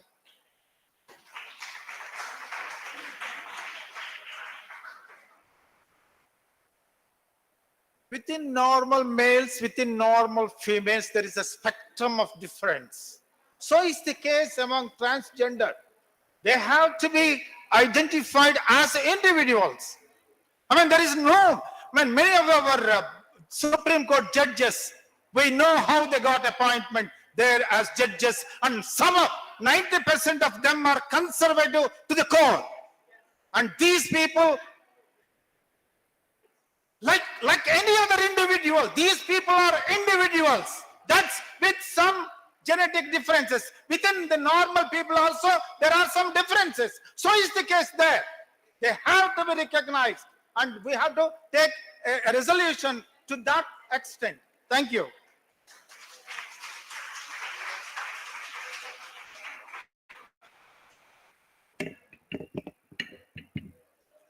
Thank you, ma'am, for your wonderful talk. Actually, I'm a biotechnologist. I'm not very aware about this kind of minor community people. After I gone through all the all the talks from morning to evening, I realized one thing: how these minority people are highly struggle for their small fundamental rights. So this kind of seminar is not only give awareness to the students and other faculty, it also give a what is that, the mindset of taking responsibility at local people level, at the state level, and then other things. And also, ma'am highlight, it's not only about the awareness, the legal things and judicial things also how to be addressed, because it is still not addressed. So that kind, I really welcome your suggestions, ma'am, and your perspective on that one is really appreciative. And then we all still think conserved. So what we think is like male or female is like black and white. Actually, from this lecture, all this lecture, the talk, I realized there are different shades of gray are there. So that we need to accept that. So thank you for providing this eye-opening talk to us. So as a living being, we have to accept these people. And then not only that person individually, we have to accept the relationship of that people also very important. Thank you very much, ma'am.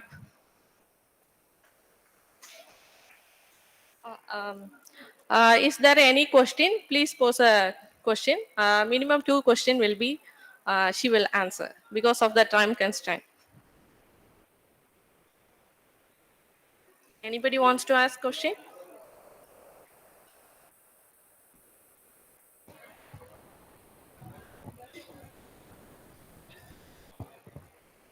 Anything online?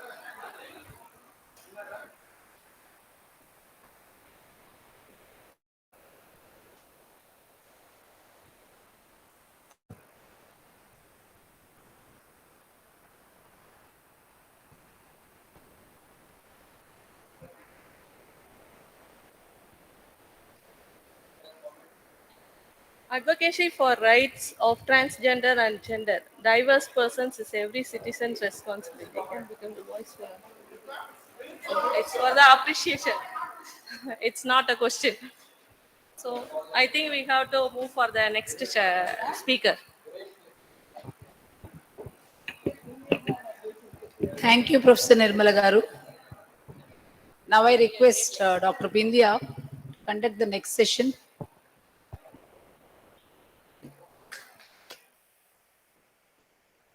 Thank you, ma'am.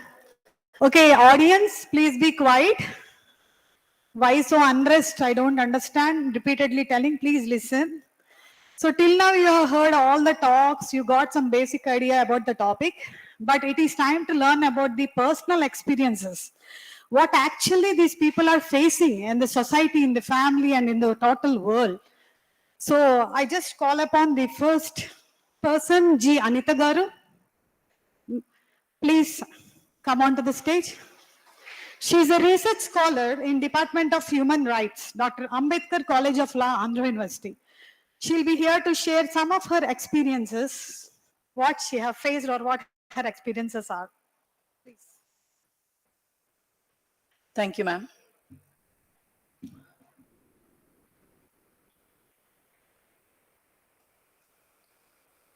Esteemed dignitaries, Professor Venkateswara Garu, Professor Peddai Garu, Professor Ramkrishna Garu, last but not the least, our beloved Professor Lakshmi Madam HOD. My pranam to you all. And my ma'am, Nirmala ma'am here. My pranam to you all. Delegates, guest professors, research scholars, and my dear friends, a very good afternoon to you all.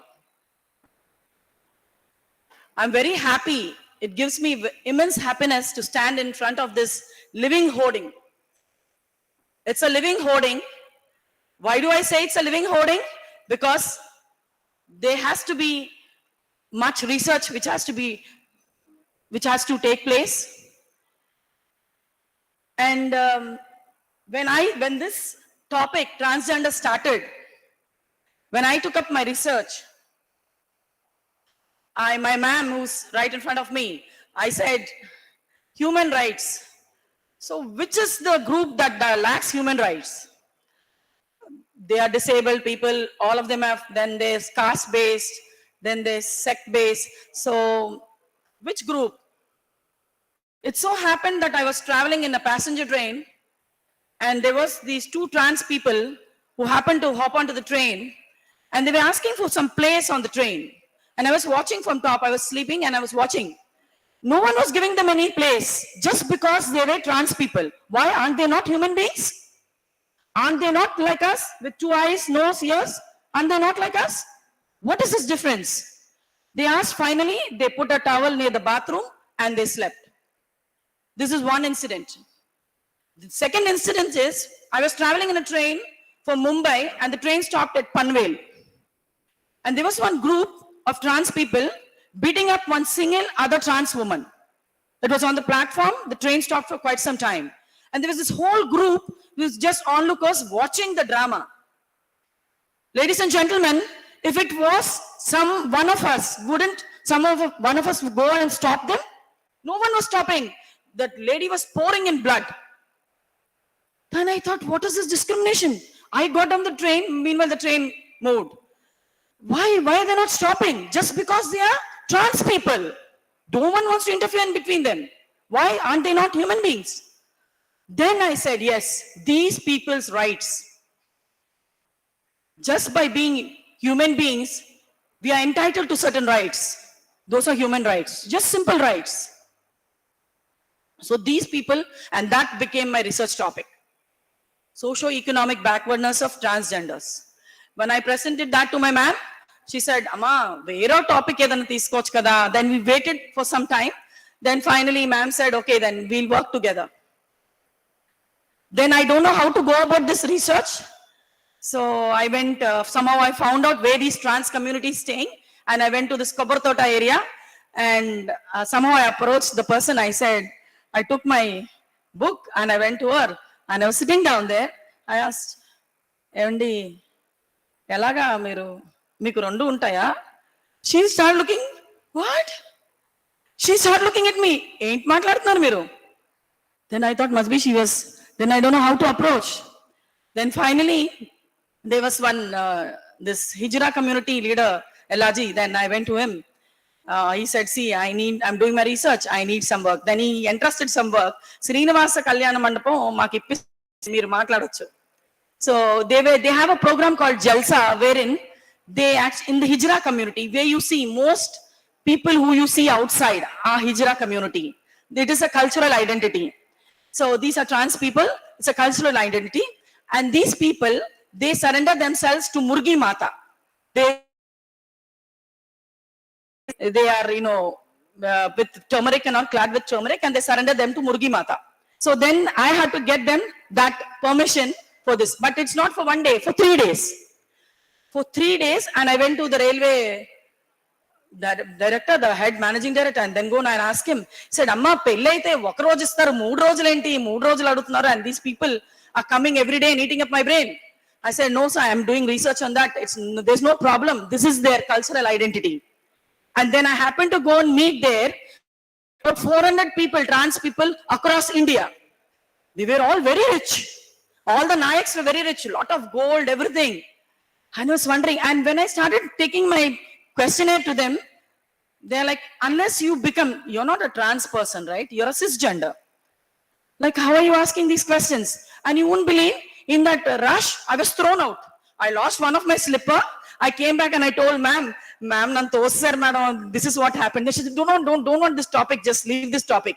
Don't go into this topic. Why headache? But then I persisted. Finally, I came to know, in these communities, the people who actually run away from their homes, who identify themselves as trans and run away from, they're actually deprived. They are not like us. They are to identify with their gender. They are struggling every day, in and out. Like today we are sitting down. Today I do MSc, tomorrow do I PhD, tomorrow I'll do PDF. But for them, today I'm having food, I'm drinking, I'm enjoying, that's it. They don't want any buildings. There's no future for them. Just imagine how can someone live like that? Future. They're just fighting within themselves, day in and day out. I said, my God, thanks, we have been born like this. That's what VC was telling in the morning. Respect and love and respect, we can overcome anything. So this is what happened. And anyway, this finally I took my questionnaires, I went to give, I got done, and there was not much feedback. And slowly, there were these laws, 2016, then 2019 it became an act. So finally, the fad, the word transgender caught up, and today we find human genetics doing this wonderful seminar here. What I feel is, I learned a lot by coming to the seminar. Ma'am, thanks to you and all the delegates here. What I was thinking, if social sciences, if I'm a student of social sciences, it's like applying oil on my hair. But I put to the hair for the growth of the hair. So where is the root cause? So I think Deborah ma'am, Professor Deborah and Professor Mujumdar, both of them had touched on the sociologic part of it. And Dr. Ramraju and Dr. Farida. Both of them have touched on the physiology part, but still there hasn't been nothing concrete on this topic.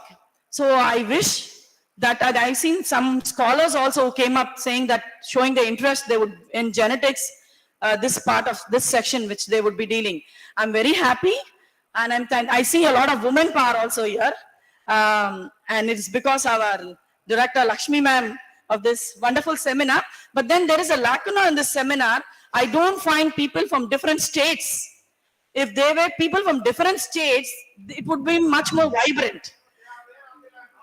Okay, on the line. I mean, I'm talking about research scholars. And so I thank the organizers of this program. Ma'am, I thank you very much, and I think that there would be many more of this kind of seminars where then people could opine their knowledge and get information back. And I would close on our VC's note of Annie Frank's love and respect to everyone. We can achieve anything. And I thank one and all for patiently listening to me. Thank you. I think I should give a 5 on this feedback.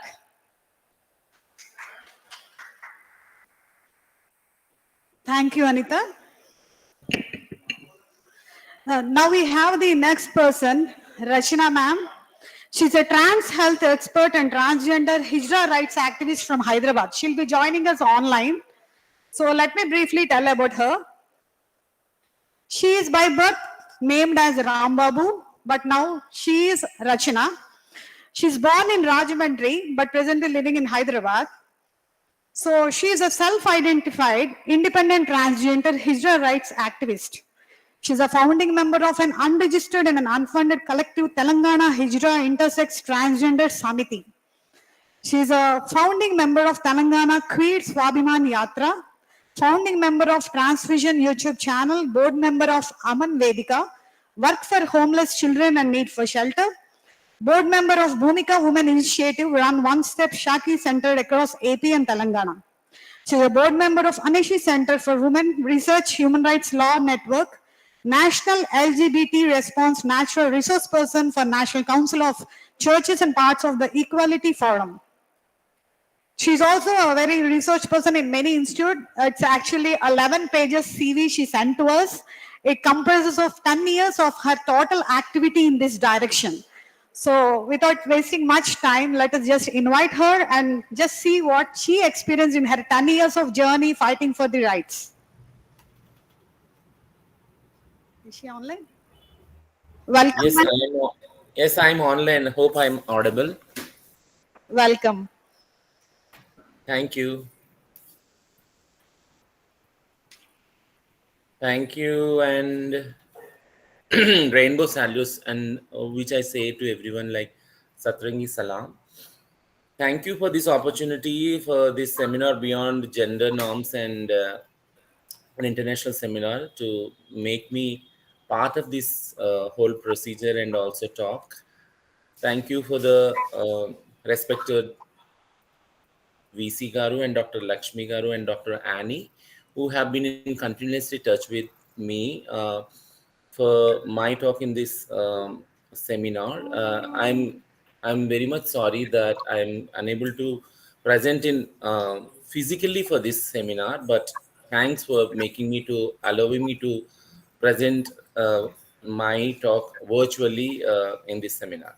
Now coming to the main seminar, I may be dabbling with the languages because it's Andhra University, and I'm also good in Telugu and also in English, maybe dabbling. And I'm so sorry if there is anyone who can only follow English or Hindi. My apologies. I may be translating my Telugu also in English also. Two things I just want to remind. In a little span of this seminar, I observed two things, which I want the people who are responsible for the seminar to take these two issues ahead and work on those two issues so that to bring a perceptual barriers in the society, along with the faculty and also the people who are in Andhra University over there. First thing is, many of the presenters in this, because I have been into the conference in 1 hour before, I have seen that many of you have been saying the word called transgenders, because we should not use transgenders. Transgenders is not a noun, it is an adjective. So transgender alone the word should not be used. A transgender person or transgender people, transgender community should be used, because transgender itself is not a noun. So that's one rectification which I request everyone to observe. First thing. Second thing is I have seen the brochure, but I feel that there are a lot of resource persons from LGBTQ communities. I don't say being a transgender seminar, international seminar, only a transgender persons or resource person should be over there. But it will give more strength and hope to the transgender community or the speakers from the transgender community to be allowed and to be on those brochures which has been gone internationally, just for two things. One thing is, as we all might have talked this today, that transgender people have been pushed to the fringes of the society based on the transphobia and the discrimination, which on a daily basis they face in their life, which they are forced from their natal homes also. Their own parents doesn't allow them to be in their homes. Their siblings, brothers and sisters doesn't love them, and though don't get any love in their life till their end, till they go to the burial ground, and they have to purchase this love in terms of money and every relationship. That's what our daily that's how our daily life goes on. Now coming to the point is like, keeping them as a resource person in such brochures which go internationally will give them hope that they are not ostracized from such a big international seminar, and also done by such an international reputed university, one of the universities in the world. That's the first hope. Second hope is that transgender people are equally talented, equally educated, on par with the other men and women, skilled people, educated people. Let them have any sort of designations. Let them be lecturers, let them be activists, let them be lawyers, let them be professors, or the head of all the departments. They are no more less than them because they have their life experience with them to share with you, which being a part of a greater academia, you might have not experienced it.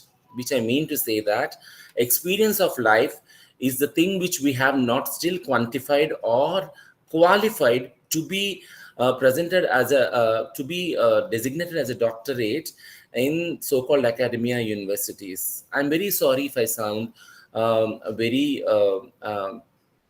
arrogant. You maybe take it as an arrogant, sorry, but it is the pride which has been hurt me, because I have been from my lifetime being a double postgraduate person, being a transgender person.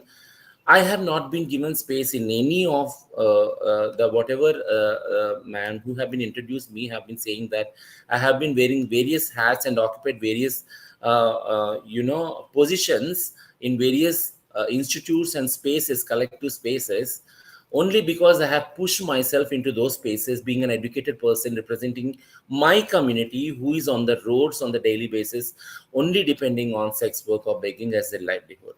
Now coming to the human rights part, and coming to my own living experience, which I sit as a trans health expert in the India's first transgender clinic, named as Mitra Clinic, which has given me a rich experience being a trans person and a trans health expert. I'm not a doctor, I'm not a medical person, but I'm only a trans and hijra person who has my lived experience in the space of health, which has put me in this position. I have been part of this institution, which is funded by US aid and run by an NGO called YRG Care, technically supported by Johns Hopkins University.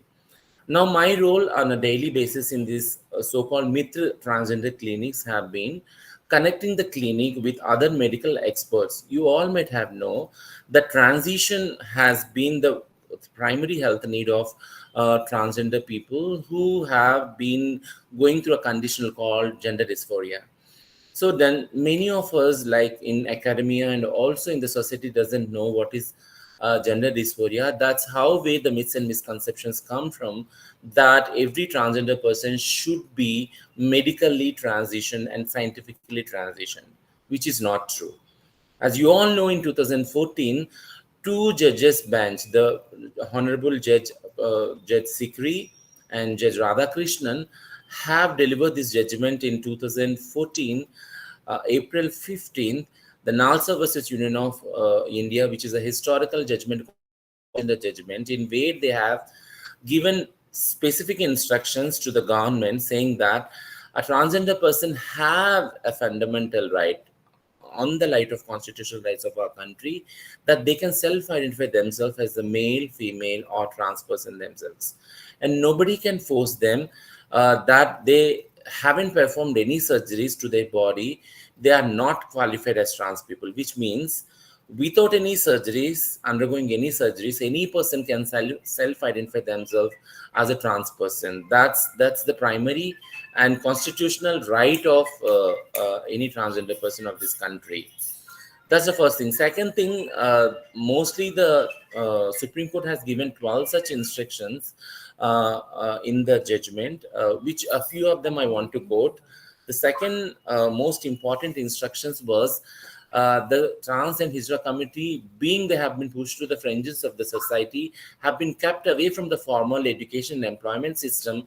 They should be considered as economically and socially, education-wise backward community, which goes as a spirit of providing them as a reservation in each and every space, mostly in three sectors. One is in education, one is in employment or livelihood, and the third one is a political reservation, which after 2014, many of our comrades like trans Hijra activists across the country have been knocking the doors of high courts, either respective high courts or Supreme Court, saying that reservation should be provided to our people, which can only give a justice.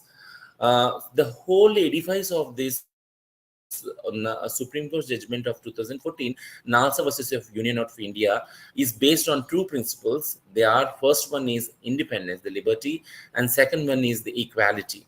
As I know, sorry, my apologies, I have missed the respectable Vice Chancellor speak, but one of the speakers has been quoted that love and respect. Yes, indeed, we all should, irrespective of the gender and sexuality or the sex in which we born, we all are eligible to be loved and be respected in our life, irrespective of whatever position we are. But according to the NALSA judgment, which the two principles we have been pushing from the transgender community are the equality and the liberty. So this whole conference is based on gender, dynamics. I want to say why the Supreme Court has been based the whole judgment on these two principles. I will quote with these two, with few examples, and I'll also finish my talk within 5 or 6 more minutes, so that I open myself to the questions from the audience, because I want to make this more interactive, this whole session. Many of you might have been more inquisitive of what actually trans people are, what their bodies are, what is the science behind changing the bodies, or the genetics or hormones, whatever, like you can ask in the question and answers. Now, coming back to the NALSA judgment, the two principles of equality and independence are very important to the transgender people, because the principle of equality starts from home. In the given patriarchal cis heteronormative sector, the genders has been placed in a hierarchical manner. The first gender, that's how the judgment has been somehow called as the third gender, which we question, being a trans people, if we are the third gender people, who are the first and second actually, and who is deciding this chronology?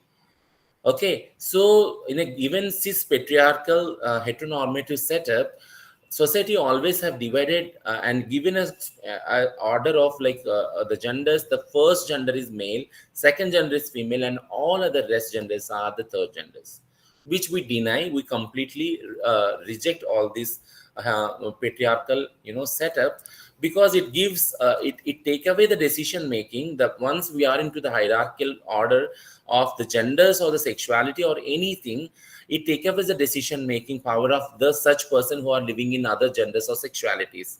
So from this where comes the principle of equality. Now what transgender people are asking all the whole society is, you be sympathy, you show empathy, you give money to the trans people who come on the trains, who are in the chaurai, and who are begging, because that's the only livelihood we have been left over with.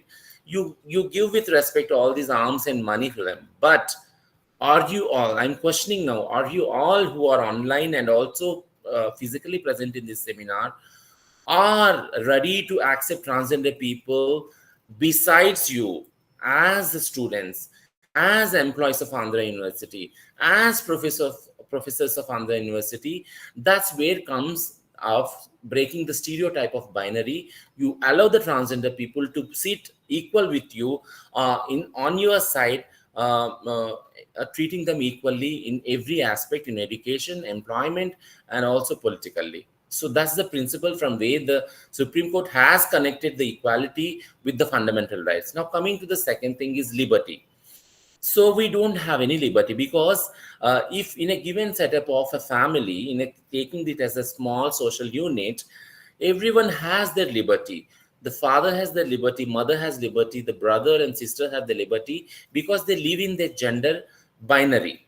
They are either male or female. But the moment we start expressing as a child, because it's a situation where we are also confused why this is going on with us. I born in a male body, being a boy, being a child, I'm still confused why I want to wear my sister's clothes or my mother's clothes, why I want to do makeup on my face, why I want to put a lipstick. But nobody understands these feelings. Everyone will deny. At certain age, they will entertain that, oh, it's okay. He's a boy stage, he's a girlish, he's still in a girlish stage. They allow every work. They allow us to do the rangoli, they allow us to wash the clothes, they allow us to clean the vessels, they allow us to everything. But at a certain age, after puberty, the same people who have been happy seeing us as a girls, being only born as a boys also, they deny our identity, that this boy should not further continue as a showing the girl features. He should live as a boy because he is born as a boy. So this stereotyping of the perceptions because the gender has been always binary. This has pushed the trans people, or the people who are born in other genders like me, or the trans men who have been born as a girls and have been identified themselves emotionally as a men, have pushed them from the families, and that's how we have been on roads. Every time when I look into the people who have questioned us, saying that why you people are only into the begging and sex work, then I told them only one thing: because our families have not accepted us, have not understood us.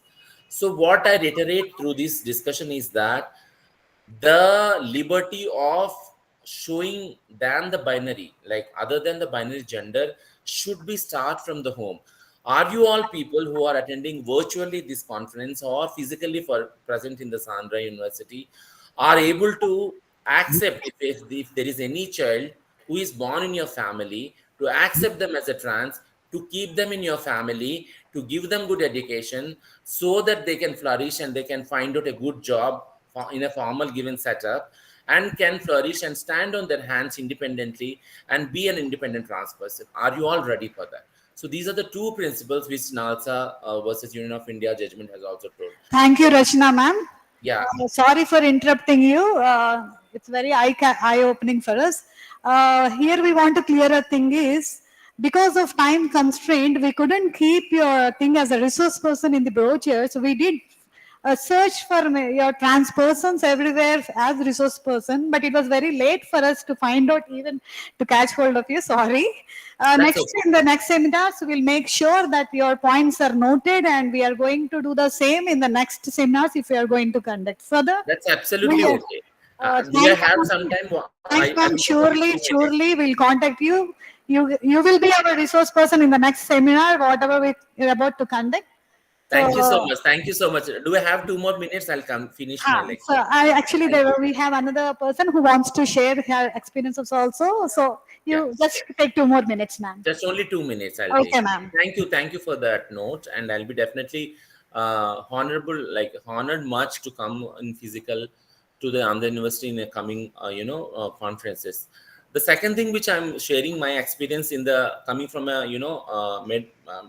trans health expertise, sitting in the Mithru clinic, what I have seen is being taking health as an epicenter, because the society has a typical notion of that being born as a transgender person is some sort of disease, which is not.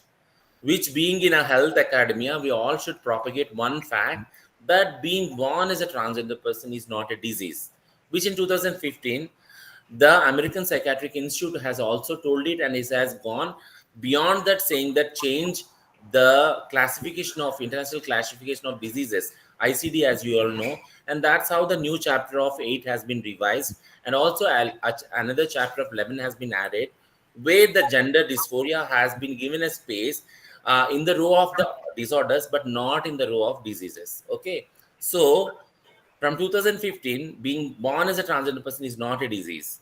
This fact we all should propagate, being in academy area, and I also day by day propagate sitting in this so-called first transgender clinic, Mitra clinic in Hyderabad. That's the first thing we all do. Second thing is, uh, because health is an epicenter in the Mitra clinic, what we have given the services, we have the services of gender affirmative services, general health of the transgender people, and also HIV related services. And this so-called service unit has been started with a mission and a vision of, because being born as a transgender person, I have been discriminated many times in the given government setup, also in a given health setup, also that my health list has been denied. I have been treated last on par with when we compared with the men and women who are in the row for their health ailments. So this specific clinic serves as a main center of dealing the health issues, not only HIV, not only transition, but also other general health issues. We don't do surgeries over here. We do the counseling part, we do the general health part, but we have been linked to the other mental health experts and also other physical health experts like psychiatrists, endocrinologists, uh, cosmetic surgeons, gynecologists, and urologists, and all such medical health experts to whom we refer in terms of any such health elements for our transgender people.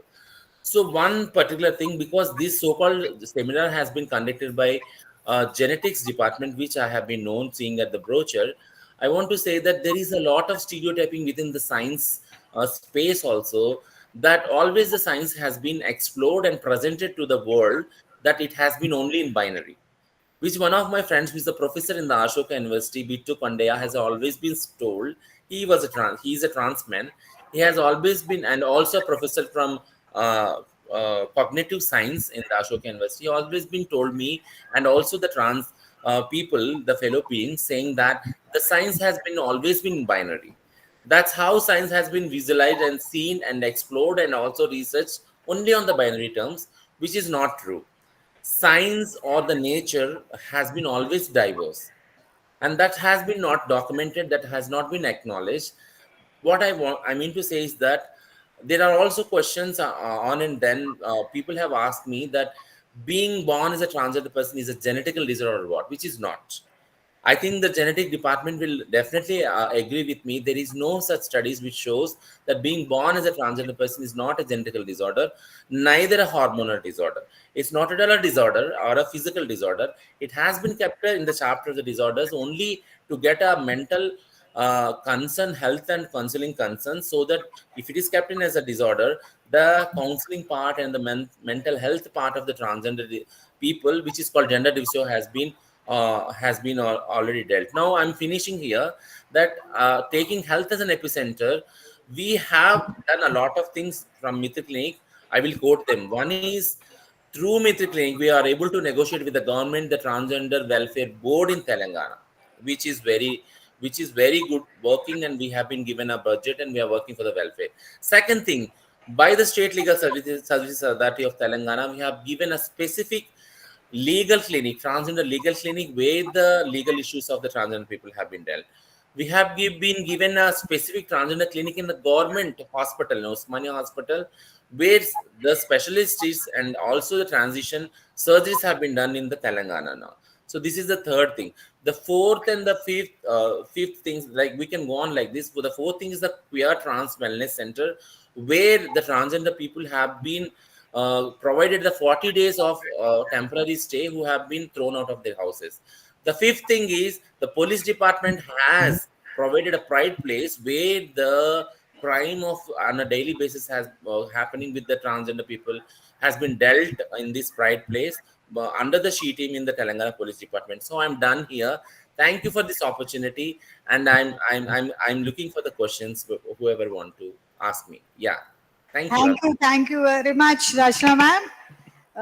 We'll be very happy to take you as resource person in the next seminar. Then we could have a very elaborate discussion because you are the person with 10 years of all the struggles and pains you faced, and you're still standing for all the community. I'm very happy. All of us are very happy to hear all that. Thank you very much. Now I call upon G. Komali, a transgender activist student, St. Joseph College, Visakhapatnam, to share her experiences in 10 minutes. Divine morning to everyone. I am Komali. I am pursuing BA Psychology and Journalism in St. Joseph College for Women. నేను ఈరోజు తెలుగులో మాట్లాడాలనుకుంటున్నాను. So I'm very fluent in Telugu. So భాష అన్నది important కాదు, మనం ఏం మాట్లాడుతున్నాం అన్నది చాలా ఇంపార్టెంట్. సో చాలా మందికి ట్రాన్స్జెండర్ అంటే బయోలాజికల్ గా పుట్టినప్పుడు మనకి మైండ్ అన్నది మ్యాచ్ అవ్వదని ఆల్రెడీ మనం చాలా వీడియోస్ చూసాము, చాలా విన్నాము. మీకు ఆల్రెడీ ఆ నాలెడ్జ్ ఉంటుందని నేను అనుకుంటున్నాను. సో కొంతమందికి variation between hijra community and transgender identity అన్నది తెలీదు. దానివల్ల కూడా మాలాంటి ట్రాన్స్జెండర్స్ ఎంతో మంది సఫర్ అవుతున్నారు. So hijra is a cultural identity, transgender is a self identity. Self identity అంటే నేను నా యొక్క సెల్ఫ్ ఐడెంటిటీ కోసం ఫైట్ చేస్తున్నాను. హిజ్రా, హిందూ, ముస్లిం ఇవన్నీ మనం వేరు వేరు వర్గాలు, ఇవన్నీ క్రియేట్ అయినాయి. సో ఎవరైనా నన్ను హిజ్రా అని పిలిస్తే I don't accept that word. You can call me I'm a transgender women. So I love my self. నా యొక్క జెండర్ ని నేను ఒక ట్రాన్స్జెండర్ అమ్మాయిగా ఇలా పుట్టినందుకు నేను చాలా గర్వంగా ఫీల్ అవుతున్నాను. ఈ జీవితంలోని మిగతా మెన్ విమెన్ నేర్చుకున్న అనుభవాల కన్నా మా జీవితంలో నేర్చుకున్న అనుభవాలు చాలా ఎక్కువగా ఉంటాయి. ఈ సమాజంలో మేము ఎదుర్కొంటున్న అనుభవాలతో మీరు ఎదుర్కొంటున్న అనుభవాలతో పోలిస్తే మేము ఎదుర్కొంటున్న అనుభవాలు చాలా చాలా ఎక్కువ. ఎందుకంటే ఈ ట్రాన్స్జెండర్ లైఫ్ అన్నది స్పిరిచువాలిటీ గా కనెక్ట్ అవుతుంది, స్పిరిచువల్ లైఫ్ కి కనెక్ట్ అవుతుంది. ఎందుకనంటే షీజ్ అనిత మ్యామ్ ట్రాన్స్జెండర్స్ కోసం, సెక్స్ జెండర్ సెక్సువాలిటీ కోసం ఇంతకుముందు ఒకసారి సెమినార్ కండక్ట్ చేశారు. సో అనిత మ్యామ్ నాతో చాలా కాంటాక్ట్ అవుతారు, రోజు నాతో ఫోన్ లో మాట్లాడుతూ ఉంటారు. సో నాకు ప్రియమైన వ్యక్తి అంటే తనే, నాకు తోడు నీడ ఆవిడే. ఎందుకనంటే నాకు పేరెంట్స్ సపోర్ట్ లేకపోయినా ఆవిడ నాకు సపోర్ట్ చేస్తూ నన్ను ముందుకు నడిపిస్తూ ఈ రోజు ఇక్కడ మాట్లాడడానికి కూడా ఆవిడ వల్లే నేను ఇక్కడికి రాగలిగాను. సో ఆవిడకి నేను హార్ట్ఫుల్ గా ధన్యవాదాలు తెలుసుకుంటున్నాను. అదే విధంగా ఇదే ఆంధ్ర యూనివర్సిటీలోని ఇలాంటి సెమినార్ కండక్ట్ చేసినందుకు నేను చాలా చాలా ప్రౌడ్ గా ఫీల్ అవుతున్నాను. నేను సెయింట్ జోసెఫ్ కాలేజ్ లోని నాకు సీట్ ఇచ్చినందుకు అక్కడ saint Joseph college principal ma'am, నిజంగా ఆ మ్యామ్ ఫస్ట్ నేను కాలేజ్ లో జాయిన్ అయిన వెంటనే చాలా హార్ట్ఫుల్ గా తీసుకొని నన్ను ఒక అమ్మాయిగా ట్రీట్ చేసి కాలేజ్ లో సీట్ ఇవ్వడం అన్నది చాలా చాలా గొప్ప విషయం. నేను మిగతా కాలేజ్ తో నేను చాలా కాలేజ్ లో ట్రై చేశాను, కానీ మిగతా కాలేజ్ లో నాకు ఎక్కడ సీట్ దొరకలే. కానీ మన వైజాగ్ లోని సెయింట్ జోసెఫ్ కాలేజ్ లోని నాకు సీట్ ఇచ్చారు. కానీ ఆ మేడం ఫస్ట్ నేను వెళ్ళిన వెంటనే ఎటువంటి డిస్క్రిమినేషన్ కూడా చూపించలేదు. నేను ఫస్ట్ స్టార్టింగ్ వెళ్ళినప్పుడు మిగతా స్టాఫ్ నుంచి కొంత డిస్క్రిమినేషన్ అయితే ఎదురైంది, కానీ తర్వాత ఓవరాల్ గా వెళ్తున్న కొద్దికి స్టాఫ్ అంతా చేంజ్ అయిపోయారు. నన్ను ఒక నార్మల్ హ్యూమన్ బీయింగ్ గా చూశారు. ఇక్కడ మనకి తెలిసినట్టయితే మనుషుల్లో మనకి sub conscious mind, unconscious mind and super conscious mind అని ఉంటాయి. సూపర్ కాన్షియస్ మైండ్ తో మనం చూస్తే ప్రజలందరూ మనకు ఒకలాగే కనిపిస్తారు. అందులో ఎటువంటి పార్షియాలిటీ ఉండదు. అది జెండర్ తో సంబంధం లేదు, నీకు లాంగ్వేజ్ తో సంబంధం లేదు, దేనితో కూడా సంబంధం లేదు. సో మనం అందరినీ కూడా సూపర్ కాన్షియస్ మైండ్ తోనే చూద్దాం ప్రతి వ్యక్తిని, అప్పుడు మనకి అందరూ ఒకలానే కనిపిస్తారు. సో ఎటువంటి పార్షియాలిటీ కూడా ఉండదు. సో నేను చెప్పాలనుకుంటుంది ఇది. ఇంకొకటి ఏంటంటే, మేము ఎదుర్కొంటున్న సమస్యల్లో పోలీస్ స్టేషన్ కి వెళ్ళినప్పుడు కూడా నేను రాష్ట్రంలో మొట్టమొదటి కేసు నాదే నమోదయ్యింది. సో నేను అబ్యూస్ కి గురయ్యాను 3 మెంబర్స్ చేత. నేను పోలీస్ స్టేషన్ కి వెళ్ళి కంప్లైంట్ ఇచ్చినప్పుడు పోలీసులు ఫస్ట్ ఎటువంటి స్పందన లేదు, మీకు కూడా రేప్ జరుగుతుందా అన్న థాట్స్ తో అడిగేవారు తప్ప, ఎక్కడ నేను హాస్పిటల్లో ఎక్కడైతే నాకు ఇంజరీ జరిగిందో హాస్పిటల్ కి వెళ్ళి అక్కడికి వెళ్తే వాళ్ళు నాకు అక్కడ కార్డు ఇస్తారు, ఆ కార్డు కూడా నాకు ఇవ్వలేదు అక్కడ. సో సామాజికంగా మేము ఒక ట్రాన్స్జెండర్ గా ఎక్కడికైనా వెళ్ళినా చాలా సమస్యలు ఎదుర్కొంటున్నాము. ఒక కాలేజ్కి వెళ్ళి ఒక అవకాశం ఇవ్వండి, మేము జెండర్ సెన్సిటైజ్ చేస్తాము అని అంటే ఏ కాలేజ్ లో కూడా మీరా హిజ్రాసా అని అంటున్నారు మమ్మల్ని. మనిషి యొక్క యాటిట్యూడ్ అన్నది అందరిది ఒకలా ఉండదు. యాటిట్యూడ్ అన్నది వేరు, జెండర్ అన్నది వేరు. సో వ్యక్తులు అందరూ ఒకలా ఉండరు కదా. విమెన్స్ అందరూ ఒకలా ఉండరు, మెన్ అందరూ ఒకలా ఉండరు. ఇందులోని కూడా డిఫరెన్సెస్ ఉంటాయి. సో మనం ఎందుకు ఒక ట్రాన్స్జెండర్ అంటే అందరిని ఒక కోవలోనే చూస్తున్నాం ఎందుకు? సో ట్రాన్స్జెండర్ అనేసరికి మీరా అన్న ఆలోచన మీ మైండ్ లో క్రియేట్ అవుతుందంటే దానికి కారణం మీరు బయట కొంతమంది హిజ్రాస్ చేస్తున్న అందరూ కాదు, కొంతమంది చేస్తున్నవి మీరు చూస్తుంటారు కళ్ళతో. వాళ్ళ వల్ల కొంతమంది ట్రాన్స్ మాలాంటి వాళ్ళు కూడా ఎఫెక్ట్ అవుతున్నారు. సో దయచేసి ప్రతి ట్రాన్స్జెండర్ ని కూడా హిజ్రా అని పిలవకండి. ఆ వర్డ్ని అందరూ కూడా యాక్సెప్ట్ చేయరు. ఎవరైతే నిజంగా హార్ట్ఫుల్ గా యాక్సెప్ట్ చేస్తారో they are comfortable to hijra, but I'm not comfortable that word. So నన్ను అమ్మాయి అని ట్రీట్ చేస్తే చాలు. I'm proud to be a transgender woman. Thank you so much.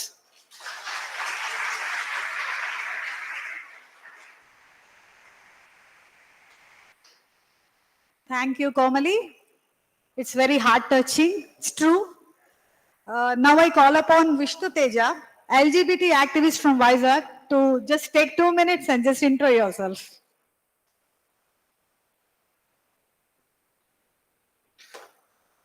Hello, everyone. So I used hello, everyone, instead of saying ladies and gentlemen, because in the morning sessions, I heard a few of them addressing as a ladies and gentlemen, but also our Vice Chancellor Garu also said that here in the campus, the trans person is also studying. That means it's an inclusive campus. Hello. That's an inclusive word as a hello, everyone. So I am what I am, so take me as I am. This quote from the former Chief Justice of India, Hello. Mr. Deepak Mishra, who's read down the section 377 IPC in 2018. My name is Vishnu Teja. My pronouns are he, him, his. I'm a cisgender gay man who's working for the LGBTQ rights, lesbian, gay, transgender, intersex, asexual, and hijra community rights in the state of Andhra Pradesh and Telangana. I just would like to share a few things where I'm closely associated with the Andhra University. I'm very proud and happy for that.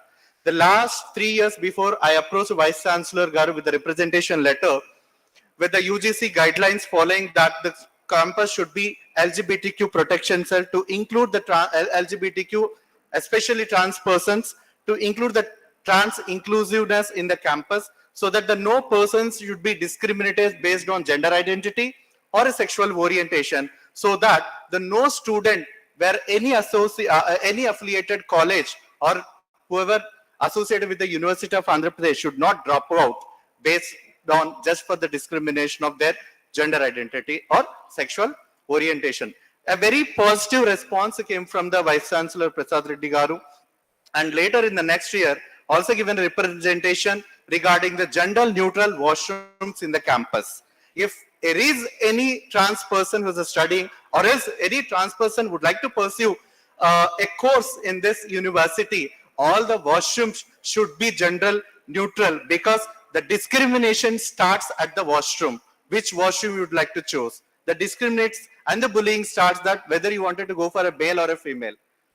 So this is a kind of an insult, and also the dignity and the questioning the dignity of a person who identifies as a trans person.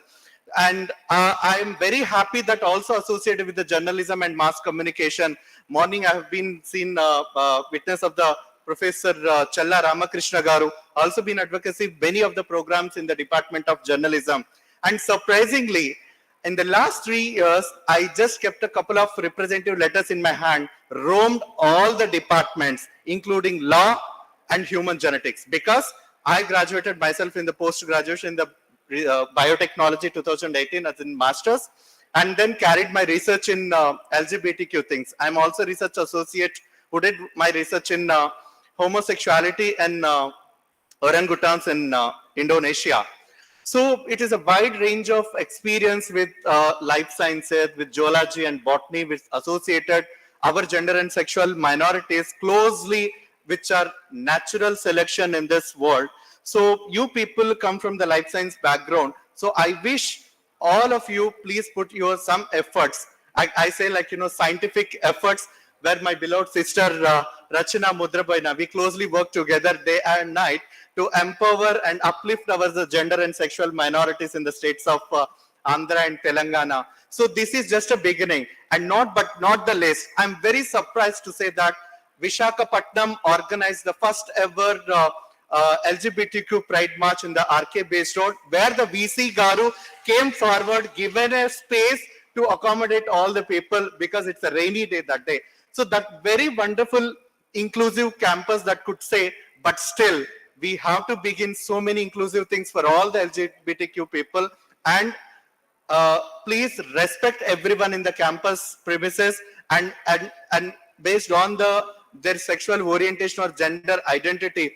Retired Professor Nirmala Garu said very well regarding the legal things, because 2014 we had a NALSA judgment for the protection of a transgender person. At 2019 we have a Transgender Protection Rights Act, and 2018 we have a lesbian, gay, bisexual protections and ruling down by the section 377. So we are dignified in the society. We are equal and equity, looking for the equal rights in educational institutes especially. My special thanks to everyone for giving this opportunity, and my thanks a lot to all the audience for being so patient. My sincere request, because we looking these life science spaces, because whenever the LGBTQ things we initiate in the campus, first we choose the Gandhian studies, then psychology, then law, because only those departments will allow us into their premises and have a dialogue discussions. And I'm very proud and happy that the human genetics departments also taken step forward. And the next future, we will see all the departments inviting the LGBTQ people for an inclusive and diversity of this campus. And definitely, I'll expect 5 out of 5 if we make this university for everyone equally. Thank you so much.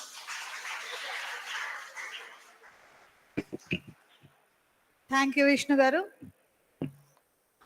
Any feedback from the students? Anybody wants to share how you felt listening from the morning? You're patiently listening and being here. What Tejas sir is already pointed out is really true, because in India you might not have found that kind of problem, but if you go to developed countries, you will find separate bathrooms for the different gender types over there. So here, even if they want to go to a washroom, that's true. We have only, you can see here only in the hall, we are not that, still it is in the growing phase. Like nobody has recognized, nobody has pointed out, nobody has asked for anything till now. Just now we are, he said, it's a first kind of a thing Andhra University has started. So it is a stepping stone. We'll be going one by one, sir. And all the transgender community, we assure you, university is with you. All the scientific community is also with you. We are very sympathetic. We have empathy towards all of you. So just don't think that you're separate. Everybody feels the same. See, there were cases when there is a gender bias even in male and females. Now things changed. So it takes some time for all these things to be in par. So that's what I felt. So anybody wants to share anything, you can come upon and speak for a few minutes. So we are going to conduct a valedictory function. Registrar sir is going to come soon. And till then, anybody wants to share their feedback? Students? Oh, Anita ma'am wants to speak. Yeah, you can take your time. I just want to make a small announcement. There is a national seminar for transgender persons that would be conducted in May. So all of your students, delegates and research scholars, professors, all are invited. Of course, there would be another formal invitation. Earlier in 2016, when I was in my second year of research, I conducted a national seminar in Platinum Jubilee Hall on sex, gender and sexuality. It was a grand success, and of course we had a lot of throwbacks. So we had a lot of problems because in the middle of the night people used to call us and ask us, Madam Garu, meer eti sex gurinchi cheptara? I said, Endi, the research paper andi, research meer university kochi vinandi. So there are a lot of problems when we conducted that seminar. I think ma'am should have been familiar with it. Ma'am is busy talking. Anyway, so there are a lot of, my sincere advice is, a lot of you all came for the seminar, lot of women here. So the next century, the coming generations, I think women play this, there's so much of inclusive society, inclusive papers which have been present for gender equality, and women would be, excuse me, listen to me.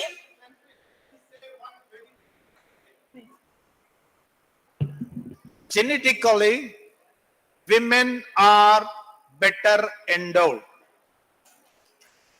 It has been unequivocally proved.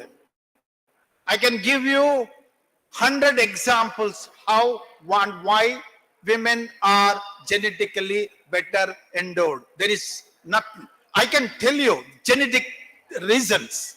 So there used to be equality between sexes in the when people are food gatherers. Only during hunters, what actually happened was when there was pregnancy, birth and all that thing, they have to take care of those things. At that point of time, men got the upper hand. And they don't want to lose that thing, because if equal opportunities are given, any day all the men know they will be overshadowed. This is the thing. This is the fact. I'm telling you, as a student of human genetics, there are unequivocal, concrete evidences for this. Okay? Then you can talk.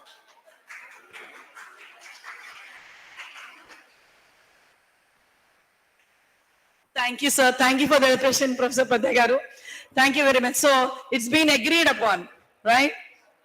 So I seen lot of girls here who are scholars who want to take up this topic, but what kind of effort? Like Abhisi garu told, it starts today. I see they come down here, take time, listen to the speakers, listen to professors who are talking here. Listen, you can't put up any paper. I see most of you all talking between. You all come here to listen what's being presented here. You found madam talking from Indonesia, madam talking from Alaska. So people are not listening. You all come here to put your ideas and take ideas from here, right? And bring out some other idea. But I hardly feel anyone is taking any initiative. All of you are scholars here or students of MSc or students also, right? So you need to take that initiative. And now I don't find that respect which earlier students used to give professors. I think professors have to give now. It's all turned around. But we shouldn't forget that India is a cultural, spiritual and religious country where there is Guru Parampara. Guru Brahma, Guru Vishnu, Guru Devo Maheshwara, Guru Sakshat Parabrahma, Tasmai Guruve Namaha. So Guru is everything. So don't forget, even if they are retired, they are out of the campus, Guru is Guru. I don't find that earlier respect which, what do I say? Am I right? No response. So I would request you all to put this, like sir said, there's so much of knowledge out there which has to be captured. Newton didn't go and find out something different. It is already in nature, that which his frequency captured. So all of you all who are sitting down here can become a Newton and an Einstein. Yes, each one has the potential. If you think you can, you're 50% you're there. Law of attraction, right?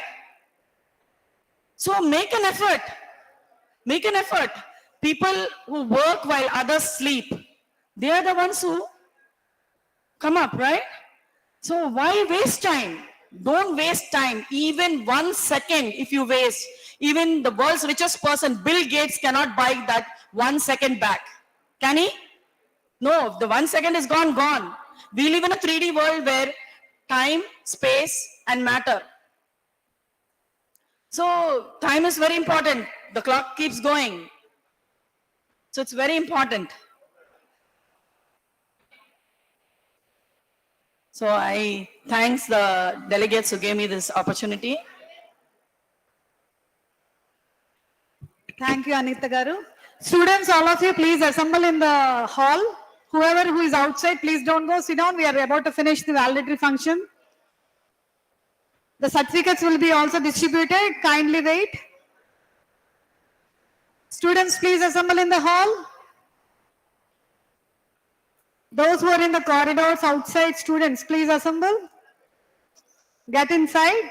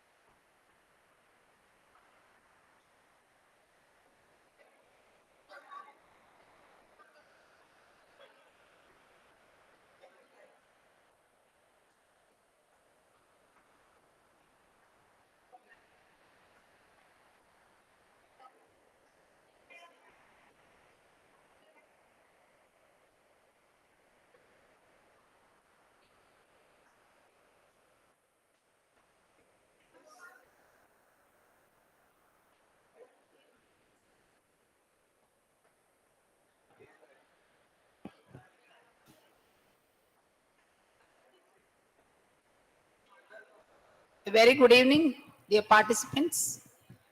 I hope all of you enjoyed the sessions and you are going to leave this hall by learning at least some new things. You feel that it is worth spending this much time here the whole day.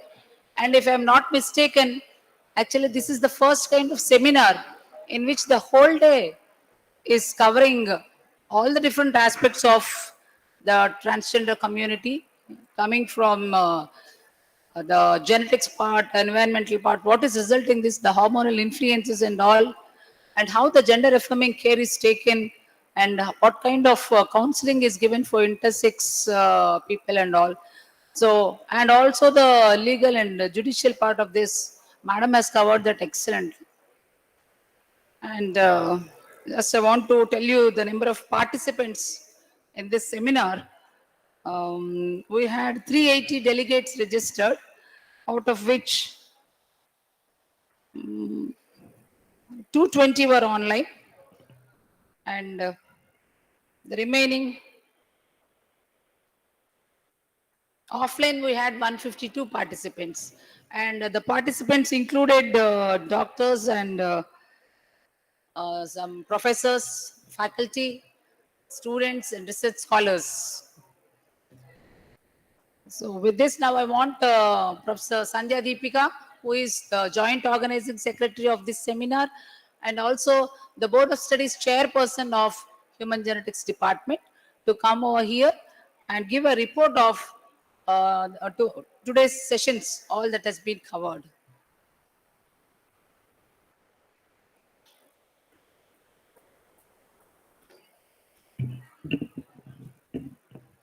Chief guest of today's function, Professor M. James Stephen Garu, Registrar, Andhra University. G. Sudhakar Garu, Registrar, Adikavi Nannaya University. Organizing Secretary, Dr. Lakshmi Garu. Other dignitaries on the dais, off the dais, research scholars, students, press and electronic media. A very good evening to all of you. As a joint organizing secretary, today I am giving a brief report on this seminar, The Beyond Gender Norms, an international seminar on transgender identity, was a comprehensive event organized by the Department of Human Genetics, which explored various aspects of gender identity, including biological, genetic, and social factors that contribute to human diversity. Our Honorable Vice Chancellor, Professor PVGD Prasad Reddy Garu, has inaugurated and has given valuable advices to our participants. Dr. Deborah Nukatola from US provided insightful insights into gender affirming care, emphasizing its potential to support transgender individuals. She highlighted the importance of empathy and understanding in healthcare provision, emphasizing the transformative power of supportive medical practices on transgender individual lives. She has clearly explained and discussed the need and importance of transgender healthcare and medical supervision. Thank you so much, ma'am, for the informative speech. Dr. Ramaraju, renowned gynecologist from the Krishna IVF Hospital and a mentor in medical field, spoke on gender identity and biological sex. The complicated relationship between biological sex and gender identity, the spectrum of gender identity, the role of genetics in the identification of biological sex, concept of gender identity, highlighting the importance of personalized ethical health care that recognizes the genetic and hormonal roots of biological sex and provides a roadmap for the more inclusive medical practices. Dr. Anirab Manjumar presentation on gender incongruence experience from Eastern India highlighted the importance of gender affirming hormone therapy, the diagnosis management and the challenges faced by individuals due to social stigma and the lack of support systems, emphasizing the need for accessible health care.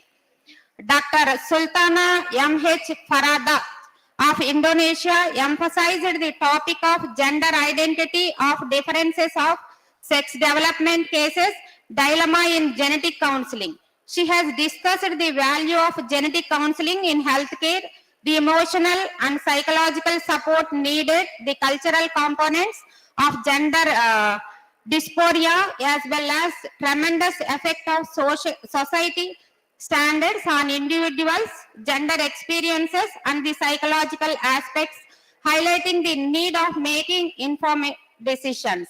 Professor Nirmala's discussion on LGBT, a person issues, concerns, and judicial response was a call to action. She highlighted the discrimination and lack of legal protections for transgender individuals, emphasizing the need for legal reform. Her talk highlighted the fight for gender inclusivity as a legal, social, and medical issues. Ms.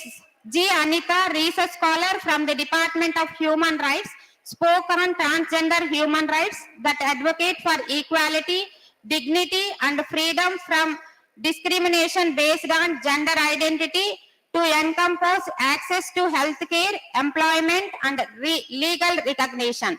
The personal testimonies from Ms. Rachana, a trans health expert and transgender Hijra rights activist from Hyderabad, and G. Komali, a transgender activist, perhaps was impactful. Hearing in person about the struggles and triumphs of leading life as a transgender individual explains the current status of the impact of genetics, healthcare, and legal rights. These talks emphasized the essential need for societal understanding and support, highlighting the ongoing challenges faced by transgender individuals due to societal demarcation and exclusion. The seminar as a whole served as a comprehensive educational experience that enhanced the academic learning and also touching the human empathy and understanding. For students, it offered a foundational understanding of the complexities of gender identity, equipping future generations with the knowledge to support transgender individuals more effectively. For doctors and healthcare professionals, The seminar emphasized the importance of a refined understanding of a gender identity in affirming individuals' gender identities, the potential challenges in treatment and importance of staying informed about the latest in gender affirming practices.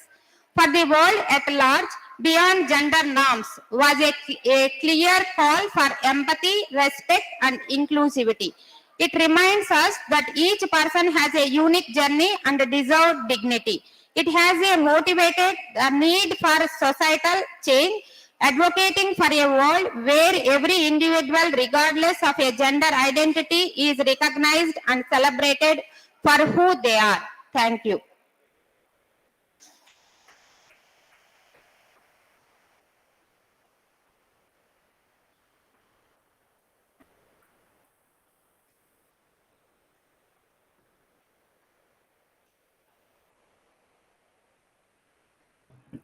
A very good evening to all of you. Thank you, Dr. Sandhya Deepika ma'am, for a wonderful summary. Now I request our most energetic and dynamic professor, Professor G. Sudhakar Garu, Registrar Adikavi Nannaya University, to come on to the dais and say a few words about the seminar.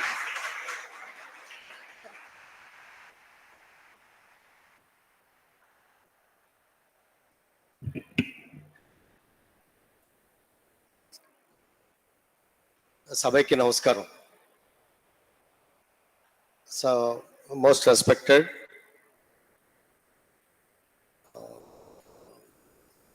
Professor Venkateswara garu, my teacher, Professor Padaya garu is also my teacher, Ravi Kiran garu, the dynamic head of the department, Professor Lakshmi garu, the chairperson, Board of Studies, Madam Sandhya Deepika garu, Professor Lakshmi Pathikam Shetty, and Madam Rajeshwari garu, Benjya garu, Sudhakar garu, all my beloved research scholars, Dhananjay garu, Sir Nambi, Kritika Nambi, Madam Nambi,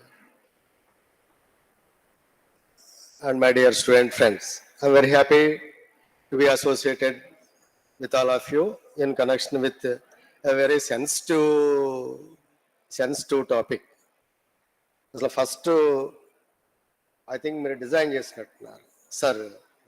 Somebody has designed and I thank him, and Madam Lakshmi garu, she sent me that ఒకసారి చిన్న jerk ఇచ్చిందన్నమాట, because it's a very sensitive issue which we cannot explore, which cannot disclose. ఎలా చెప్పాలో ఏమన్నా ప్రాబ్లమో అనేసి కదా. ఇప్పటికీ కూడా మనకి చాలా ఇప్పటికీ ఒక క్లారిటీ వచ్చి ఉంటుంది. ఏమనాలి, ట్రాన్స్జెండర్స్ అనాలా? ఒక మేడం మాట్లాడుతూ ట్రాన్స్జెండర్ కమ్యూనిటీ అని మాత్రమే అనాలని చెప్పారు. హైదరాబాద్ నుంచి ఎవరు ఇందాక మాట్లాడారు, నాకు I do not know, I'm just latecomer. ఎట్టి పరిస్థితుల్లోనూ ఏదో ఐదర్ ఓపెనింగ్ సెరమనీకి కానీ క్లోజింగ్ సెరమనీకి కానీ వస్తానని లక్ష్మి గారికి చెప్పాను. అందుకే నేను హుటాహుటీనా జస్ట్ స్పీడ్గా డ్రైవ్ చేసుకుని వచ్చాను. థ్యాంక్స్ టు మై డ్రైవర్, అది 3 అవర్స్లో తెచ్చాయండి, నేను రాజమండ్రి నుంచి వచ్చి.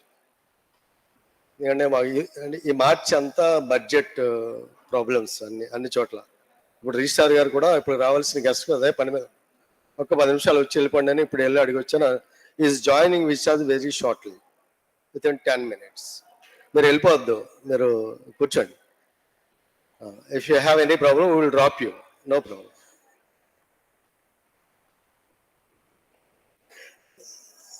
మీ అందరికీ తెలుసు, the topic itself is a sensitive issue. I thank Madam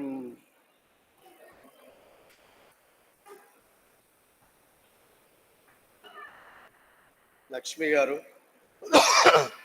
for choosing such a wonderful topic, which is genetically linked. And, you people have certainly an idea regarding that to suggest something to the community, transgender community. And you are the right people to say something, to comment on that. Of course, Madam, respected Madam, is a professor of law. So, Nirmala garu, sorry Madam. మాకు బాగా తెలుసు నాకు కూడా నేను I forgot her name.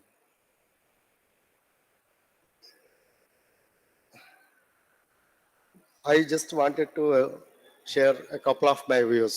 One is, in connection with them, they are facing a social stigma, a social embarrassment. మీకు తెలుసు వీళ్ళంతా bus స్టాండ్లోను అట్లా మనకి తడిసిపడినప్పుడు సిగ్నల్, ఈ మధ్య సిగ్నల్ పాయింట్స్ దగ్గర కదా, ఎక్కడైనా ఒక మంచి కార్యక్రమం జరుగుతూ ఉంటే అక్కడికి వెళ్ళి అలా దే ఆర్ ఐడెంటిటీ క్రైసిస్ అన్నమాట.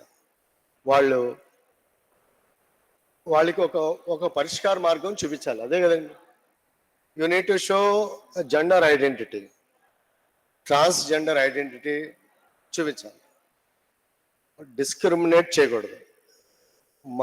వాళ్ళు మనలాంటి వాళ్ళే వాళ్ళు కూడా డిస్క్రిమినేట్ చేయకూడదు. There are separate laws, there are separate judgements. అందువల్ల సోషల్ స్టిగ్మాతో ఇంకా still they are facing so many problems, health పరంగా ప్రాబ్లమ్స్. మేల్ ట్రాన్స్జెండర్స్ ఉన్నారు, ఫిమేల్ ట్రాన్స్జెండర్స్ ఉన్నారు, ఇవన్నీ మీకు తెలుసు. I don't want to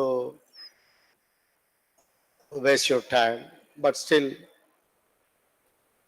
you need to address on social stigma first, and then followed by discrimination, and then followed by health issues. దీనికి అన్నిటికీ పొద్దున్న నుంచి మీరు చాలా మంది మాట్లాడే ఉంటారు, కానీ at the end, so what is your suggestion, and what is the outcome of out of all these challenges? ఇవన్నీ కూడా దృష్టిలో పెట్టుకొని మనమే ఒక పరిష్కార మార్గం చూపించాలి. Everybody has to think of it, and they have to come forward with conclusion. I also suggest one thing before I leave this place. One thing is, there are several NGOs working on the same problem. And organizers. There are so many activists in different places. మీకు ఇందాక ఒక ఆవిడ మాట్లాడారు, ఆవిడ activist. వాళ్ళని కూడా మనతో పాటు సమాజంలో మనతో పాటు ఈక్వల్గా నివసించేటట్టు చేయాలి. ఎందుకంటే కొంత సోషల్ ఎంబ్రాస్మెంట్ ఫీల్ అవుతూ ఉన్నారు వాళ్ళు, సెక్యూరిటీ ప్రాబ్లం కదా. వాళ్ళు ఒక్కలే మన మధ్యలో ఉన్న వాళ్ళు ఏదో చిన్న చూపు చూస్తూ ఉన్నారు. అలాంటివి ఏమీ లేకుండా మనతో పాటు ఈక్వల్గా నివసించే హక్కు చట్టపరంగా కూడా వాళ్ళకి ఉంది. అది ప్రతి ఒక్కరు తెలుసుకోవాలి, దాన్ని తెలియచేయాలి. యాక్టివిస్టులు, policy makers and NGOs, organisers, ఈ ముగ్గురు కలిస్తే తప్ప దీనికి ఒక పరిష్కార మార్గం ఉండదు. అందరూ ఇలాంటి చోట నుంచి చాలామంది మాట్లాడతారు, కానీ the activist first, they need to bring them up. They need to focus on certain issues, certain challenges which they are facing. అవి వాళ్ళు ఫోకస్ చేయాలి. ఆర్గనైజర్స్ ఇదంతా they are in between NGOs, ఇవన్నీ కూడా in between government and activist. వాళ్ళ role వాళ్ళు play చేయాలి. అంటే మెయిన్ పాలసీ మేకర్స్. ఎందుకంటే మీకు తెలుసు, ఇండియాలో ఒకలా ఉంటుంది, బయట అదర్ కంట్రీస్లో యునైటెడ్ స్టేట్స్లో వాటిల్లో ఒకలా ఉంటుంది. They have some reservations. కొన్ని చోట్ల ఉన్నాయి, కొన్ని చోట్ల లేవు కదా. కొన్ని చోట్ల ఇంకా సప్రెస్మెంట్ ఉంది. ఇంకా అలాంటి ప్రాబ్లమ్స్ నుంచి వాళ్ళకి ఒక పరిష్కార మార్గం మీలాంటి మేధావులు అందరూ చూపించాలి. అంటే హెల్త్ పరంగా డాక్టర్స్ వాళ్ళంతా జెనెటిక్స్ పరంగా జన్యు శాస్త్రవేత్తలు అందరూ చెప్తారు. బట్ వాళ్ళు కూడా మనతో పాటు సమాన హక్కులు కలిగి జీవించేటట్టు ఒక సమస్యకి ఒక పరిష్కార మార్గం చూపించాలన్నది నా అభిప్రాయం. మార్నింగ్ నుంచి వేరే doctors, lawyers, policy makers, NGOs వీళ్ళందరూ మాట్లాడి ఉంటారు కదా. You come up with little conclusion saying that this is the outcome of this conference, or this is the suggestion which everybody is focusing on those contemporary issues. అలాంటి పరిష్కార మార్గం చూపించాలనేది నా అభిప్రాయం. ఎందుకంటే చాలామంది many are focusing on so many other issues, of course genetically susceptible, కానీ ఇలాంటి ఇష్యూస్ని take up చేసి మేము కూడా వెరీ రీసెంట్గా పద్దయ్య గారు వాళ్ళు కూడా ఈ ట్రాన్స్జెండర్ అంటే యునాక్స్ అంటే అందరికీ తెలియదు. Eunuchs is a medical term, genetic term. Eunuchs అంటే అందరికీ అర్థం కాదు. ట్రాన్స్జెండర్ అనేది అందరికీ అర్థమైపోతుంది. యునాక్స్ అంటే అందరికీ మీలా చదువుకున్న వాళ్ళకి అర్థం అవుతాం. ట్రాన్స్జెండర్స్ అంటే అందరికీ అర్థం అవుతుంది. You need to show them, you need to కదా, some show them a kind of solution saying that you are on par with any other male or female. ఇదివరకు అలాంటిది ఉండేది కాదు. ఇప్పుడు ఈవెన్ గవర్నమెంట్స్ కూడా మేల్ సెక్స్లో మేల్, ఫిమేల్ అండ్ అదర్స్ అని పెడతాం. You might have observed those kind of things while filling any kind of that. ఏదో ఒక రేషన్ కార్డుకి అప్లై చేయండి, ఏదో ఒక ఇంటికి దరఖాస్తు చేయండి, ఇలాంటివన్నీ పెట్టున్నారు. విశాఖపట్నంలో కూడా there is a large community ఉంది. I know some pockets. ఇప్పుడు వాళ్ళు బాగా సెటిల్ అవుతున్నారు. The prime minister employment generation scheme అని ఇంకోటని పెట్టే many governments are supporting particularly those kind of people to encourage them to settle in their lives. అలాంటివన్నీ తెలుసుకుని వాళ్ళు కూడా, వాళ్ళల్లో కూడా ఇందాక ఒక మేడం మాట్లాడారు, ట్రాన్స్జెండర్ కమ్యూనిటీ నుంచి గొప్ప గొప్ప లాయర్స్ ఉన్నారు, గొప్ప గొప్ప ప్రొఫెసర్స్ ఉన్నారు, గొప్ప గొప్ప డాక్టర్స్ ఉన్నారని ఒక మేడం ఎవరో హైదరాబాద్ నుంచి మాట్లాడుతూ నేను విన్నాను. అందరూ ఉన్నారు. Maybe male transgender or maybe female transgender. We need to show them a way to live along with other genders. So that is my opinion. ఎందుకంటే ఇప్పుడు అందరూ చాలామంది many people wants to leave this place. Morning నుంచి I'm very happy to share some of my feelings. I thank Lakshmi garu for inviting me to this function. అంటే ఏదో either వాల్డిక్ట్కి కానీ, opening సెరమనీకి కానీ, closing సెరమనీకి కానీ వస్తానని చెప్పాను. That's why I could make it convenient to be here at least for the closing ceremony. అందరూ మన అందరి తరఫున, మరి నేను కూడా డిపార్ట్మెంట్ వాడినే కాబట్టి మన అందరి తరఫున లక్ష్మి గారికి ధన్యవాదాలు. బాగా చేశారు ఆవిడ. Let us give him big applause కదా. ఇంకా గట్టిగా కొట్టాలి కదా కదా. అందువల్ల ఆవిడ తెలుసు కదా, ఆవిడ టాస్క్ మాస్టర్. ఇది అవ్వాలంటే ఇది అయిపోవాలన్నమాట కదా. అందువల్ల there are several, in spite of several restrictions in the city. మీకు తెలియదు ఇదంతా తెర వెనక్కి. ఇప్పుడు ఈ ఫంక్షన్ చేయడానికి జాయింట్ కలెక్టర్ నుంచి పర్మిషన్ తీసుకోవాలండి, మీకు తెలుసో లేదో. తీసుకున్నారండి, వారి తరఫున రిజిస్టర్ గారు తీసుకున్నారు. ఇలా in spite of several constraints because of code of conduct due to elections. అయినప్పటికీ వారు చాలా బాగా చేశారు. ఇందాక చాలా మంది ఉన్నారు, బస్ టైం అయిపోతుందని వెళ్ళిపోతా ఉన్నారు. బస్సు లేకపోతే మేము డ్రాప్ చేస్తాం, మీరు కంగారు పడకండి. రిజిస్టర్ గారు జాయిన్ అవుతున్నారు ఒక 5 minutesలో. అట్లీస్ట్ ఆయన గ్రీట్ చేసిన తర్వాత క్లోజ్ చేద్దాం. రైట్? అందువల్ల once again I thank professor Lakshmi madam for organizing such a wonderful event, that too a sensitive issue, to show them a way how to mingle and how to live on par with other genders. So I thank all of you for gracing the occasion. I profusely thank my respected teacher TV Rao garu, Aday garu, and all other teachers for sparing their valuable time and spending their valuable time with the faculty and students of this great department. Thank you very much.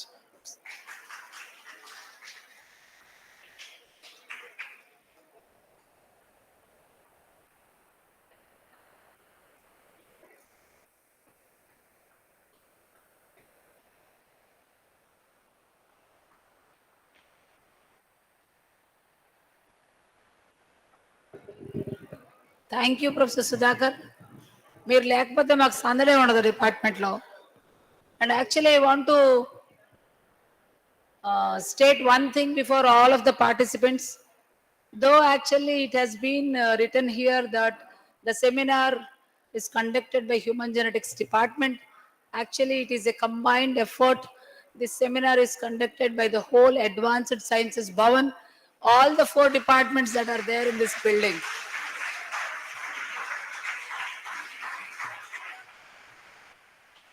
So now I think all the students and the participants, they are exhausted now, listening to all the talks that were started in the morning. Now we have a couple of singers with us, and one of her is, she won in Paduta Tiyega.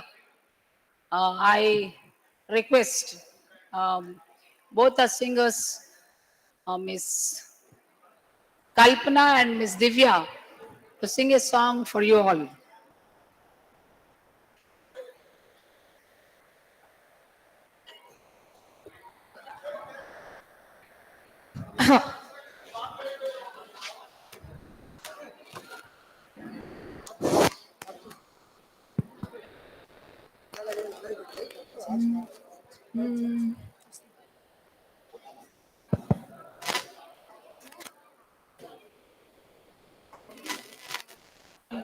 సఖియా వివరించవే,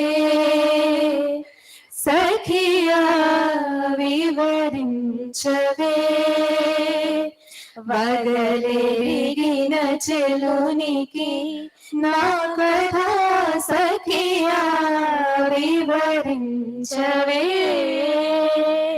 వగలెరిగిన చెలునికి నా కథ సఖియా వివరించవే. నిన్ను చూచి కరుణ చెదరి కన్నె మనసు కానుక చేసి, నిన్ను చూచి కరుణ చెదరి కన్నె మనసు కానుక చేసి, మరువలేక మనసురాక విరహాన చెలికాన వేగేనని సఖియా వివరించవే. మల్లె పూల మనసు దోచి పిల్లగాలి వీచేవేళ,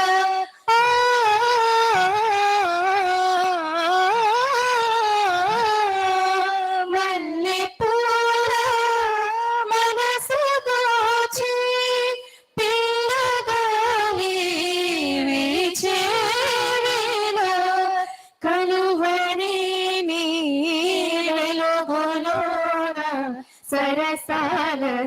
వ్యధాలు తీరేనని సఖియా వివరించవే వగలెరిగిన చెలునికి నా కథ సఖియా వివరించవే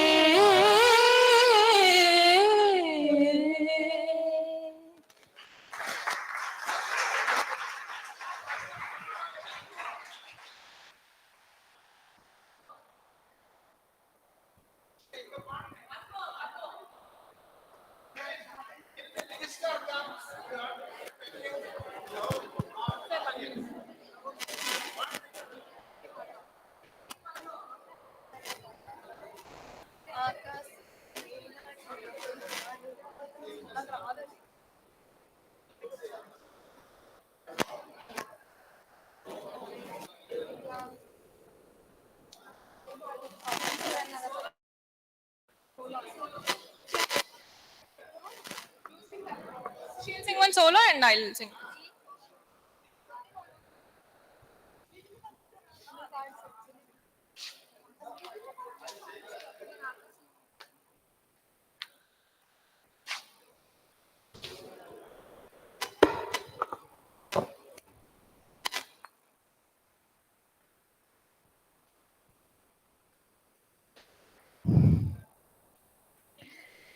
జిలిబిలి పలుకులు చిలిపిగా పలికిన మైనా మైనా కిలకిల నగవుల వలపులు చిలికిన మైనా మైనా మిలమిల మెరిసిన తార మిన్నుల విడిన సితార మిలమిల మెరిసిన తార మిన్నుల విడిన సితార మధువుల పెదవులు మమతలు విరిసిన మైనా ఏమైనా కలలను పెంచకు కలతను దాచకు ఏమైనా ఓ మైనా జిలిబిలి పలుకులు చిలిపిగా పలికిన మైనా మైనా కిలకిల నగవుల వలపులు చిలికిన మైనా మైనా. Thank you.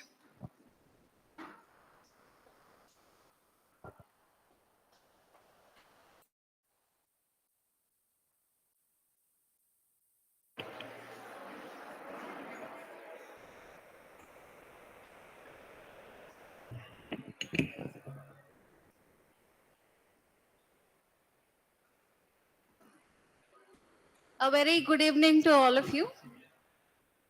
I welcome you all to the valedictory function of the International Seminar on Beyond Gender Norms, an international seminar on transgender identity. Truly, indeed, it is an eye-opening, heart-touching, and very informative seminar. Now I request our beloved Head of the Department, Dr. V. Lakshmi, Organizing Secretary of this international seminar, to come on to the dais and occupy the chair.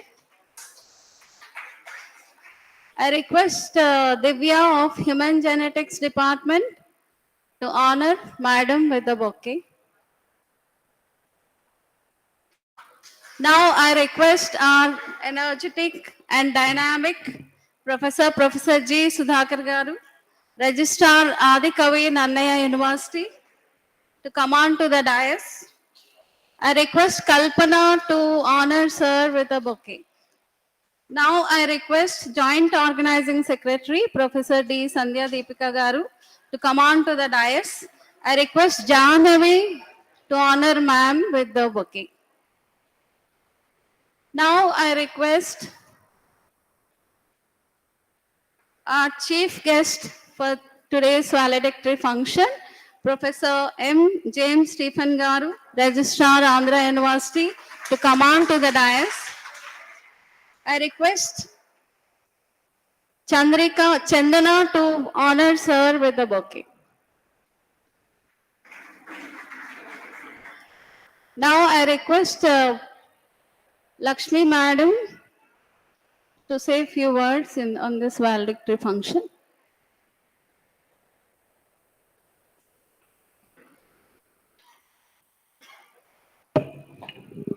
A very good evening.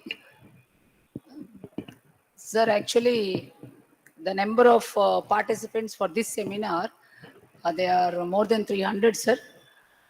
And we had almost 200 online, sir, and 152 offline. And the participants included doctors and research scholars, faculty members, students from Andhra University and affiliated colleges. So today we had actually 5 sessions by the resource persons, among whom 2 were international speakers and 3 from India, sir. And we have covered different aspects like what are the genetic, hormonal and environmental influences which lead to the array of this LGBTQ community. And we also, the topics that covered included the gender affirming care, how surgery is used as a part of transformation, and including hormonal treatment and psychological treatment. And the legal aspects were covered by our resource person, Professor Nirmala Garu from Law College. And the last concluding session, we had experiences from the transgender community, Ms. Komali, and a research scholar from our university who belongs to Department of Human Rights. She shared her experiences with the community. She's working on that topic. And we also had Vishnu Teja, who came all over from Hyderabad, and he also shared his experience. And one more renowned personality, Rachana Mudrapoina, she also delivered her talk online, and there was a huge response for her talk also. I actually want you to felicitate Professor Nirmala Garu, the resource person of today's afternoon session, sir. I request Professor Sudhakar Garu, registered Adikavi Nannaya University, to join, and Padaya Garu also to join in felicitating her, Sandhya Deepika, and Sir Venkatesh Rao Garu.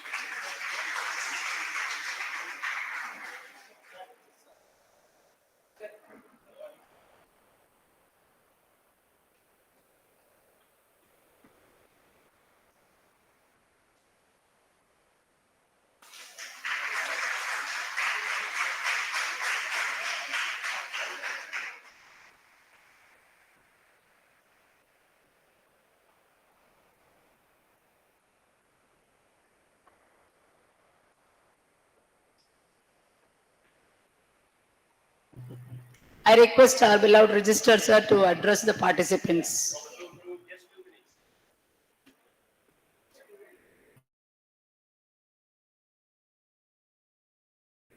Hello, students. I'm so surprised to see all the students even after it's almost 6 o'clock, 5:45. So wonderful to see you all. I should congratulate the Department of Human Genetics for organizing such a wonderful conference, rather a seminar on transgender identity. Respected dignitaries on the dais, Sudha, convener of the program, Lakshmi Madam. Identity, human identity. Just give me 2 minutes. Hello? Just give me 2 minutes. I will close. When we think of human identity being a teacher of artificial intelligence, always compare a machine with man. We are human beings. Our identity comes through our very existence, not through our performance. The very existence gives us the identity. When we work with the mission's identity always associated with its performance. Take a computing mission, a small calculator. If you plus 2 plus 3, what should be the answer? 2 plus 3? 5. If it gives 6, what would you do with that mission? You would simply throw it away. You know, I still remember the day when my girl went to school, just 2.5, 3 years, along with her brother, elder brother. She said, Papa, now I can add numbers. I asked her, what is 2 plus 3? She said, 23. But I didn't throw her. Why I didn't throw her? She is not just a mission to perform. Even it doesn't perform, she doesn't give the right answer. She got that value from the very existence. We need to understand that we have different genders, but we are all human beings at the end. Dr. Ambedkar always advocated the equality of the gender, right? He always encouraged women. And now United Nations 2030 Sustainable Development Goals, where you can see this gender equality as one of the 17 Sustainable Development Goals. So I'm so happy that the students, and I'm so excited to understand that this program is organized in blended mode. I really appreciate that. Being a computer teacher, you know, we should optimize the resources that are available. So after COVID, you know, these online platforms really came into light, and people have started using, irrespective of the department, the technology that we should use, right? So thank you so much for inviting me. My sincere apologies for my delay, because I have been extremely occupied with various responsibilities. But students, please understand, you have your value not because of your marks, not because of your grades, not because of your first rank, second rank, third rank. No, no, no, no. By the life what you have, by the very existence, you have your value. And we are all so unique. I did my PhD on fingerprints. You know, you Google fingerprints and my name, you'll find some white papers. I have few patents even in that area. You know, you don't find similar fingerprints even for twins. We have more than 800 crore people on the planet. But each person, see, if you look at the fingerprint with your naked eye, even you cannot identify your own fingerprint. But you know, all look similar. But those small points, we call them minutiae. The ridge ending and bifurcation, those are the 2 points. You know, how could it be? 800 crore varieties. So please understand, what does it indicate? You are so unique. You are good at something, may not be good at everything. None of us is better than all of us, right? We all have a lot of potential within. Bring it out and use it for the good for the society.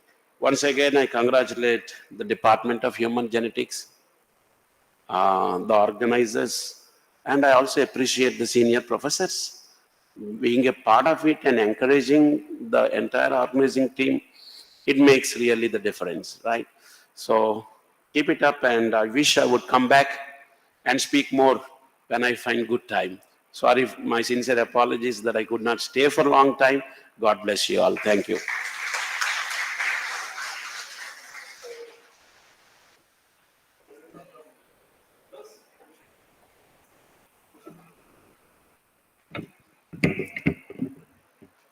Thank you so much, sir, for your wonderful, thought-provoking, and very brief, apt address to the students as well as faculty. Thank you so much once again, sir, for sparing your valuable time out of your busy schedule. Now, I request all the senior faculty members, organizing secretary, senior professors to felicitate our beloved chief guest, Professor James Stephen Garu, Registrar, Andhra University.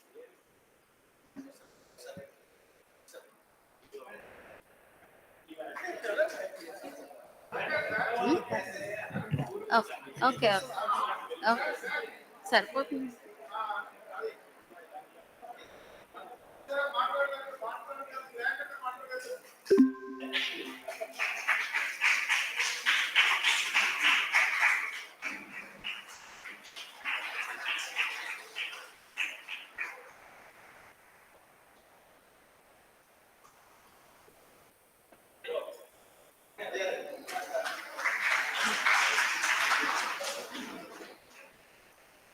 vote of thanks.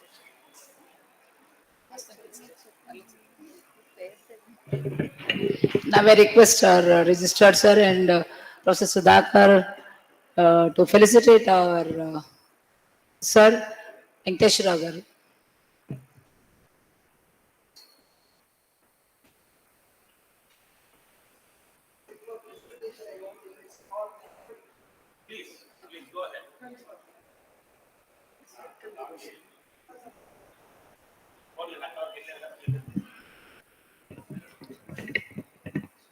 Now, the dignitaries on the dais and all my grandchildren of the dais. Because I entered into this department with one of the founders in 1972. And now what I want to tell you is, there is a difference between man and human. Man is an animal. Human is not an animal. That is the difference, main fundamental difference. This is because of variation. Without variation, there is no evolution. And without mutation, there is no variation. So therefore, changes in the genes is more important, for which the seminars are being conducted to extend the knowledge. So therefore, always share your knowledge. Don't keep it in your heart. Open heart.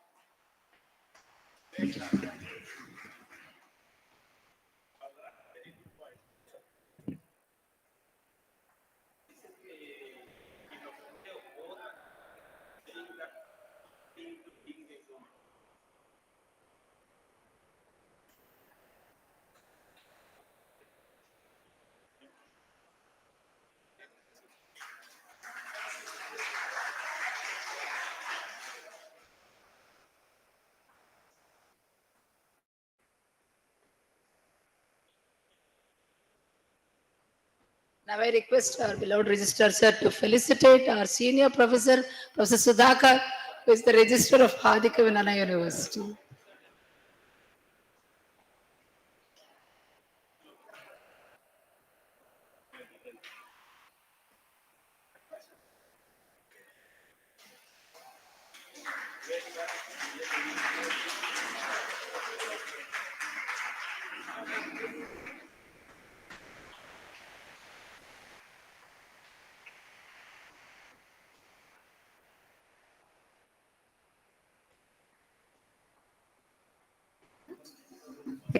Now I request Professor D. Dhananjay Garu to propose vote of thanks.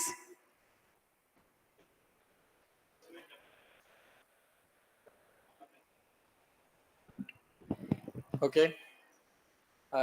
Good evening, all. I think it's a very, early start and delayed end itself shows that what a kind of deliberations we had today. And I have no doubt this international seminar is of that standard, which is going really international.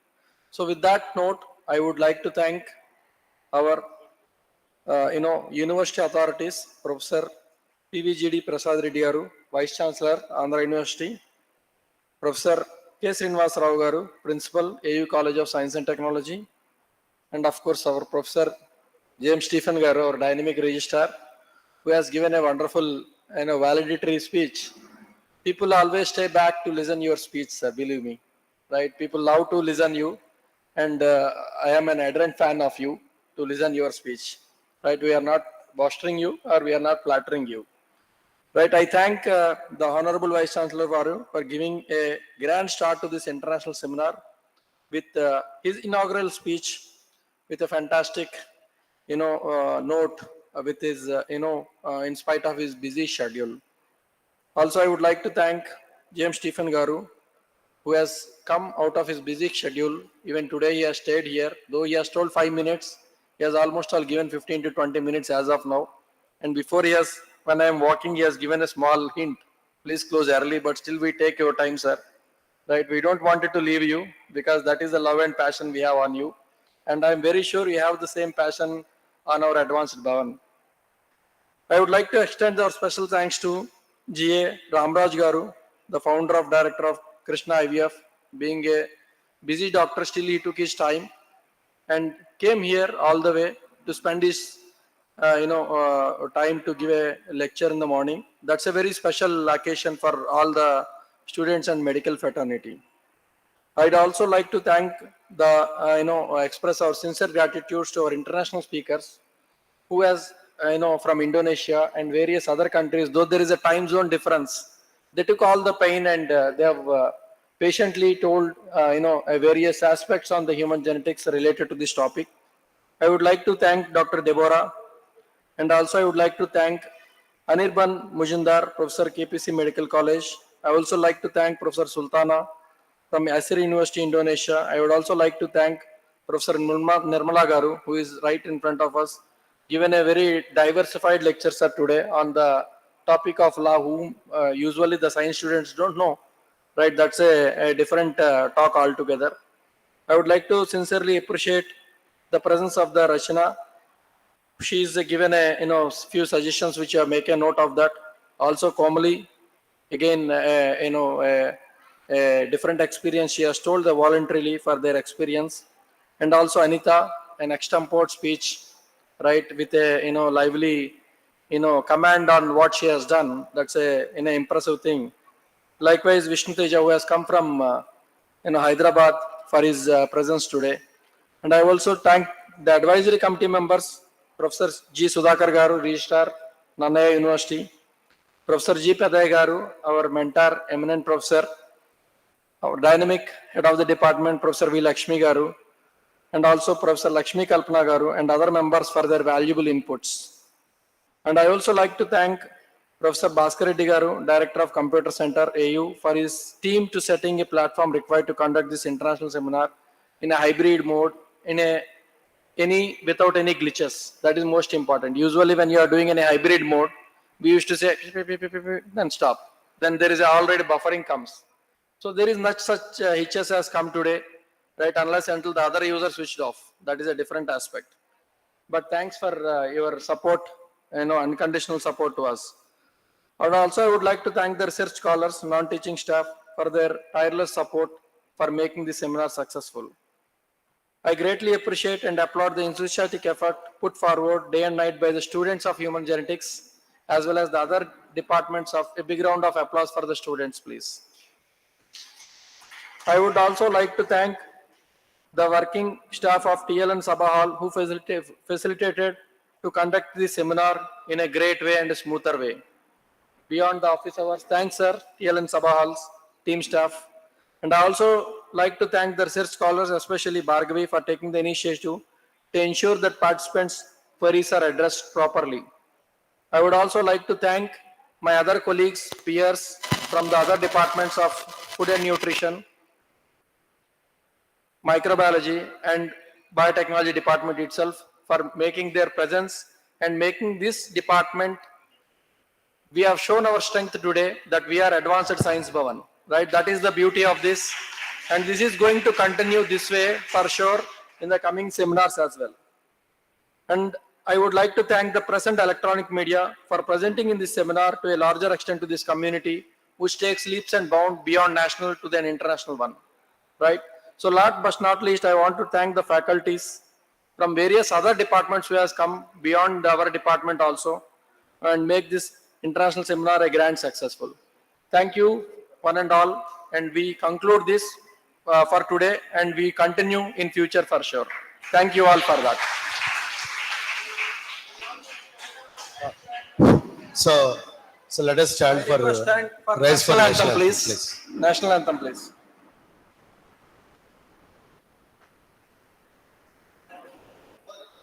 Jana Gana Mana. We'll start. Somebody is coming. Yeah. You ready? Please come.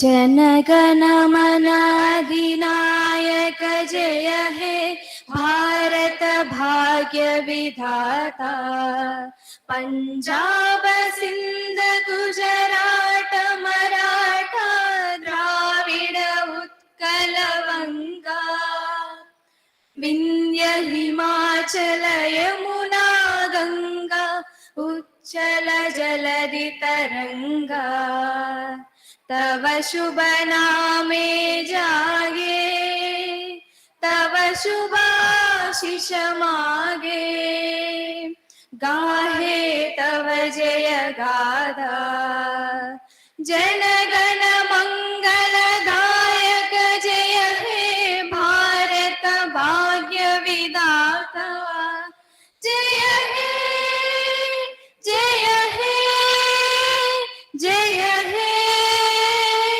जय जय जय जय